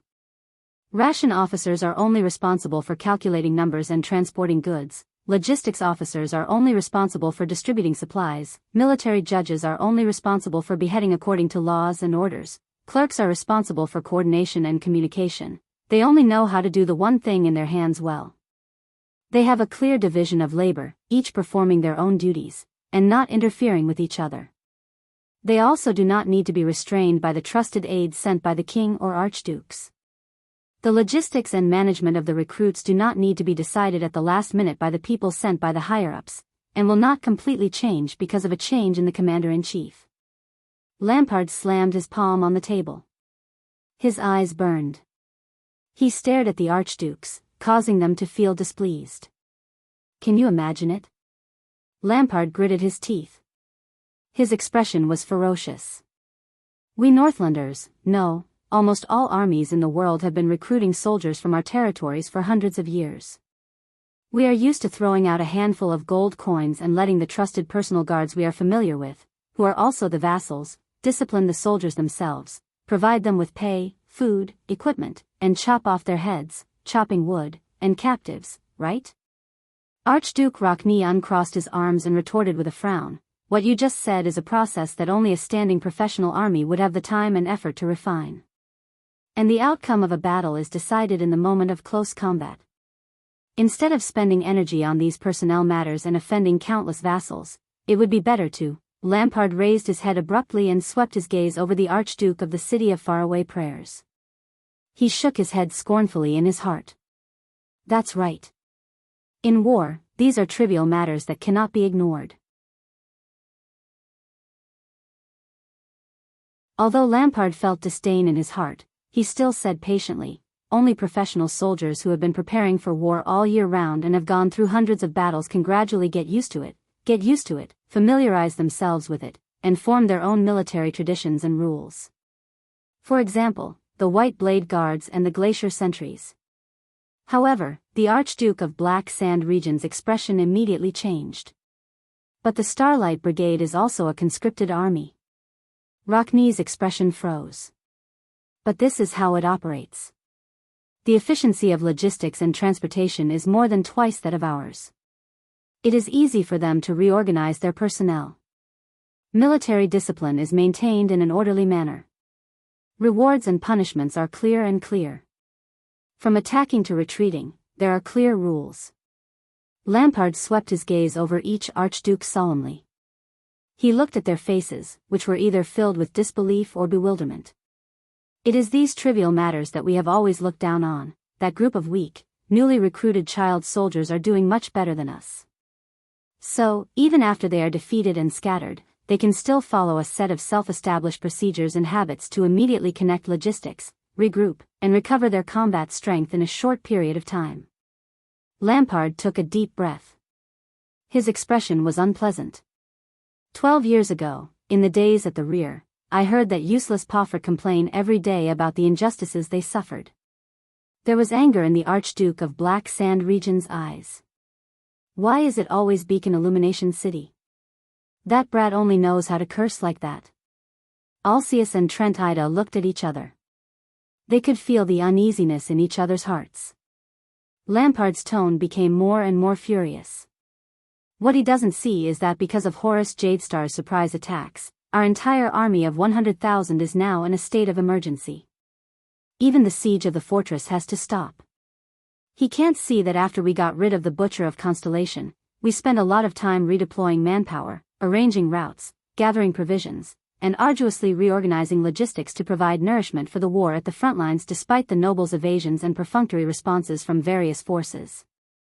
He also does not see that at the same time, using the Starlight Brigade in the south as an example, the Constellatiates, who have fallen into a desperate situation, are still methodically and continuously arranging the army's next supply, the next replenishment, the next resting place, and the next assembly point under high pressure. They quickly and efficiently reassemble the scattered deserters, defeated generals, and stragglers. This is the truth of the inextinguishable starlight." Lampard exhaled fiercely through his nose, as if he wanted to expel all the resentment he had accumulated over the past 12 years. King Nuvan kept complaining that we were a hindrance to his war. Just because of that brat Poffert's big mouth, Nuvan even ordered his grandfather to abdicate as a punishment. Sometimes I think that perhaps, compared to the enemy, we are indeed a hindrance to him." Letko's expression was solemn. He stared blankly at the square table, deep in thought. "If this is what you want to say." Rockne furrowed his brows. "The Constellatiates have a good logistical operation in the army, but it's still far from enough to convince us." Lampard's lips curled into a faint, cold smile. His laughter was filled with disdain, contempt, mockery, and a hint of anger. Lampard slowly stood up from his seat. His figure was projected to the center of the hall, like a glacier bear that had just woken up. "Do you think this is all? Your territories are not as close to Constellation as mine." Lampard put his hand on his saber. His gaze was fierce. "Do you know what I've seen in the past 10 years? Trentida narrowed his eyes. A faint sense of uneasiness rose in his heart. Alcius exhaled deeply. Rockne resisted the urge to interrupt and quietly waited for Lampard to speak. No.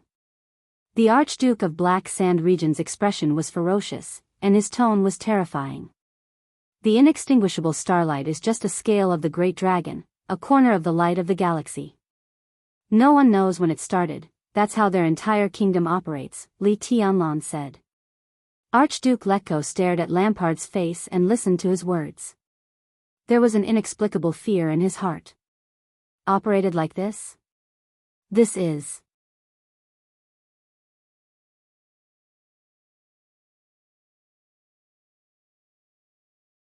Chapter 241. At that moment, Lampard's words traveled into the Archduke's ears like a cold and threatening blade. A long time ago, Constellation set up a qualification test, stipulating what kind of person could become a specific official and become the king's right-hand man. They used their titles, privileges, status, and honor to attract low-grade nobles of low status, or commoners who could not be promoted to nobility. They entrusted power to these officials who were born in poverty, allowing them to enter the forbidden zone of the kingdom that only belonged to bloodline and family. Lampard's voice was like a working anvil, ringing in the Archduke's hearts again and again. Just like that, thousands upon thousands of professional officials of different backgrounds, but with clear responsibilities and clear division of labor, stand together to form a suffocating, sturdy carriage, carrying the ancient nation that has been passed down from the ancient empire, speeding forward. What's more terrifying is that in order to obtain such a promotion, many low-grade nobles, merchants, and even rural villagers were willing to become the king's lackeys and loyal subjects. Almost all four archdukes furrowed their brows as they carefully mulled over the meaning behind these words. Lampard's gaze was as cold as steel. First of all, the tax collectors. The merchants and accountants obtained official positions through qualification training and examinations. They made records in Renaissance Palace and became the king's professional and loyal servants. They collected taxes for him in the territories directly under his jurisdiction. They fulfilled their duties and formed a system and routine. Every tax collector was directly responsible to the chief of finance and his subordinates. They strictly abided by the rules, were skilled in calculation, and had sharp eyes and ears. They would not miss a single copper or conceal any accounts. Therefore, the taxes in the king's hands were more and more detailed than when he sent his trusted nobles to collect taxes based on the standards of loyalty, relationships. The taxes increased year after year. Did you think that the Jade Star royal family's wealth was so simple because the tyrant increased taxes? Do you know what this means? Lampard added silently in his heart. Short-sighted and dull archdukes. And what about us in Extet? Lampard's tone changed. His eyes, which were as sharp as blades, glared at the four dumbfounded archdukes.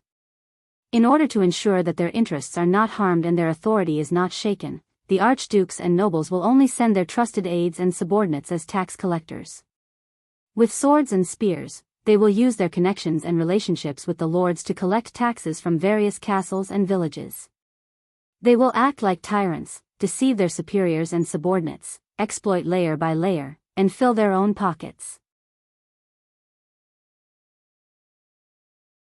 Every year, if the taxes handed over to the lord by the vassals can reach 50% of the planned amount, it can be said that everyone is happy and loyal.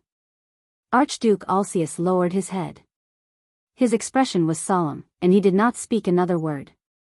Lampard continued, in many cities in Constellation, there is a position called police officer, which can only be obtained through assessment and training.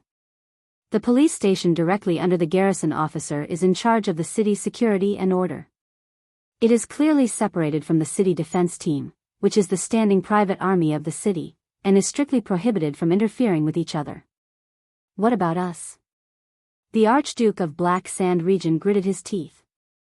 His expression was horrified. For so many years, Extet has been in a slump in business, and goods are scarce. Other than the filthy Camions, who have ulterior motives, half of the merchants would rather do business in Constellation than in Extet. Is it really because the products in the south are more abundant? No. Lampard's gaze was solemn. That's because all the merchants know that in Constellation, at the very least, the rules and order of transactions are written clearly. At the very least, there are professional officials and departments that they can appeal to. At the very least, the police station and police officers maintain the order of the market on the surface. At the very least, they don't have to wrangle with unreasonable armies or deal with influential people who are connected to them. Lampard remembered something and clenched his fists. And in Ekstedt, a small disciplinary officer in charge of the patrol team can use his connections to engage in large-scale smuggling of weapons and force away merchants who are not pleasing to the eye, as long as the higher-ups turn a blind eye. Archduke Trentida pursed his lips. His lively eyes were fixed on one spot, and he only blinked occasionally. Lampard sneered. In the cities of Constellation, all the officials in the city hall, from the clerk to the scribe, from the signer to the judge, are all people who have passed the qualification test. They have a clear division of labor and are familiar with the rules. They convey messages from the top to the bottom, carry out orders, and only recognize warrants and seals. During the Bloody Year, all of them, from the Supreme King to the Prince, entered Hell's River. Foreign enemies eyed them covetously, and the nobles were terrified and uneasy. However, relying on the Prime Minister and the professional officials under him to follow the rules, Eternal Star City, which was in imminent danger, still operated steadily for more than 10 days. Until the last prince returned, compromised with the nobles, and was crowned. What about us? Lampard hit his chest hard. Today, it has been less than a few hours since the death of the born king whose might shook Northland. Because of the loss of his prestige, Dragon Cloud City is in a mess. Chaos, rumors, conflicts, and contradictions are endless. The people are terrified and uneasy. I reckon that Liesban has been hesitating for a long time about whether to overstep his authority and use the patrol team. He is used to asking for Nuven's permission. I led the army and rampaged through the city for a few hours.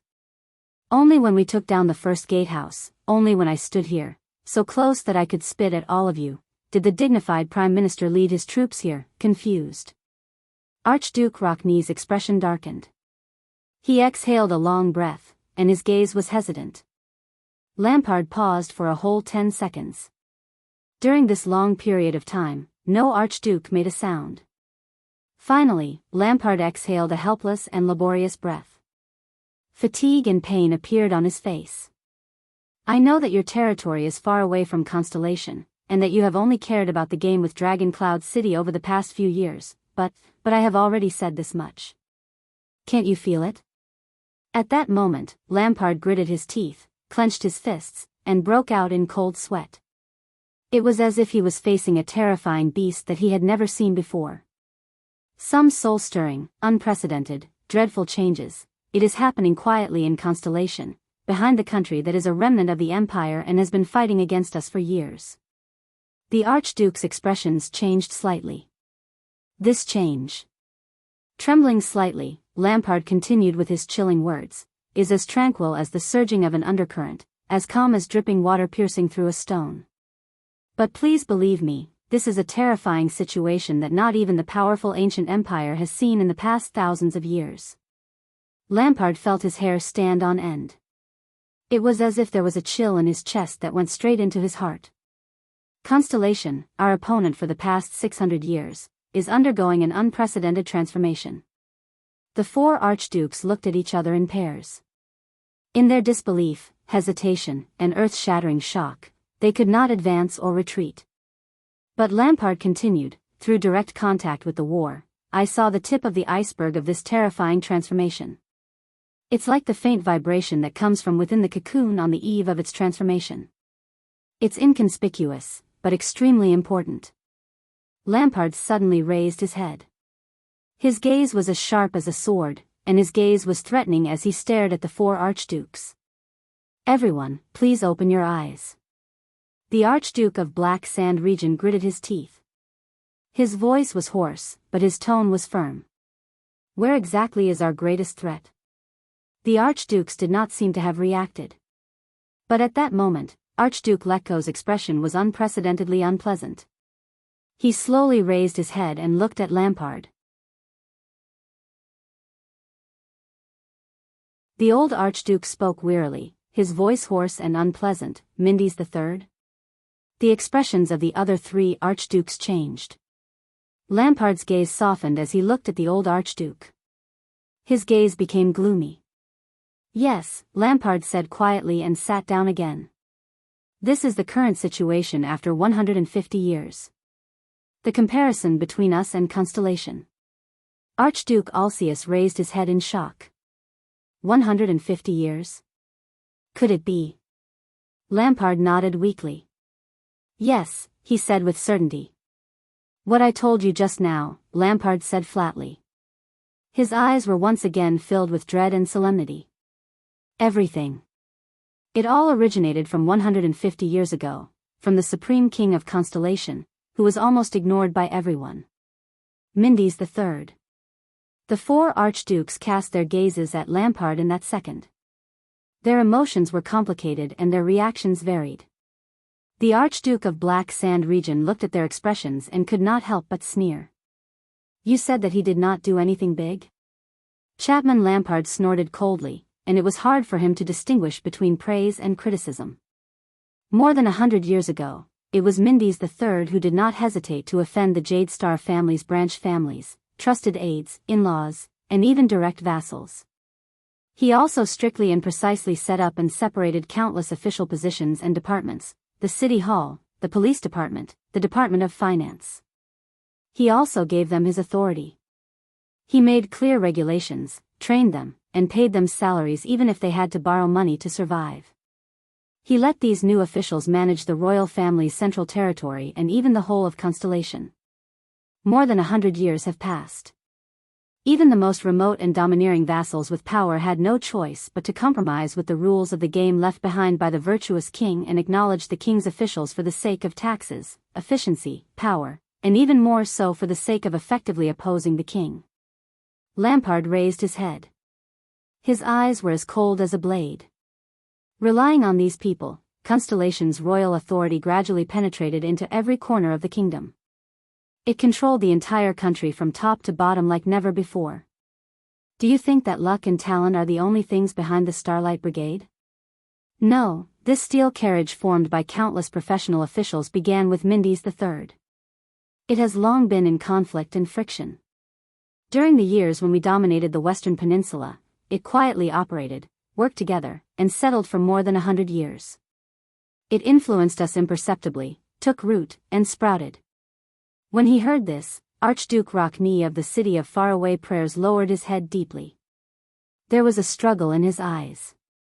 Also, Lampard spoke again, his tone cold. "You said that he was weak and omnipotent, and compromised with the nobles?"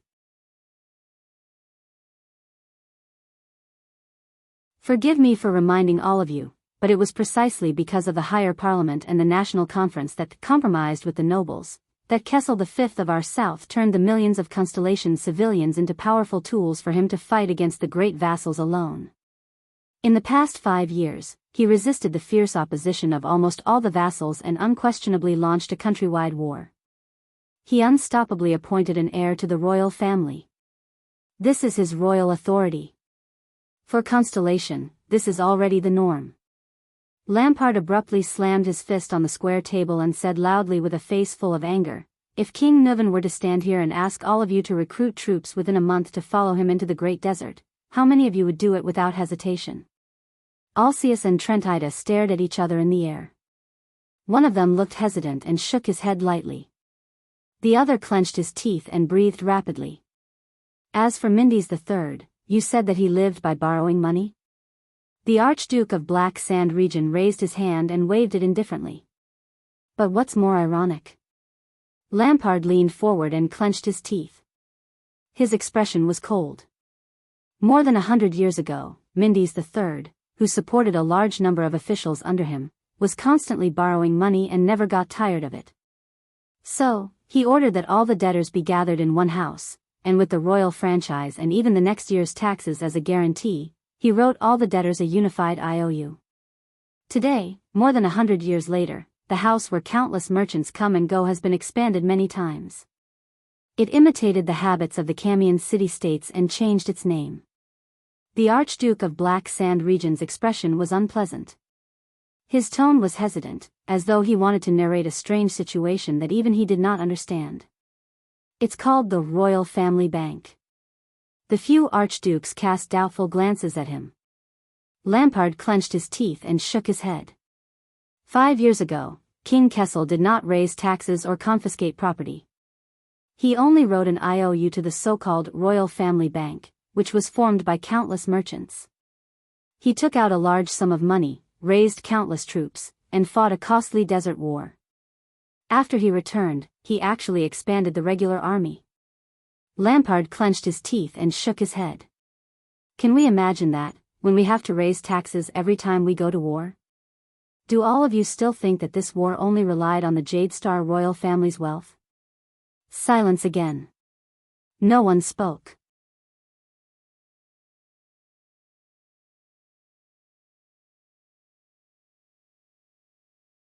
Chapter 242.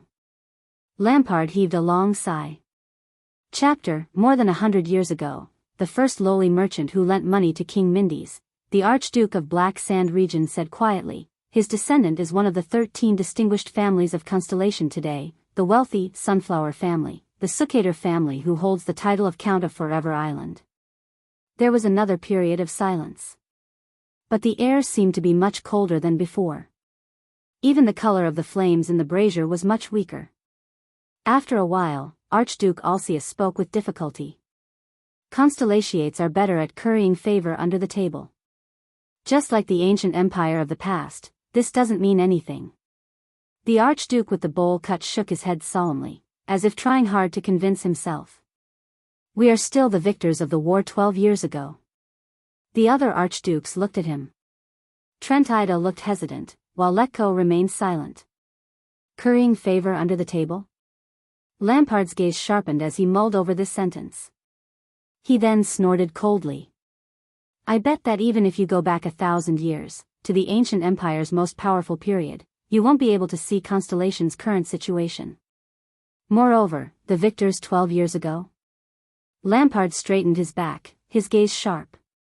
Really? He said coldly, 12 years ago, Constellation was in a state of civil strife.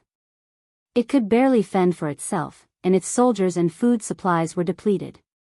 We used the power of the entire country to attack the dying Constellation. The veins on Lampard's hand were bulging. He was almost clawing through his scabbard. The Archduke's expressions became very unpleasant. Lampard's expression was absent-minded, as if he had returned to the battlefield that year. At that time, none of us doubted that the Ekstet army, known for its ability to conquer and invincible in the Western Peninsula, would wipe out their feudal resistance in a few short months. Just like the past centuries. Our cavalry would break through their every formation, the catapults would break through every gate, and the heavy infantry would tear apart every southerner who tried to resist. We would effortlessly conquer the northern territory, the land of cliffs, and enter Eternal Star City.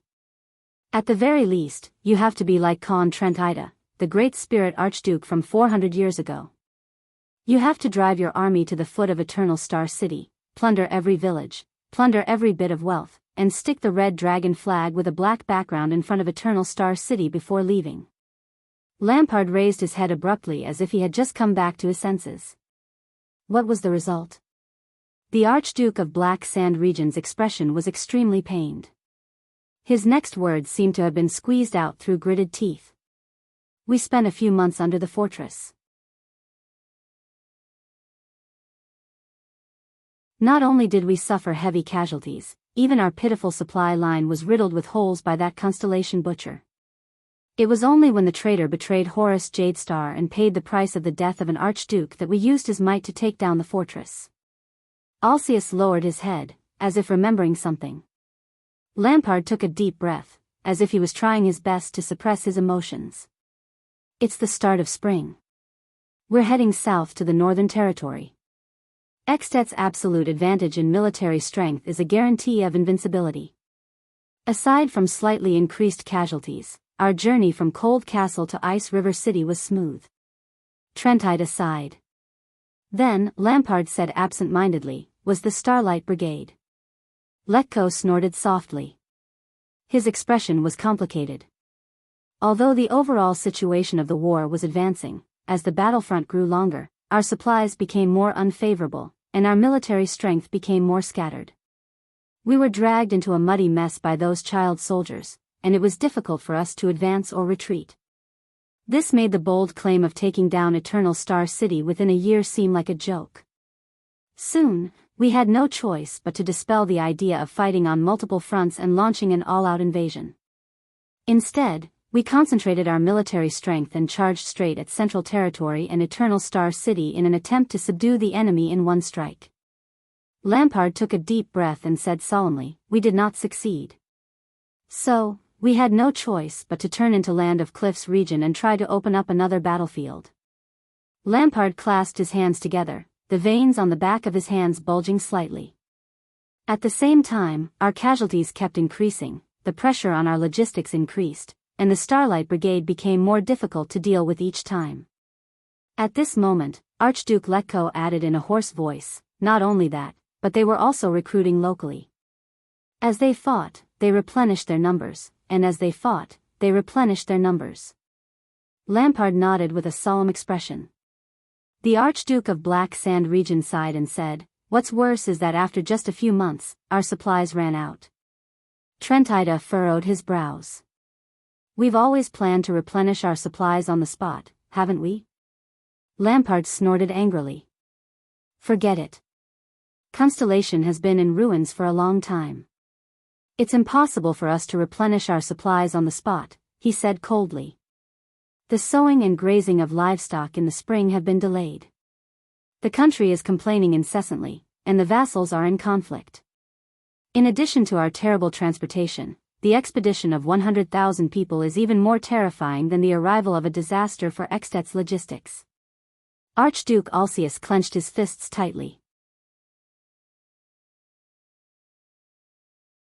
When even transporting the supplies to Broken Dragon Fortress becomes a problem, when the soldiers can no longer snatch enough food, when even the most valiant troops are no longer in a complete formation, when our invincible army has nowhere to exert its strength, and when the results of the war are not impressive for a whole month. Lampard's expression was extremely gloomy. "That's right. Constellation was the first to propose peace talks. It seems that they're asking for help everywhere, using foreign interference to beg for peace, admit defeat, and beg us to let them go." Trent Ida of Reformation Tower narrowed his eyes. His Majesty Nuvan once said that the threat of the allied forces of the various countries made him suspicious. He was worried that after the annexation of Constellation, our empty and unstable state would become a target for all, the various countries' diplomatic mediation. Lampard punched his scabbard fiercely. "What are those forces of power that are like flies to Extet? Camus Union? We've taught them a lesson countless times in the Golden Passage. Hanbol? They've been defeated by us in 3 peninsular wars. Mane of Night? It takes months for their army to cross the sea. As for the Sacred Tree Kingdom, Steel City, and even the cunning fox of Constellation who came to negotiate? Humph." Lampard clenched his teeth. "With my uncle's temper, when did you think he would ever back down because of diplomatic means outside the battlefield?" Trent Ida did not speak anymore. Lampard exhaled and said painfully, "Admit it. The reason we're willing to negotiate is because we've already used up all our cards in that war and exhausted our strength. Even if we still have some strength left, we have no confidence in continuing the war. Compared to Constellation, which has suffered countless casualties and is on the verge of collapse, we're only a little better." Listening to all this, Archduke Rockney closed his eyes. "King Nuvan is a smart man." Lampard shook his head weakly. "He's fought more wars than anyone else. He knows when to stop is the wisest choice. He can use this as a stepping stone to retreat so that things won't be too ugly in the end." Alcius raised his head and stared blankly at the pattern of the cloud dragon spear above his head. Archduke Letko continued Lampard's words with a sorrowful expression. "That's why there's the Fortress Treaty, and the humiliation we've been cursing for 12 years. Lampard nodded heavily. "But only a few people know." Trembling, Lampard lowered his head. In the darkness where the light from the fire could not reach, he said with difficulty, "The real humiliation, it's our powerful and proud extant kingdom. Tranquil turned his head and no longer looked at them. Faced with the calamity that befell the royal family, the instability of the new king, the constellation that used up the last drop of blood due to internal and external troubles, and the kingdom that trembled in fear, Alcius' expression was gloomy. He remained motionless. Faced with the unprecedentedly weak constellation that could not even muster a complete army, and could only rely on a group of child soldiers to fight, Archduke Rockne looked at Lampard in disbelief, then at Letko. Lampard said with a ferocious expression, "We, the 7 archdukes, 100,000 soldiers, and the power of the entire country, led the invincible extant warriors, but even Shepherd's River, which separated the northern territory and the central territory, we couldn't fight our way through." Everyone was silent for a long time. Only the light from the fire flickered. After a long time, Lampard sighed. "I believe that all of you more or less felt it during the war that year. It's just that your pride, your honor, and your arrogance made you afraid, unable, and unwilling to admit it. No. There's someone else who felt it earlier than all of you." But, Lampard glanced at the seat of honor on the long table and clenched his fists. "What about the other party?" he seemed to ask subconsciously. "After the tragedy of the bloody year, Constellation." Lampard frowned. The population was empty, and it was difficult to recover from the heavy losses, but Archduke Rockne raised his head. His eyes flickered. But 5 years ago, Kessel V led the sickly kingdom to fight the Desert War. The Archduke of the City of Faraway Prayers crossed his arms and trembled slightly. According to the intelligence we sent back from the desert, his military strength was insufficient, and his combat power was not good. Even his main force was almost destroyed in the desert. We mocked him for overestimating himself. Lampard shook his head. His tone was weary. He was reminding us. The Archduke of Black Sand region turned to Rockne. "Kulgan Rockne, when you faced the Great Desert," he said faintly, "could you lead the army deep into the heart of the desert, maintain supplies and logistics all the way in the harsh desert conditions, and return safely after a series of bloody battles with the orcs and barren bone people?" Rockne fell silent. But everyone knew the answer. "Forget about you." Lampard's words sounded pained and powerless. That was the great desert that even the powerful ancient empire had a headache over for thousands of years, and their army of 100,000 was helpless. But Constellation did it, the Archduke said softly, seemingly very indignant. No matter the outcome, they did it. They went in, and came out with the skulls of countless orcs and barren bone people. Remember one of King Kessel's titles? Lampard said with a desolate expression, "Conqueror of the Dragon Skeleton Throne and the Desert God's Altar." Do you still not understand? The 4 archdukes exchanged glances in silence. "Wake up, everyone," Lampard said softly, as if he was murmuring beside their ears. "Whether you admit it or not. Constellation. It's no longer the same." Under everyone's complicated and subtle gazes, Lampard's expression darkened. He leaned back in his chair, as if he had no strength to get up. During Mindys III's era, almost no one understood his actions. Some even openly opposed him, even until now. The nobles looked down on the king's behavior of losing money and his depraved behavior. The commoners, on the other hand, saw him as a kind and benevolent monarch, and fought to take advantage of him.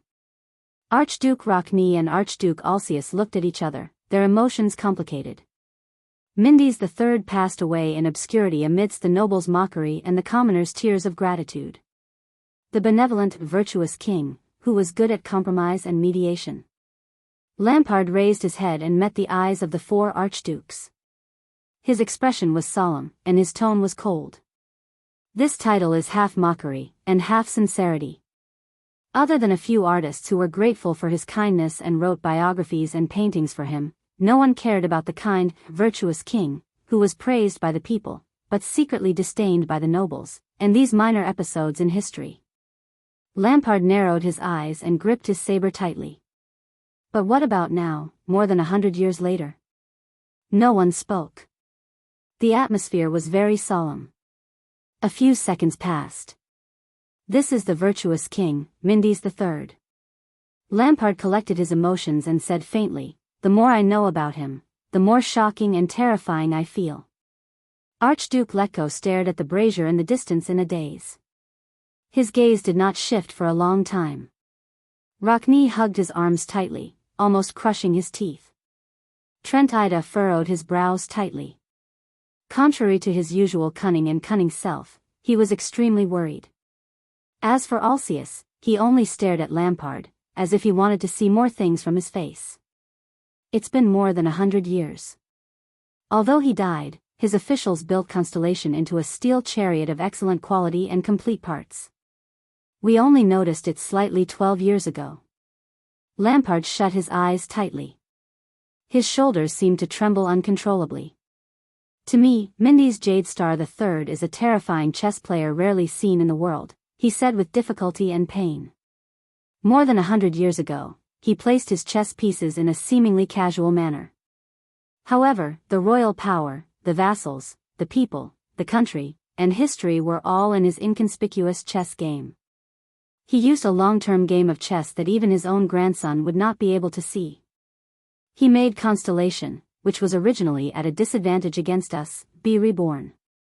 Before we knew it, we had already left Ekstedt, which we were so proud of, far behind. Even the great emperor, Kessel Carlus I, who conquered the world more than 1,000 years ago, could not compare to him. Lampard sighed deeply. His gaze was dreary and misty. Compared to the chess game Mindes set up for Constellation for 100 years, and the intricate chess pieces he placed in a continuous chain, Tormund's great cause of restoring the country was crude and ugly. Rikuru's victory was also so superficial.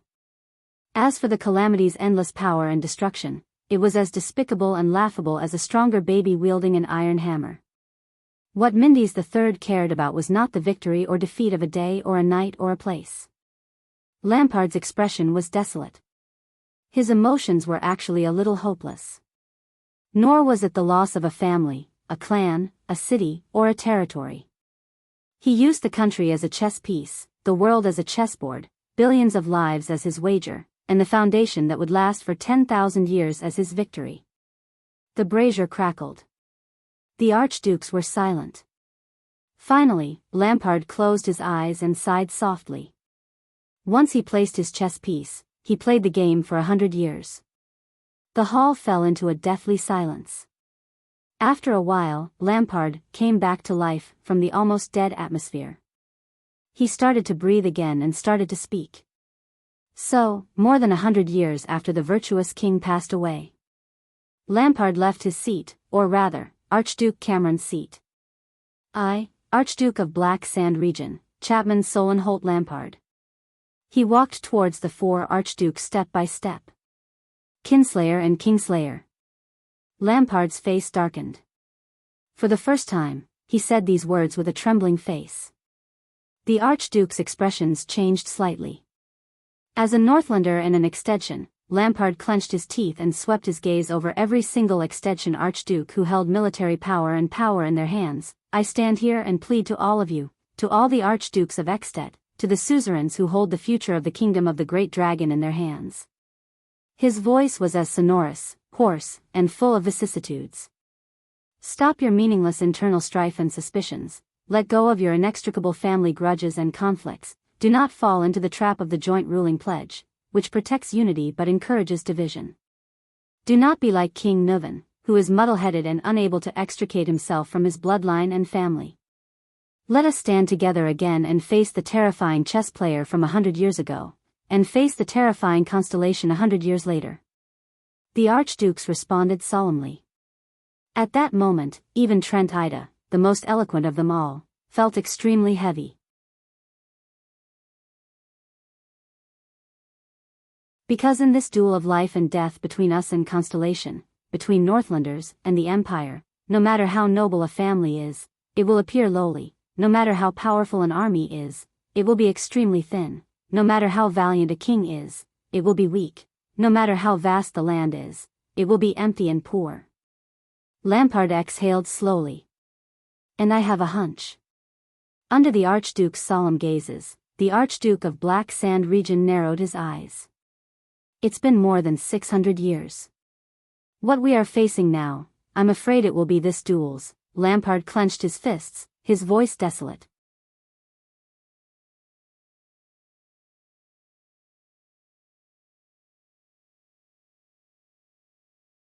Chapter 243. Cohen stretched lazily and yawned widely. A young girl carrying a piece of cloth passed by and could not help but glance at the tall Cohen. Keep your movements down.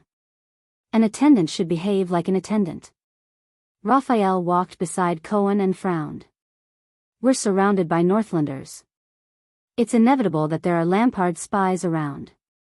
Cohen snorted in dissatisfaction, but he still lowered his head obediently and pressed down on his Northland linen cloak. He rubbed his chin and sighed. The dark paint on my face is airless and a little stuffy. The police officer looked at the carriage behind him and frowned. Is this really going to work? Raphael ignored him and only glanced at the carriage behind him before he continued forward. Soon, Raphael saw their destination. He's dreaming. He knows. This time, he knew very clearly that it was a dream. A dream that seemed familiar. In the dream, he was still sitting leisurely and blissfully in the classroom. Podgy's book mentioned that on the way from feudalism to absolutism, the hierarchical state, that's a German word. Don't use your English-Chinese dictionary to look it up, is an important springboard that cannot be ignored. The emerging urban groups required a stable and safe political and economic environment. Obviously, this was incompatible with the traditional suzerain-vassal model, which was based on personal relationships. Therefore, for the sake of benefits, these urban groups began to cooperate with the rulers for a short period of time. They began to participate in the governance through hierarchical meetings and other methods. Their appearance in fact weakened the feudal elements, turning the dual feudal system of monarch-vassals into a complicated triangular relationship. But this is far from the centralization of power that we have in mind. This is just the process of achieving this result. These third forces recognized and supported the special status of the rulers, and did not treat the rulers as peers like feudal vassals. Through the implementation of various taxes through hierarchical meetings, the rulers strengthened themselves and strengthened their rule over the territories. The rulers also used this opportunity to grant privileges to the commoners and recruit servants. In this process, a large, professional, prudent, and institutionalized public administration gradually revealed its embryonic form, and laid the foundation for the absolutism that followed. Bureaucratic system, bureaucracy, or bureaucratic system, although I don't really like this translation, it gives you some subjective bad impressions. This is a basic concept that you should have come into contact with from the textbooks when you were in university. Students who don't specialize in this field might want to read Weber's original work. Although it's hard to read, it's much more interesting than the secondhand summaries you get from textbooks. Dong. A slight tremor woke Thales up from his deep sleep. What happened? In the Camion's carriage, Thales opened his sleepy eyes and wiped the drool from the corners of his mouth in a flurry. He looked at the other people in the carriage in a daze. I fell asleep. Outside the carriages, the Northlanders who came and went looked worried. The White Blade Guards had already changed their attire and were dressed as ordinary Northlanders. The constellations beside the carriages, including Cohen and Miranda, had changed into Camion attire, which matched the two Camion carriages that Thales and the others were riding on. The two carriages had the emblem of a dagger on them. Calm down, Your Highness. Putre, who was beside him, turned his head calmly. He politely did not look at the prince's embarrassment while he observed the situation outside the carriage. It looks like we're reaching the first gatehouse soon. As expected, at the end of the road outside the carriage, the silhouette of the gatehouse and heroic spirit palace had already appeared in their field of vision. Many curious commoners wanted to get closer, but they were chased away by the patrols under the gatehouse. When Thales first came to Dragon Cloud City, he had stepped into the first gatehouse. But it was now in the hands of the enemy. Heroic Spirit Palace was right behind it. Thales breathed a sigh of relief. He calmed his pounding heart and chased the dream out of his mind.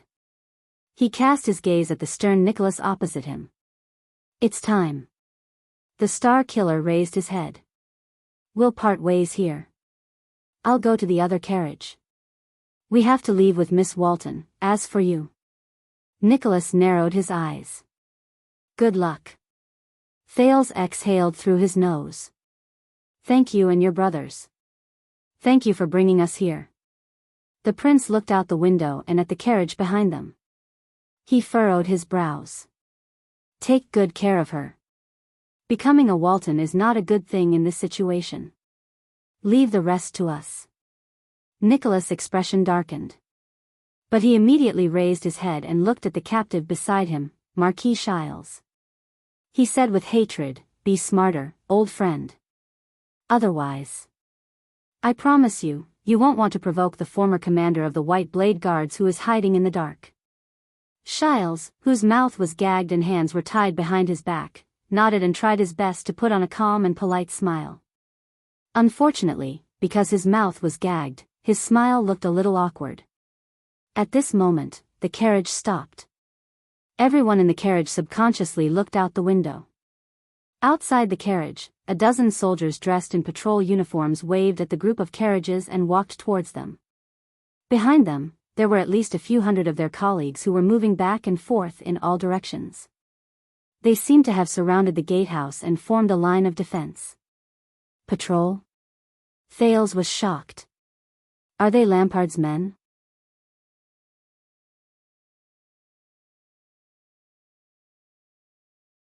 Ah, not only did they seal the gatehouse, they even set up a cordon so far away.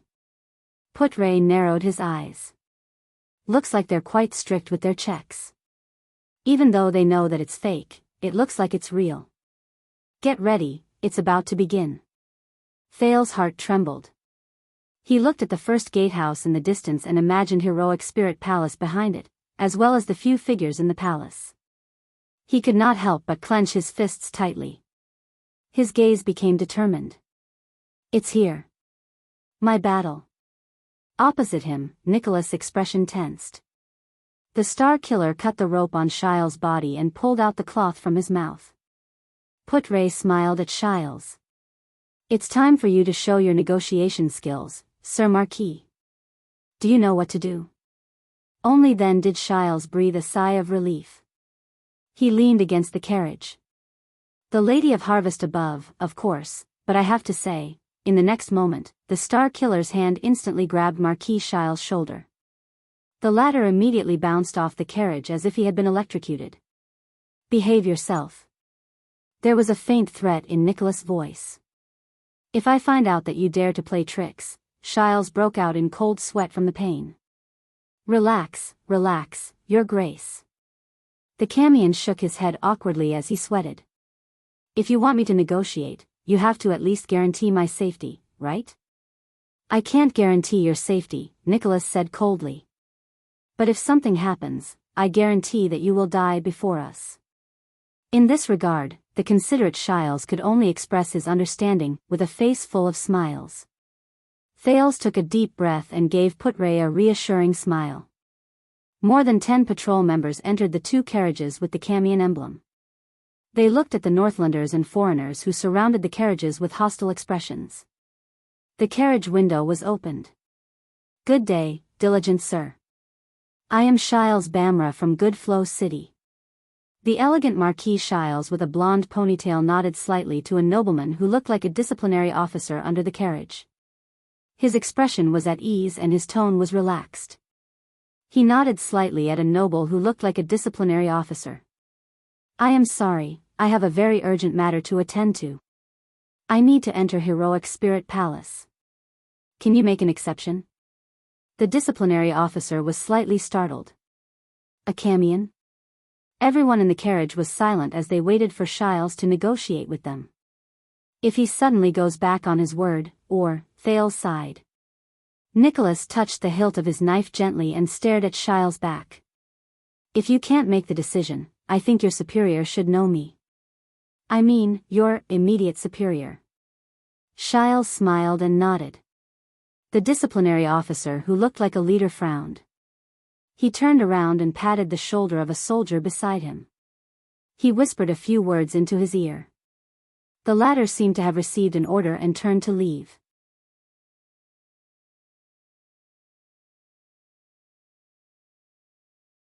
I have heard of your name, sir. You are one of His Majesty's distinguished guests.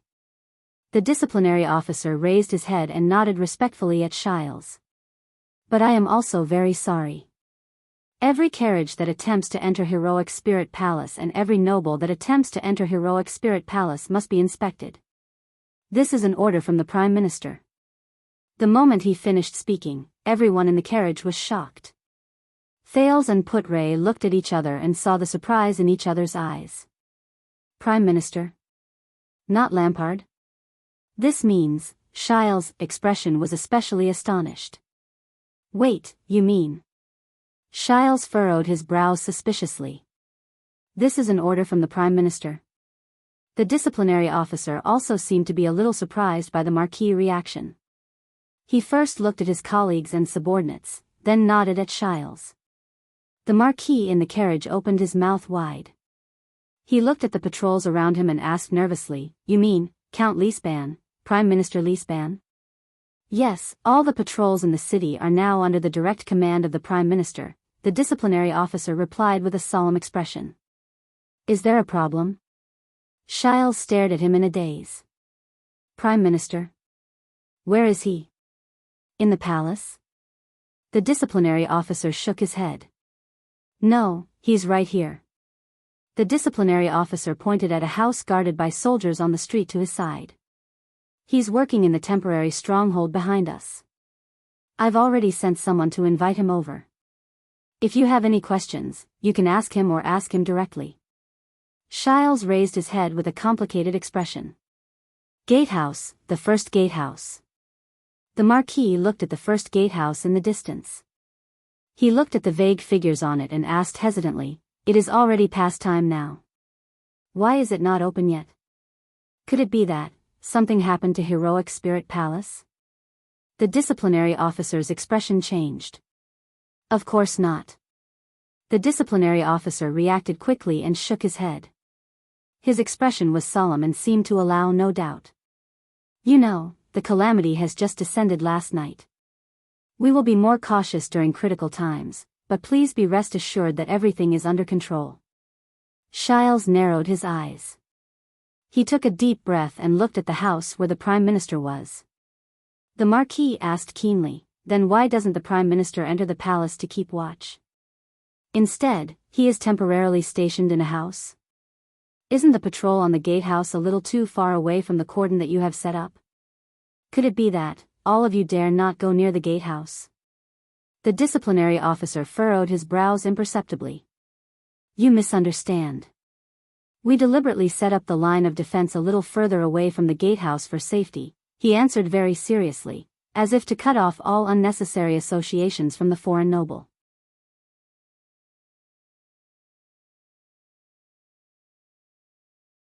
Before ensuring safety, we have to stop all possible threats outside Heroic Spirit Palace. Of course, we cannot let our guard down even at the gatehouse. Shiles raised his brows. As he spoke, the soldier who delivered the order returned to the disciplinary officer's side and whispered a few words into his ear. Please follow us in your carriage. The disciplinary officer turned his head and nodded respectfully at the Marquis. The Prime Minister wishes to see you. Shiles' expression changed. Oh. He nodded gently, concealing the turmoil in his heart with a smile. All right, we'll come right away. Shiles first gestured at the coachman. Then, with a calm expression, he smoothly closed the window. The carriage started moving again, moving forward slowly along with the patrol team. He turned his head around to look at the people in the carriage. The moment Shiles turned his head around, his expression had already become tense and solemn. Everyone in the carriage also stared back at him with pale faces. These people, these soldiers. Even though Shiles tried his best to control his emotions, Thales could still hear a hint of unexpected panic in his tone. They are not Lampard's men, nor are they from Black Sand region. Shile's words became more and more hurried. He did not even care about the hilt of Nicholas' sword that was pressed against his back. He said in exasperation, "They are the real Dragon Cloud City Patrol Team, the army. They are directly under the disciplinary hall and the garrison officers. They are not fake. They are the real deal." Thales thought of something and looked at the solemn-looking patrols on both sides. The real deal? In other words, these people are loyal to Dragon Cloud City and the Walton family? What's going on? Putre asked calmly. Did Prime Minister Lisban appear and control the situation? I don't think so. Shiles shook his head.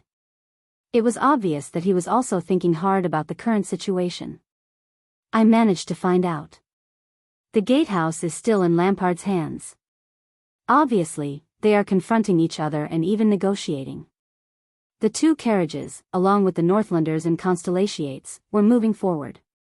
The gatehouse was in front of them on the right, and Lisban's house was in front of them on the left. Putre clasped his hands together and narrowed his eyes. It seems that this person is more powerful than we thought. Judging by his posture, he has already noticed that something is wrong in the gatehouse and even in Heroic Spirit Palace.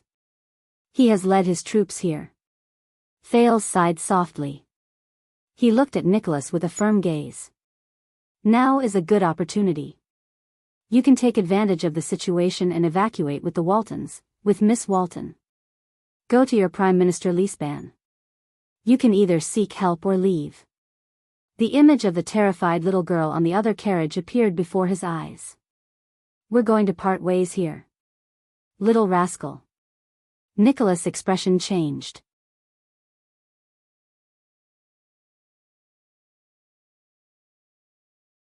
Of course it's convenient for the Northlanders, but the problem is, what about us?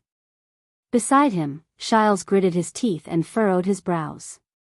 When we see Lisban, what should we say? We want to save your country, please let us go. Thales took a deep breath and pondered anxiously. In the original plan, they had to rely on Shiles to deceive the Black Sand region soldiers in the gatehouse. Then, Shiles would find a way to send them to Heroic Spirit Palace. But now, right in front of the gatehouse, Lisban. Prime Minister? What should I do? How should I face him? Or should I just not face him? When he thought of this, Thales raised his head and seemed to be deep in thought. If we suddenly rush to the gatehouse now and let Shiles bring us in, will we succeed? Will Lisban and his patrol team intercept or even attack us? The carriage drove past another group of patrolling soldiers. They seemed to be more nervous than the other soldiers. They surrounded a noble and pointed at the gatehouse. Putre frowned. But if that's the case, he did not continue. Nicholas' expression changed. He looked at Thales. You know, you can actually come with me to meet the Prime Minister. We will explain everything, work together with his forces, and act together, Nicholas said flatly. With his cooperation, it will be more convenient for us. As the Star Killer spoke, he glanced at Shiles. His gaze was cold. Anyway, we have a zealous witness from Camus Union regarding the plot to assassinate King Nuvan. The expression of the Marquis of Camus Union changed drastically. Thales thought of something. The prince nodded and asked Nicholas solemnly, if we go to Lisban, is he trustworthy? Nicholas paused for a moment. Count Lisban is the Prime Minister of the kingdom. He has been His Majesty's right-hand man for many years. The Star Killer lowered his head and said softly, and he is a direct vassal of Dragon Cloud City. Thales furrowed his brows. He felt that there was something wrong with Nicholas.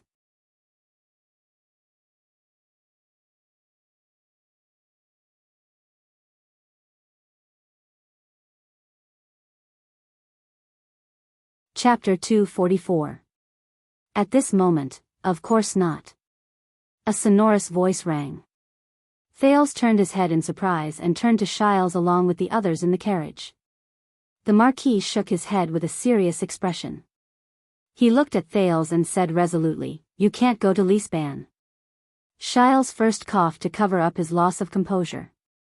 Then, he naturally turned the anxiety on his face into worry. I don't recommend you to do this." The Marquis closed his eyes and sighed deeply. "Don't forget, Prince Thales, regardless of whether you are the murderer or not, to the Prime Minister, you are a troublesome prince of an enemy kingdom."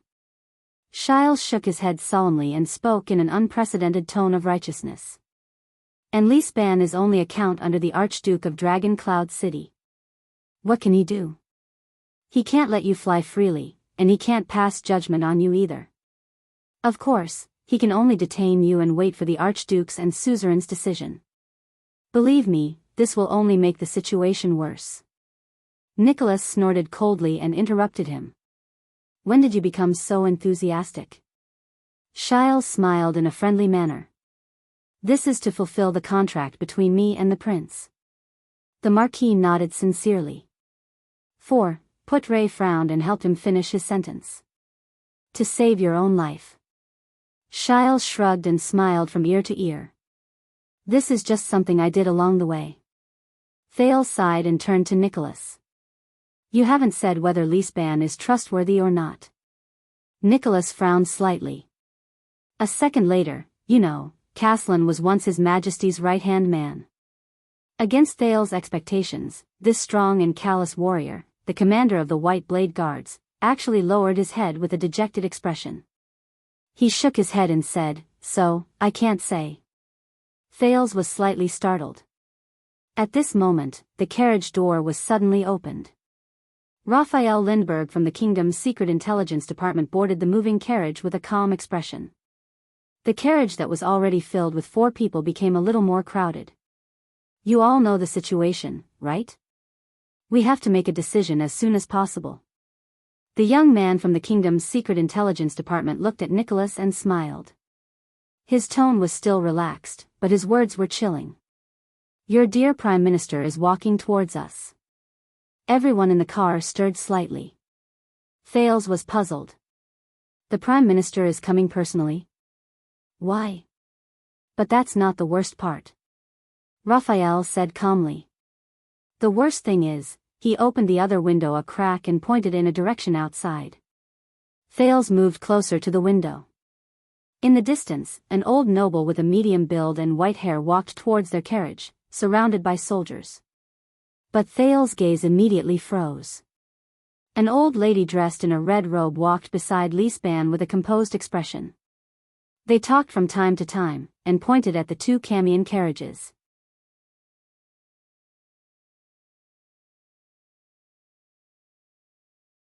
Thales' heartbeat quickened when he saw the familiar yet unfamiliar red robe. In the carriage, everyone who saw this scene froze. "She is everywhere." Putre heaved a long sigh. "It is not good." Lisban was getting closer and closer to them. Raphael closed the window without any expression on his face. The atmosphere in the car became very heavy. "We have to make a decision as soon as possible." Raphael retracted his head from the window, narrowed his eyes and urged, "It's less than 200 meters away from us." Thales leaned against the carriage abruptly. He furrowed his brows and tried to control his breathing. Lisban's appearance was a little unexpected, and that person's appearance together with him could only be said to be a surprise. He had no information at all. He was not even the slightest bit prepared. "Do you have any suggestions?" The second prince gritted his teeth and asked fiercely, "What is the situation now?" No one answered. Nicholas clenched his weapon tightly, his face full of disbelief. Shiles' eyes darted around, as if he was deep in thought. Putre rubbed his unlit pipe, his lips moving slightly. "Prime Minister Lisban and the Red Witch are on the left, and Lampard and the Archdukes are on the right." Raphael stared at Thales expressionlessly. "We have to choose. This is the situation." "Choose?" Thales swallowed with difficulty and looked at Raphael. "What identity did the Red Witch appear with?" Raphael smiled faintly. "I don't know." Thales frowned and turned to Shiles. "Was Lisban bribed by the secret room? Betrayed King Nuvan? Or did the secret room temporarily bewitch him?" Shiles flashed an awkward smile. "I don't know." Thales exhaled and looked at Nicholas. What is the relationship between the secret room and the Prime Minister? What is the relationship between the Prime Minister and Lampard? Nicholas' expression was gloomy. He sighed. I don't know. There are still 150 meters left. Raphael's voice sounded very cold. We will see Lispan soon. Thael's heart tensed. Damn it. She let us go once at the exit of the secret passage. Thales clenched his fists. This time, maybe she will let us go again? Nicholas' expression tensed and he closed his eyes weakly. I don't know. Damn it. Thales suppressed the impatience in his heart and pursed his lips. Then, are you still going to see Lispan? And the Red Witch? Nicholas did not speak, but his expression became even more terrifying. What about you? The Star Killer asked coldly. Thales, who was trembling slightly in irritation and nervousness, could not help but sigh. Calm down. I have to calm down. They are less than 100 meters away. Lispan and the others seem to have sped up. Raphael coldly reported another number. Don't forget, we still need time to inform the people outside. The atmosphere became more and more tense. Thales clenched his teeth. So, what is your suggestion, Putre?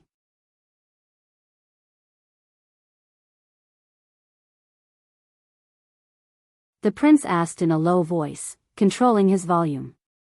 Putre's gaze shifted. He glanced in the direction of the Red Witch, even though he could not see outside. You decide, Your Highness. The vice diplomat said solemnly, but my suggestion is, no matter what you do, it is best to have more certainty and less uncertainty. Thales was slightly stunned. Certainty. Uncertainty. At that moment, his breathing seemed to have stopped. Yes. He knew better than anyone else what the key to this game of chess was. Wasn't it? He stared at the roof of the carriage without moving. A second later, Thales closed his eyes and exhaled deeply.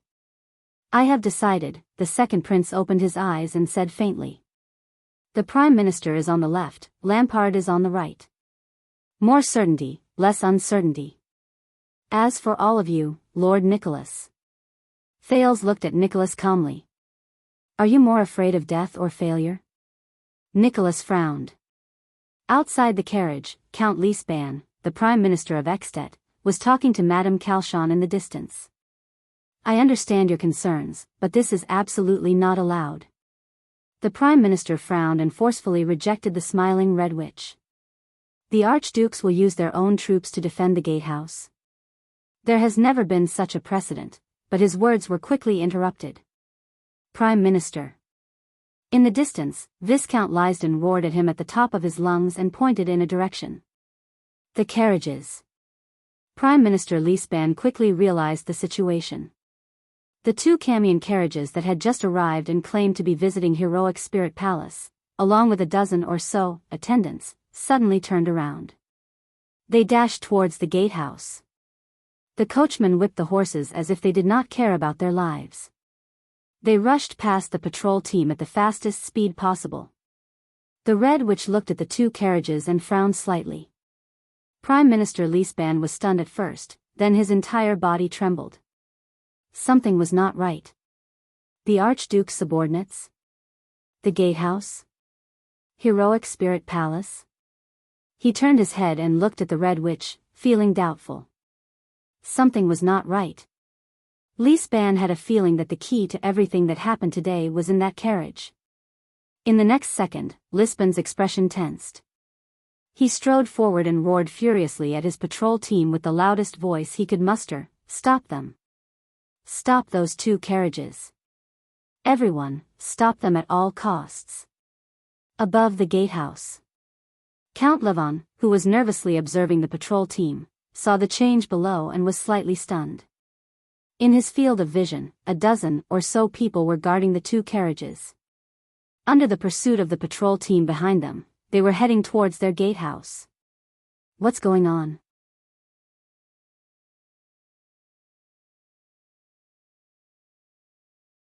A soldier from Black Sand region reminded him, Your Grace, those two carriages seem to be the symbol of that lord from Camus Union. Should we pull up the gatehouse and receive them? The #1 vassal of Black Sand region, Count Levon frowned. Of course, he recognized the symbol of Good Flow City. But, Count Levon thought of the scene in front of Broken Dragon Fortress. If this is a strategy, is it a way to earn money to open the gatehouse? Levon clenched his fists. In the next second, Count Levon raised his hand and shouted angrily at the archers in the distance, "Phil! Load the bowstring. Firing warning." In the distance, the short soldier, Phil, suddenly pulled out a bunch of arrows from the quiver on his back and stabbed them into the straw on his right. Then, he grabbed one of the arrows and knocked it on a big bough. His arrow was aimed at the small dot in his field of vision. In an instant, Phil's eyes moved and the bowstring left his hand. Asterisk whoosh. Asterisk the whistling sound of an arrow piercing through the air could be heard. Asterisk thud. Asterisk the arrow was firmly nailed to the ground. It was right in front of the first carriage's hooves. The horse seemed to be startled and was about to turn around while neighing in fear. But the coachman was obviously skilled. With the whip, he steered the carriage back to its original direction. The carriage continued to charge towards the gatehouse. It did not even intend to slow down. Phil furrowed his brows. They did not stop. Since that's the case. He grabbed the second arrow. This time, after Phil finished knocking the bow, he coldly ordered his subordinates, "Firing warning is complete. Everyone, knock the bowstrings." Behind him, more than 100 Northland archers from Black Sand region stood in their positions. They knocked their arrows, lowered their waists, and expanded their chests. Then, they steadily drew their powerful arms apart. The sounds of the bowstrings and the archers' arms groaned together. Under the gatehouse, the silhouettes of the two carriages became clearer. Phil's expression turned cold. Prepare to shoot at the same time. Everyone tensed their muscles. Their expressions were stern, and their bowstrings were pressed against their cheeks. They adjusted their angles at their targets, the carriages and people who were charging towards them under the gatehouse. The carriages were getting closer and closer. Finally, Phil's expression turned ferocious. He let out his final roar. Fire! In the next second, amidst the neat and terrifying whistling sounds, countless arrows rained down from below the gatehouse, covering the sky and covering the earth.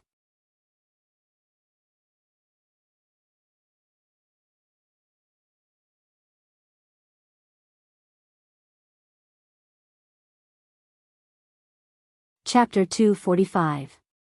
Not a bad speech, right? But you also have to understand. We can't just rely on your sensational speech, Archduke Rockne said with difficulty, but his voice was already very hoarse and seemed to lack persuasiveness. We can't just rely on your sensational speech to think that Constellation is already invincible, and that Ekstead is facing a great disaster, and that we will die if we don't cooperate with you. That's not realistic. Lampard took a deep breath. Of course you can doubt me. He turned around and faced Rockne without flinching. But you can't deceive your own eyes. King Kessel's expedition in the Great Desert is right in front of you. They were able to smoothly transport the rations and supplies into the vast desert, Lampard continued to say in an unquestionable tone. They could also transport them to Dragon Cloud City, Defense City, the City of Faraway Prayers, and even the Sentry region without any difficulty. He shook his head. The City of Faraway Prayers has been vigilant against the movements of the Golden Passage and the abnormalities in the desert for generations. They are used to taking precautions. I hope this is not empty talk. Rockne did not move and did not speak. Of course, you can say whatever you want about things that haven't happened. Archduke Trentida exhaled. He seemed to be very doubtful.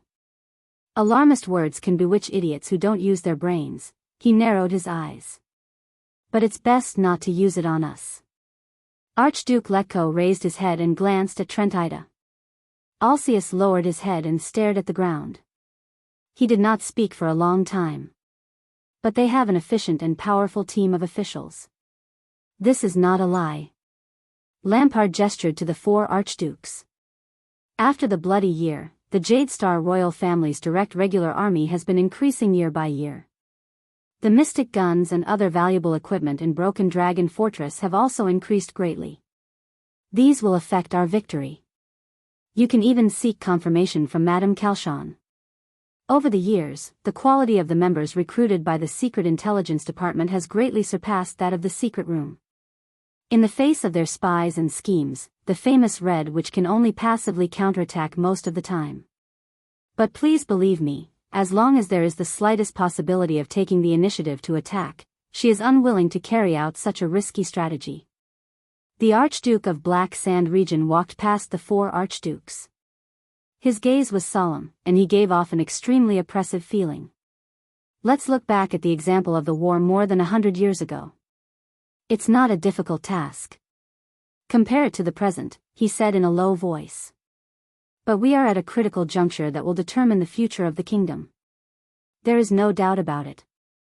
If we miss this moment, it will be too late for regrets. Lampard walked all the way to the brazier.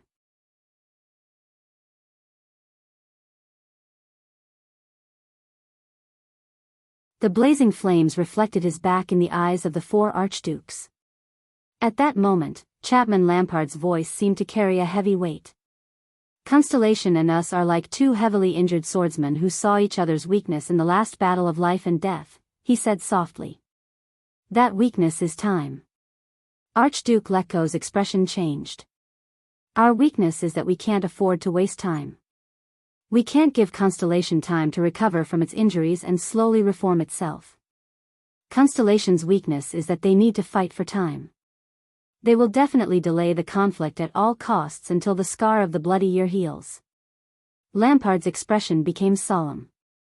For the past 12 years, our back-and-forth battles have revolved around this theme. He turned around with a burning gaze. I only figured it out after that.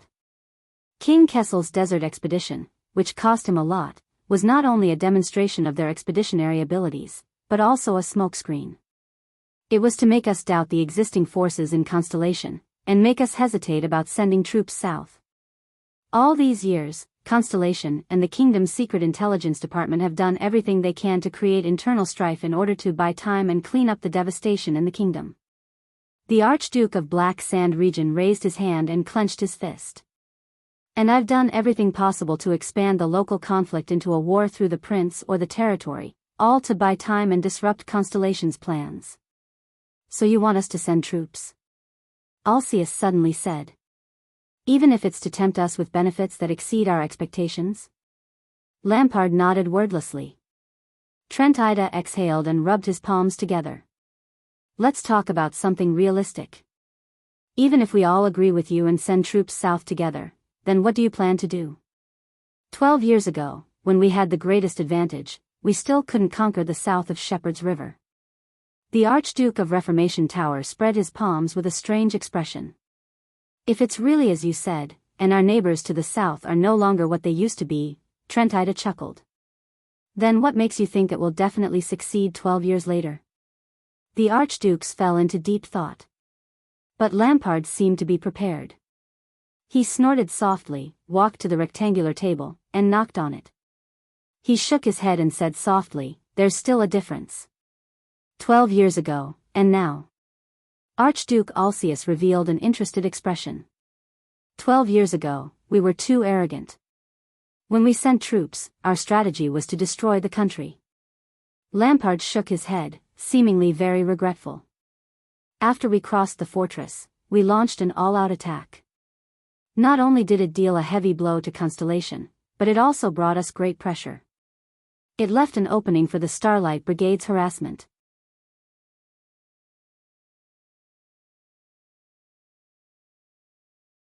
By the time we realized something was wrong, we were already deep in the mud. Lampard raised his head abruptly. But now, we have recognized our opponent's situation, and we still have our advantage. The Archduke of Black Sand Region nodded. 12 years ago, the most correct thing King Nuvan did was to end the expedition early and retreat with most of his forces. He did not take the risk to attack for uncertain benefits. How ironic. 12 years ago, almost all of us were cursing him. Tranquil sighed with a despondent expression. 12 years later, the only person who speaks up for his decision back then is you. He shrugged at Lampard, expressing his helplessness. Lampard paused for a moment, but then he clenched his fists and spoke again. This time, our goal is only to take down the Northern Territory. If things really don't go well, take down the fortress can also be the lowest standard.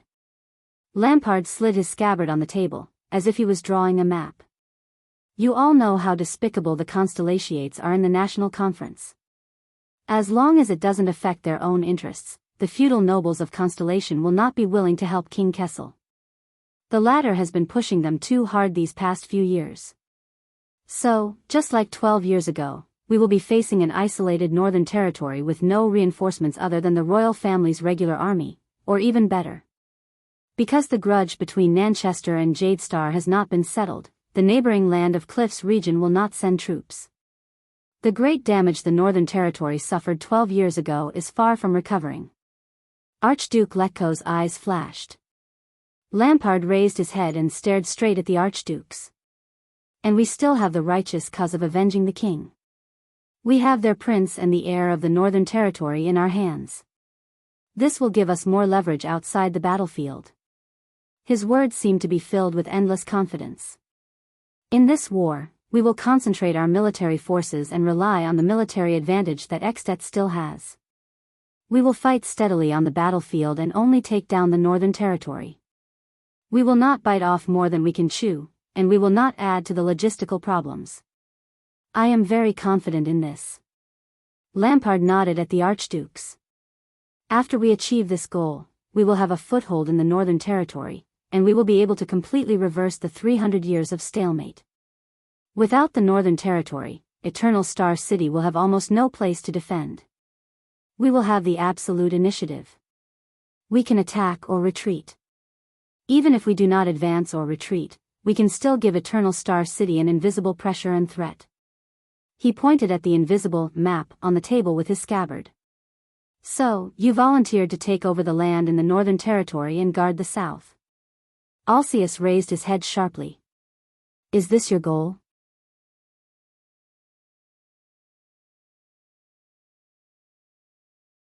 To put pressure on Constellation? Are you sure you can do it? Lampard nodded slowly. To accomplish this, he snorted coldly, is there anyone more suitable than me? Tell me about it, Rockney said coldly from the side. Lampard glanced at him, but he still nodded. Lampard frowned. His expression was solemn.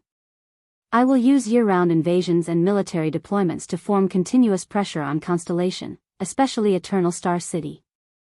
Lampard frowned, his expression solemn. Along the way, I will let Constellation's vassals, such as the Land of Cliffs and Western Desert, go easy. They will understand what they can gain from the decline of Central Territory and Eternal Star City. Trent Ida and Letko exchanged glances. This will deal a heavy blow to the Jadestar royal family's reputation. It will also force Renaissance Palace to put a large amount of budget and energy into military defense and mediation with foreign religions, to the point that they will not have time to care about other territories and vassals. This will weaken the royal family's influence and control over the kingdom. And those feudal nobles who have been oppressed by Kessel for many years are not easy to deal with. Lampard's expression became solemn, but there was a hint of indecipherable fanaticism in his eyes. In short, we will not defeat the enemy in one fell swoop, but we can use a sudden threat to show our existence. We will forcefully insert a foreign chess piece into Mindy's chessboard, forcing them to erupt an internal strife that cannot be cleaned up. We will indefinitely delay or even interrupt their ongoing reform.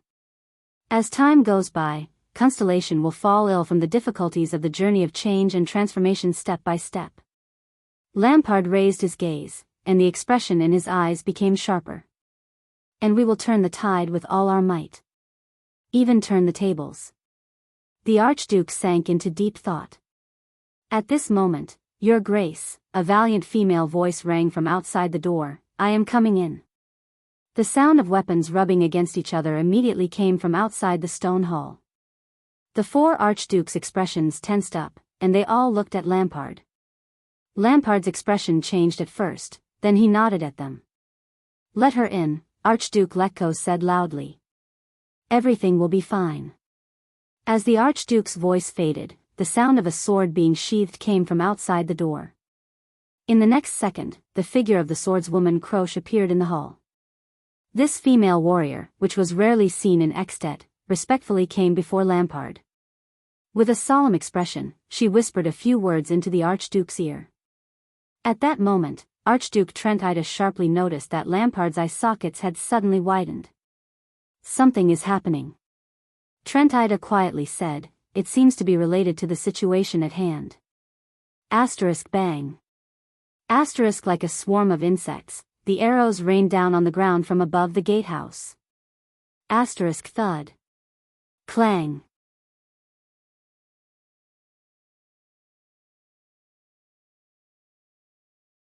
Clang. A short and piercing sound of nails piercing rang. But the scene they imagined did not appear. The two carriages with the emblem of Good Flow City were not nailed into hedgehogs by the arrows, nor did they slow down or stop. They still charged towards the gatehouse at the same speed.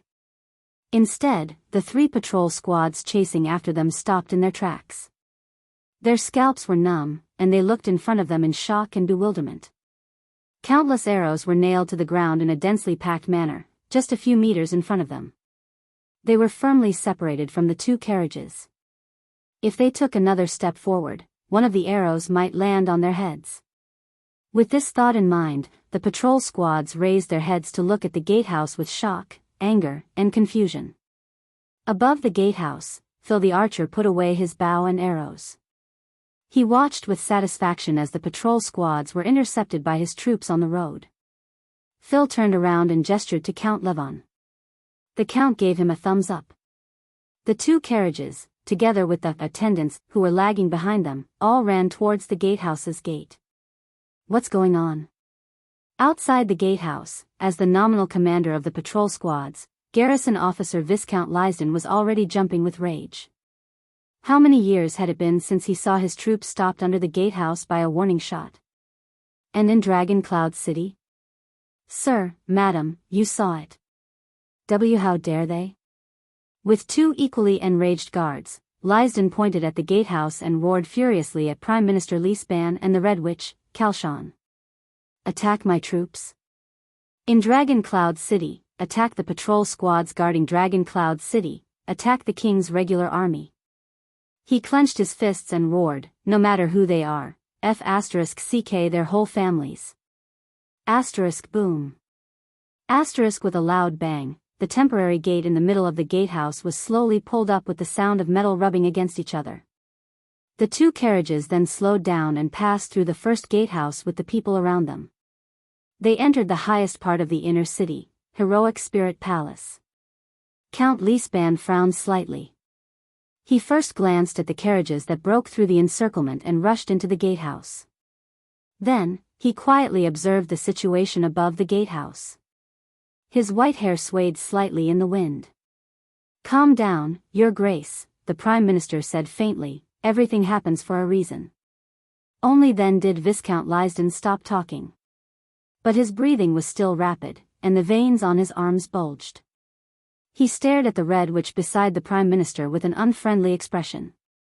Tell me the truth, Madame Kalshan. Prime Minister Lisban sighed. Who are the people above the gatehouse? Who are the people in the two carriages just now? Who is in Heroic Spirit Palace? Forget it. Lisban shook his head. I recognize that archery skill.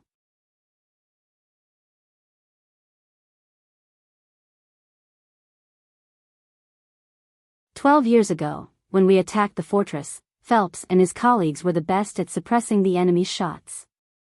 This was also thanks to Black Sand Region's years of fighting against the fortress." The Red Witch frowned slightly. She seemed to be a little surprised, but then her expression turned into one of regret. As expected of you, Lisban, she said slowly. Lisban took in her expression. From the patrol team's uniform, to the inexplicable increase in the number of soldiers, and the letter from Heroic Spirit Palace urging me to go. The Prime Minister shook his head. He looked exhausted. And your sudden appearance? Why him? Madame Calchon narrowed her eyes and did not answer. But Lisban did not want her to answer. I've had enough of everything. The white-haired Prime Minister raised his head and looked straight into Madame Calchon's eyes. He said coldly, I've also had enough of my incompetence and hesitation. The Red Witch sighed. Prime Minister, believe me, everything is far from that simple. But Lisban ignored her. With a cold expression, he ordered, someone, invite Madame Calchon to my temporary office. Give her a sealed and isolated room. Remember to be polite. Viscount Lysden's anger had yet to subside. He waved his hand. In the distance, a group of patrol soldiers walked over with angry expressions. Without my order, the Prime Minister said solemnly, she probably won't want to leave. Calchon stared at him in a daze. Lisban turned his head again and looked at the patrol behind him. Lysden, get your men ready, the Prime Minister ordered coldly. Viscount Lysden was slightly startled. Ready? The Red Witch's expression changed slightly. Prime Minister, you have to think carefully. The Red Witch frowned. This order of yours will not only affect you. This is Dragon Cloud City. Her gaze was complicated. This may cause Extet to be doomed eternally. Lisban turned his head and gave her a long look. His emotions were unclear. Calchon, old friend.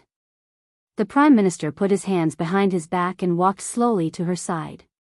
He said softly, more than 10 years ago, when you destroyed the Lampard family without batting an eyelid, you have always terrified me. Calchon was slightly stunned. Lisban finished calmly, now I understand.